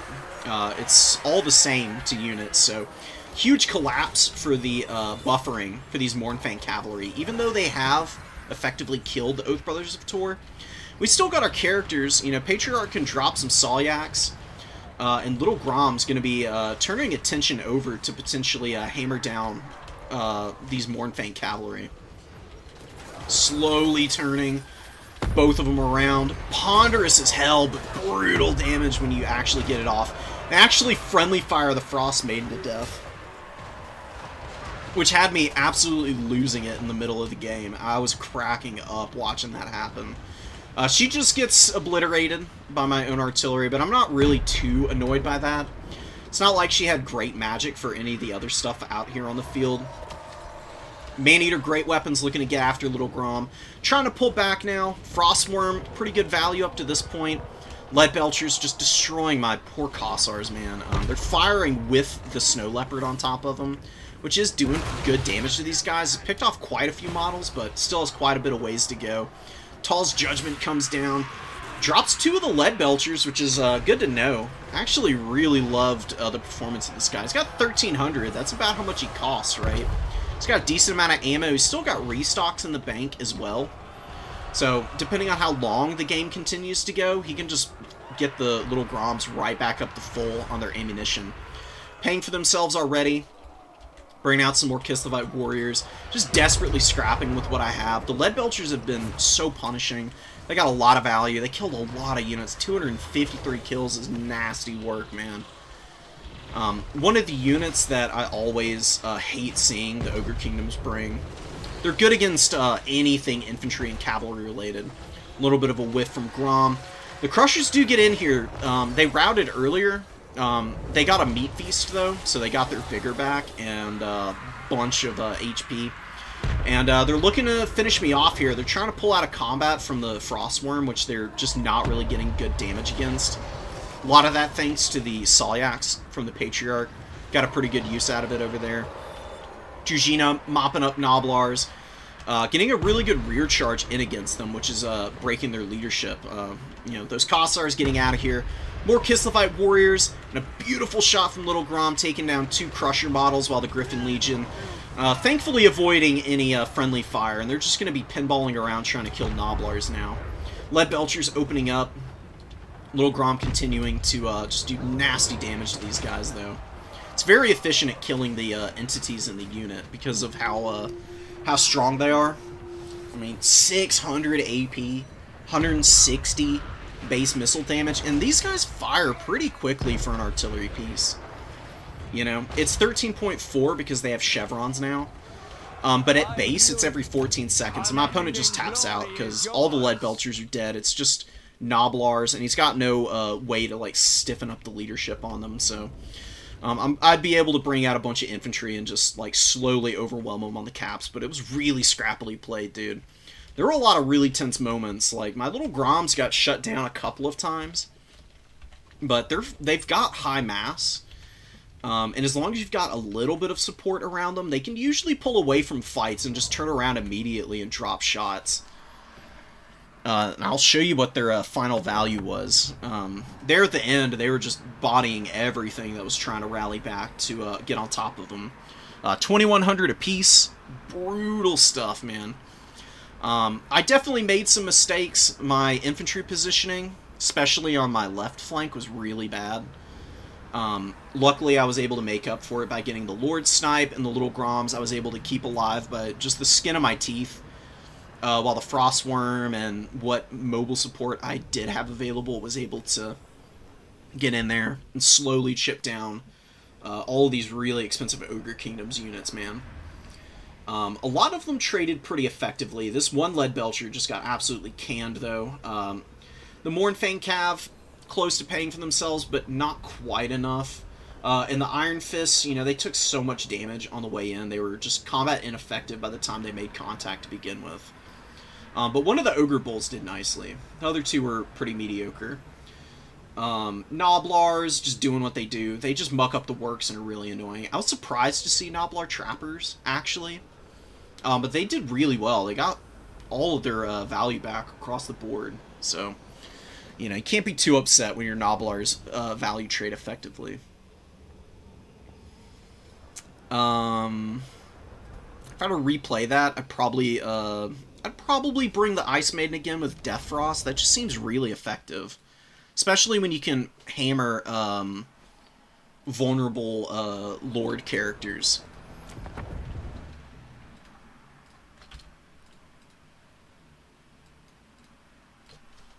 Alright, so we got the finals replay. So let me drop this in. And then we'll cast that. And then I'm leaving. Because love you guys, but getting tired. I got other stuff I want to do. But I really appreciate all of y'all showing up and showing out. I am streaming tomorrow, as per usual. I'm doing the new player tournament, so if this is the first time you're hearing about that, go sign up for it. I'm actually going to drop a link in chat. Why not? These are always a raucous affair, in my opinion. You know, we get a lot of people who are just starting out. We got an insane number of signups for tomorrow also. Holy crap, how many people do we have already? We got close to 30 signups. So we'll probably have around like 20 people actually in the games here. There's you a link for the tournament sign up if you're interested. You know, I'm sure plenty of you are already signed up for it, or, you know, inexperienced players not allowed. No smurfing, please. If you're not, though, click on it and you can get in there. It's a reputable link, I promise. I have no interest in any of y'all's personal information. I wouldn't know what to do with it anyways. What the actual hell is this, dude? Oh my god, Charx is so... Charx is so wild, dude. Like, there aren't a lot of, there aren't a ton of experienced players who are gonna go for something like this. You know? Inticity will go for, like, some super wild, single entity mobility build, but going for a static opener like this is... definitely not expected by the majority of the player base. You got Phoenix Guard in here. You got 3 Shadow Walkers. I love Shadow Walkers. I watched a couple of games where Charx used them, and I was awakened to their potential. I usually just go for 2, but he's opting for a full 3 in the opener, and Eltharion is just always a beast. Apotheosis. Soul Quench is really good at clearing out chaff. It's actually also really good against Hellstriders. It can do damage to trolls, not really the best target though. Arcane Unforging is here to hammer down Archeon, because it is a Spirit Leech type of spell. Pretty expensive, but it does also put a cooldown on all of your opponent's abilities and spells, which is kind of nice. See how Charx plays it. Shadow Walkers just get the point immediately. Phoenix Guard going to be maneuvering over. Spearmen, just one of them, you know, backing it all up. Spearmen are kind of bad, but they're just what you're stuck with as High Elves oftentimes. They are one of your more cost-effective options, even if they aren't like a super high impact unit. And they can just fit nicely into some of these builds. Good focus fire coming down from the Shadow Walkers, so they don't kill any of these trolls. So, not ideal. They're going to replenish, and they are super heavily armored. So the Shadow Walkers are losing out on a lot of their base missile damage, but they do have a decent amount of AP at 5. That's better than most bow units in the game, which is why these guys are so cost-effective oftentimes. They're very accurate as well, which helps. Really nice Arcane Unforging on Archeon back there. You know, 1,000 HP off of, 2,500 gold Lord is pretty beastly. You gotta love to see it. And Martinius just squaring up, you know, takes the number 3 objective. Number 2 is wide open, though, and the Shadow Walker Corps is looking to start capping it. Are they visible right now? No, they're back in hiding. This one, are they visible? How are they visible right now? I don't actually know. Maybe it's because they're capturing... Oh, I guess it's just removing the hidden tooltip because they're on the point. It's kind of funky, in my opinion.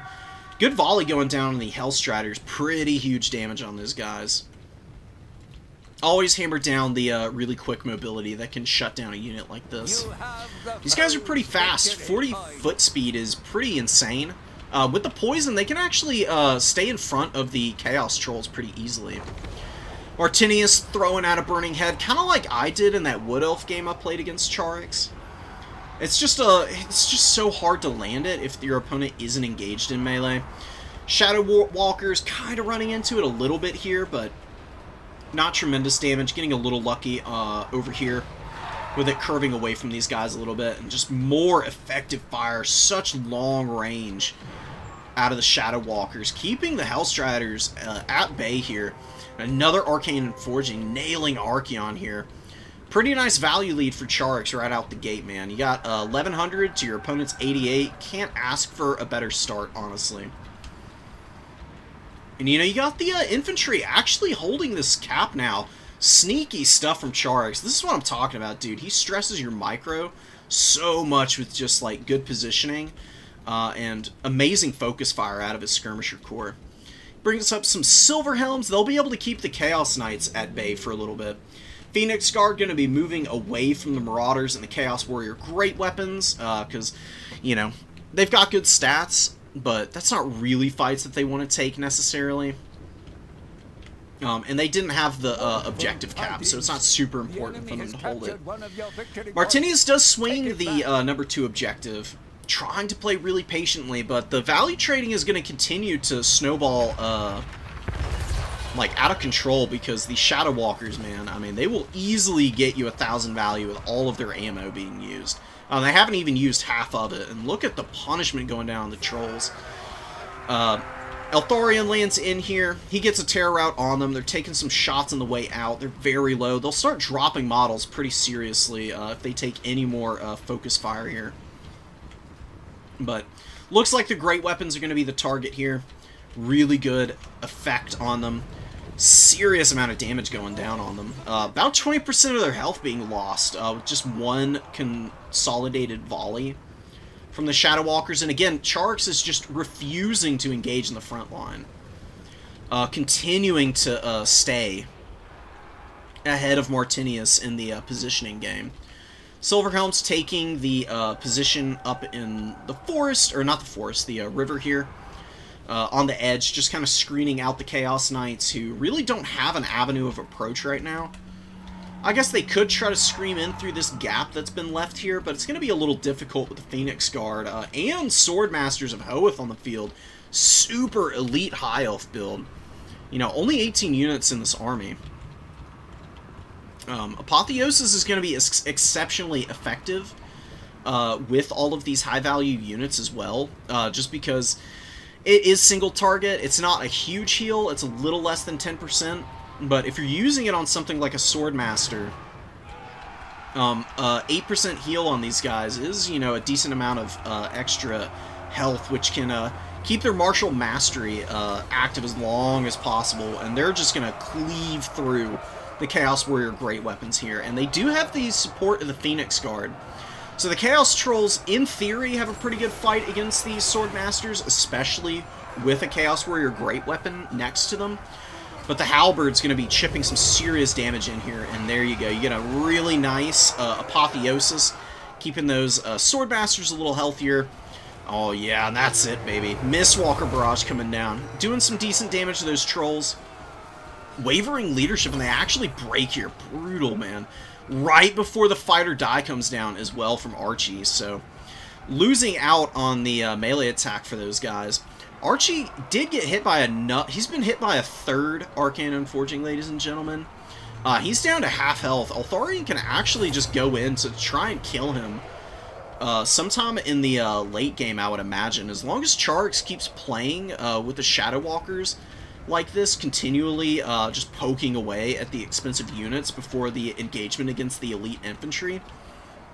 It's really not a lot that Martinius is going to be able to do against them. He does have Searing Doom, but opts for the Burning Head against the Spearmen, which is nice. I mean, getting rid of this Spearman unit is going to free up the opportunity for the mobility to finally push in against the Shadow Walkers, but these guys may not be great in melee combat just because they're lightly armored, but they've got pretty good stats on top of everything. You know, 45 melee defense is pretty juicy for a hybrid unit. It's higher than even Ice Guard for Kislev, so they're pretty difficult to kill even when you engage them in combat.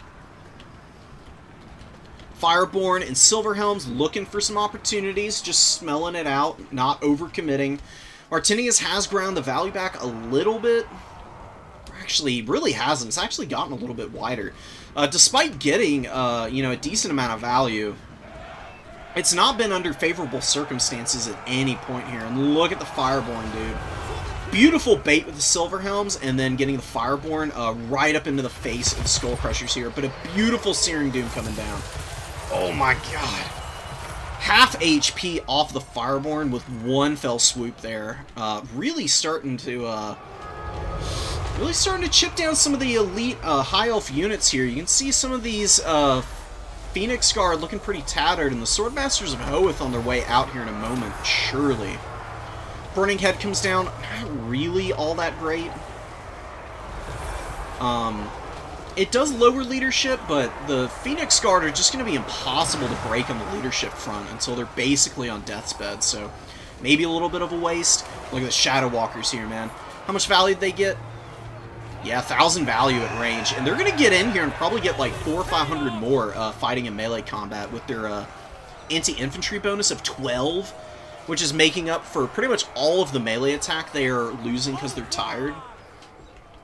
Even against the armor of the Chaos Warriors, they're going to do some half-decent damage because they do have 10 AP on their attacks, which is, you know, fairly solid.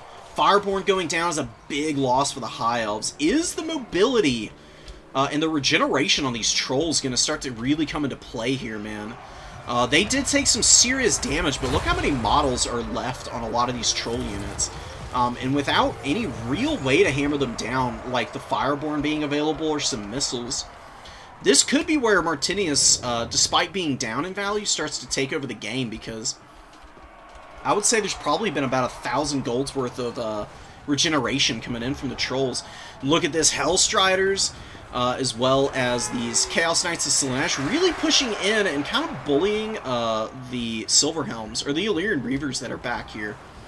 Blobbing up the Rangers as well. This is a Burning Head. Oh, baby. Look at that damage. 20% HP off of the Rangers in one go. Heralds of the Wind, though, getting a good charge off on the Hellstriders here, who are pretty beat up. Heralds of the Wind, I don't really love, but, you know, Charax, again, proving that you can bring units that may not be super optimal, but making use out of that speed and the extra stats that they get as an ROR. Looking pretty nice, man.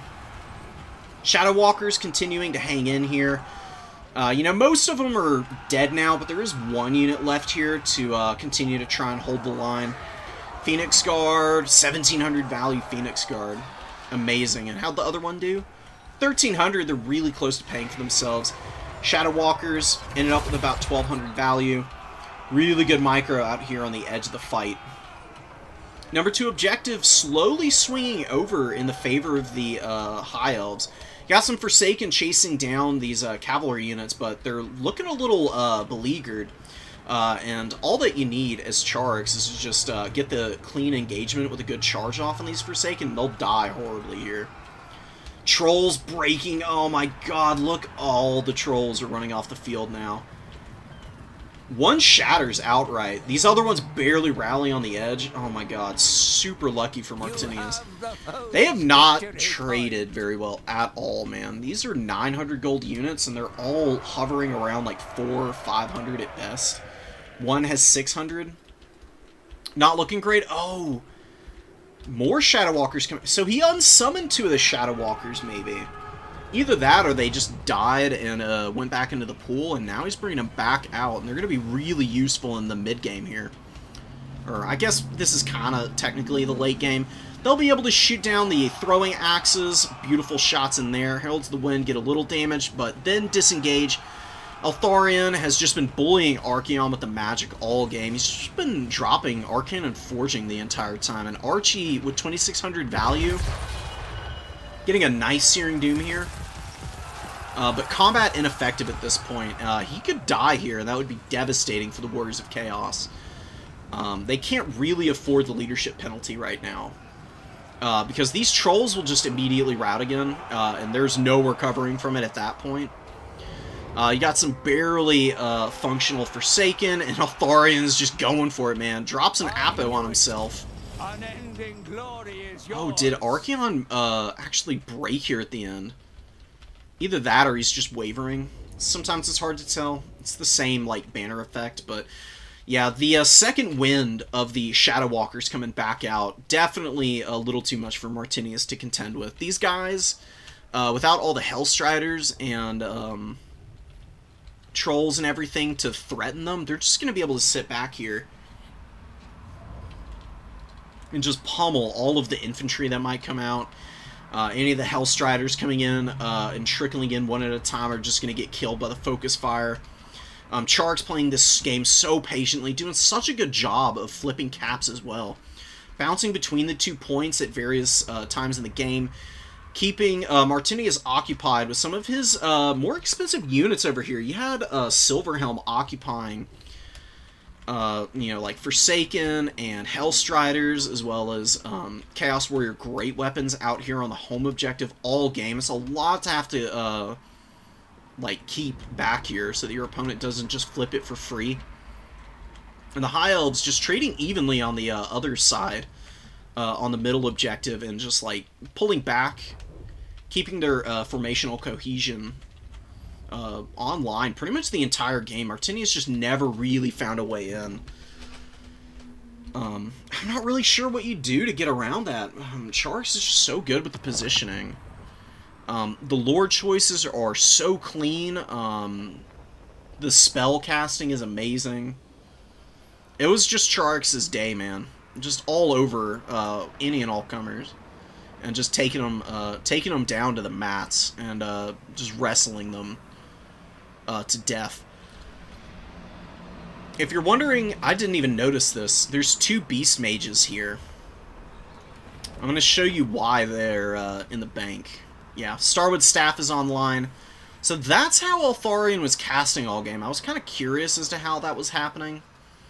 But you just use the reserves from Starwood Staff. You bring 2 of these guys. They're like dirt cheap with just that. They don't even need magic to be worth it. Where the hell is it? Here we go.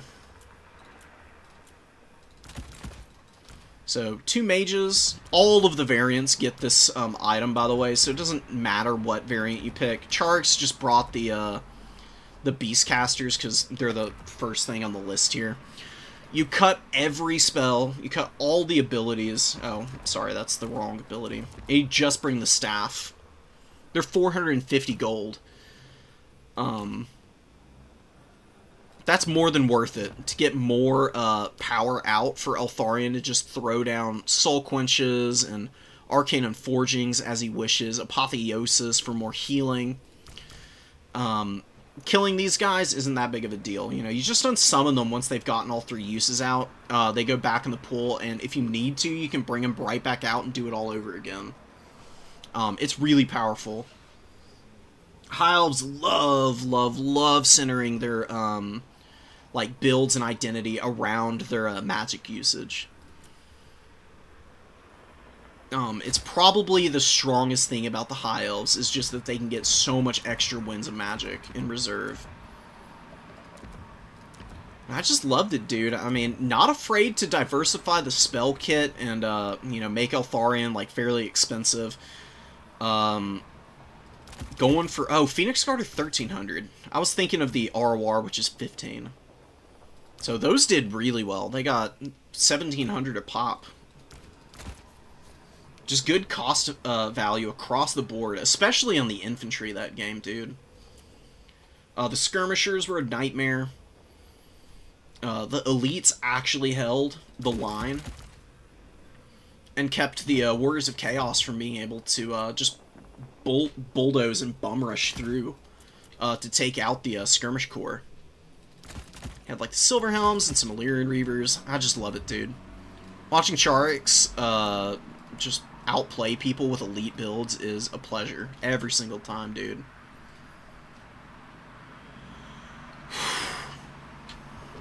Okay. Alright, guys. I am going to dip out here. It has been a pleasure casting today.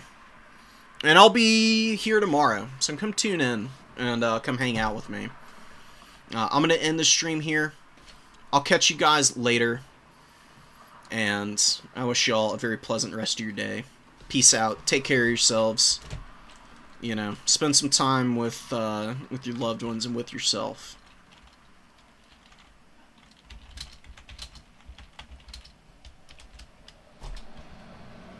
Peace.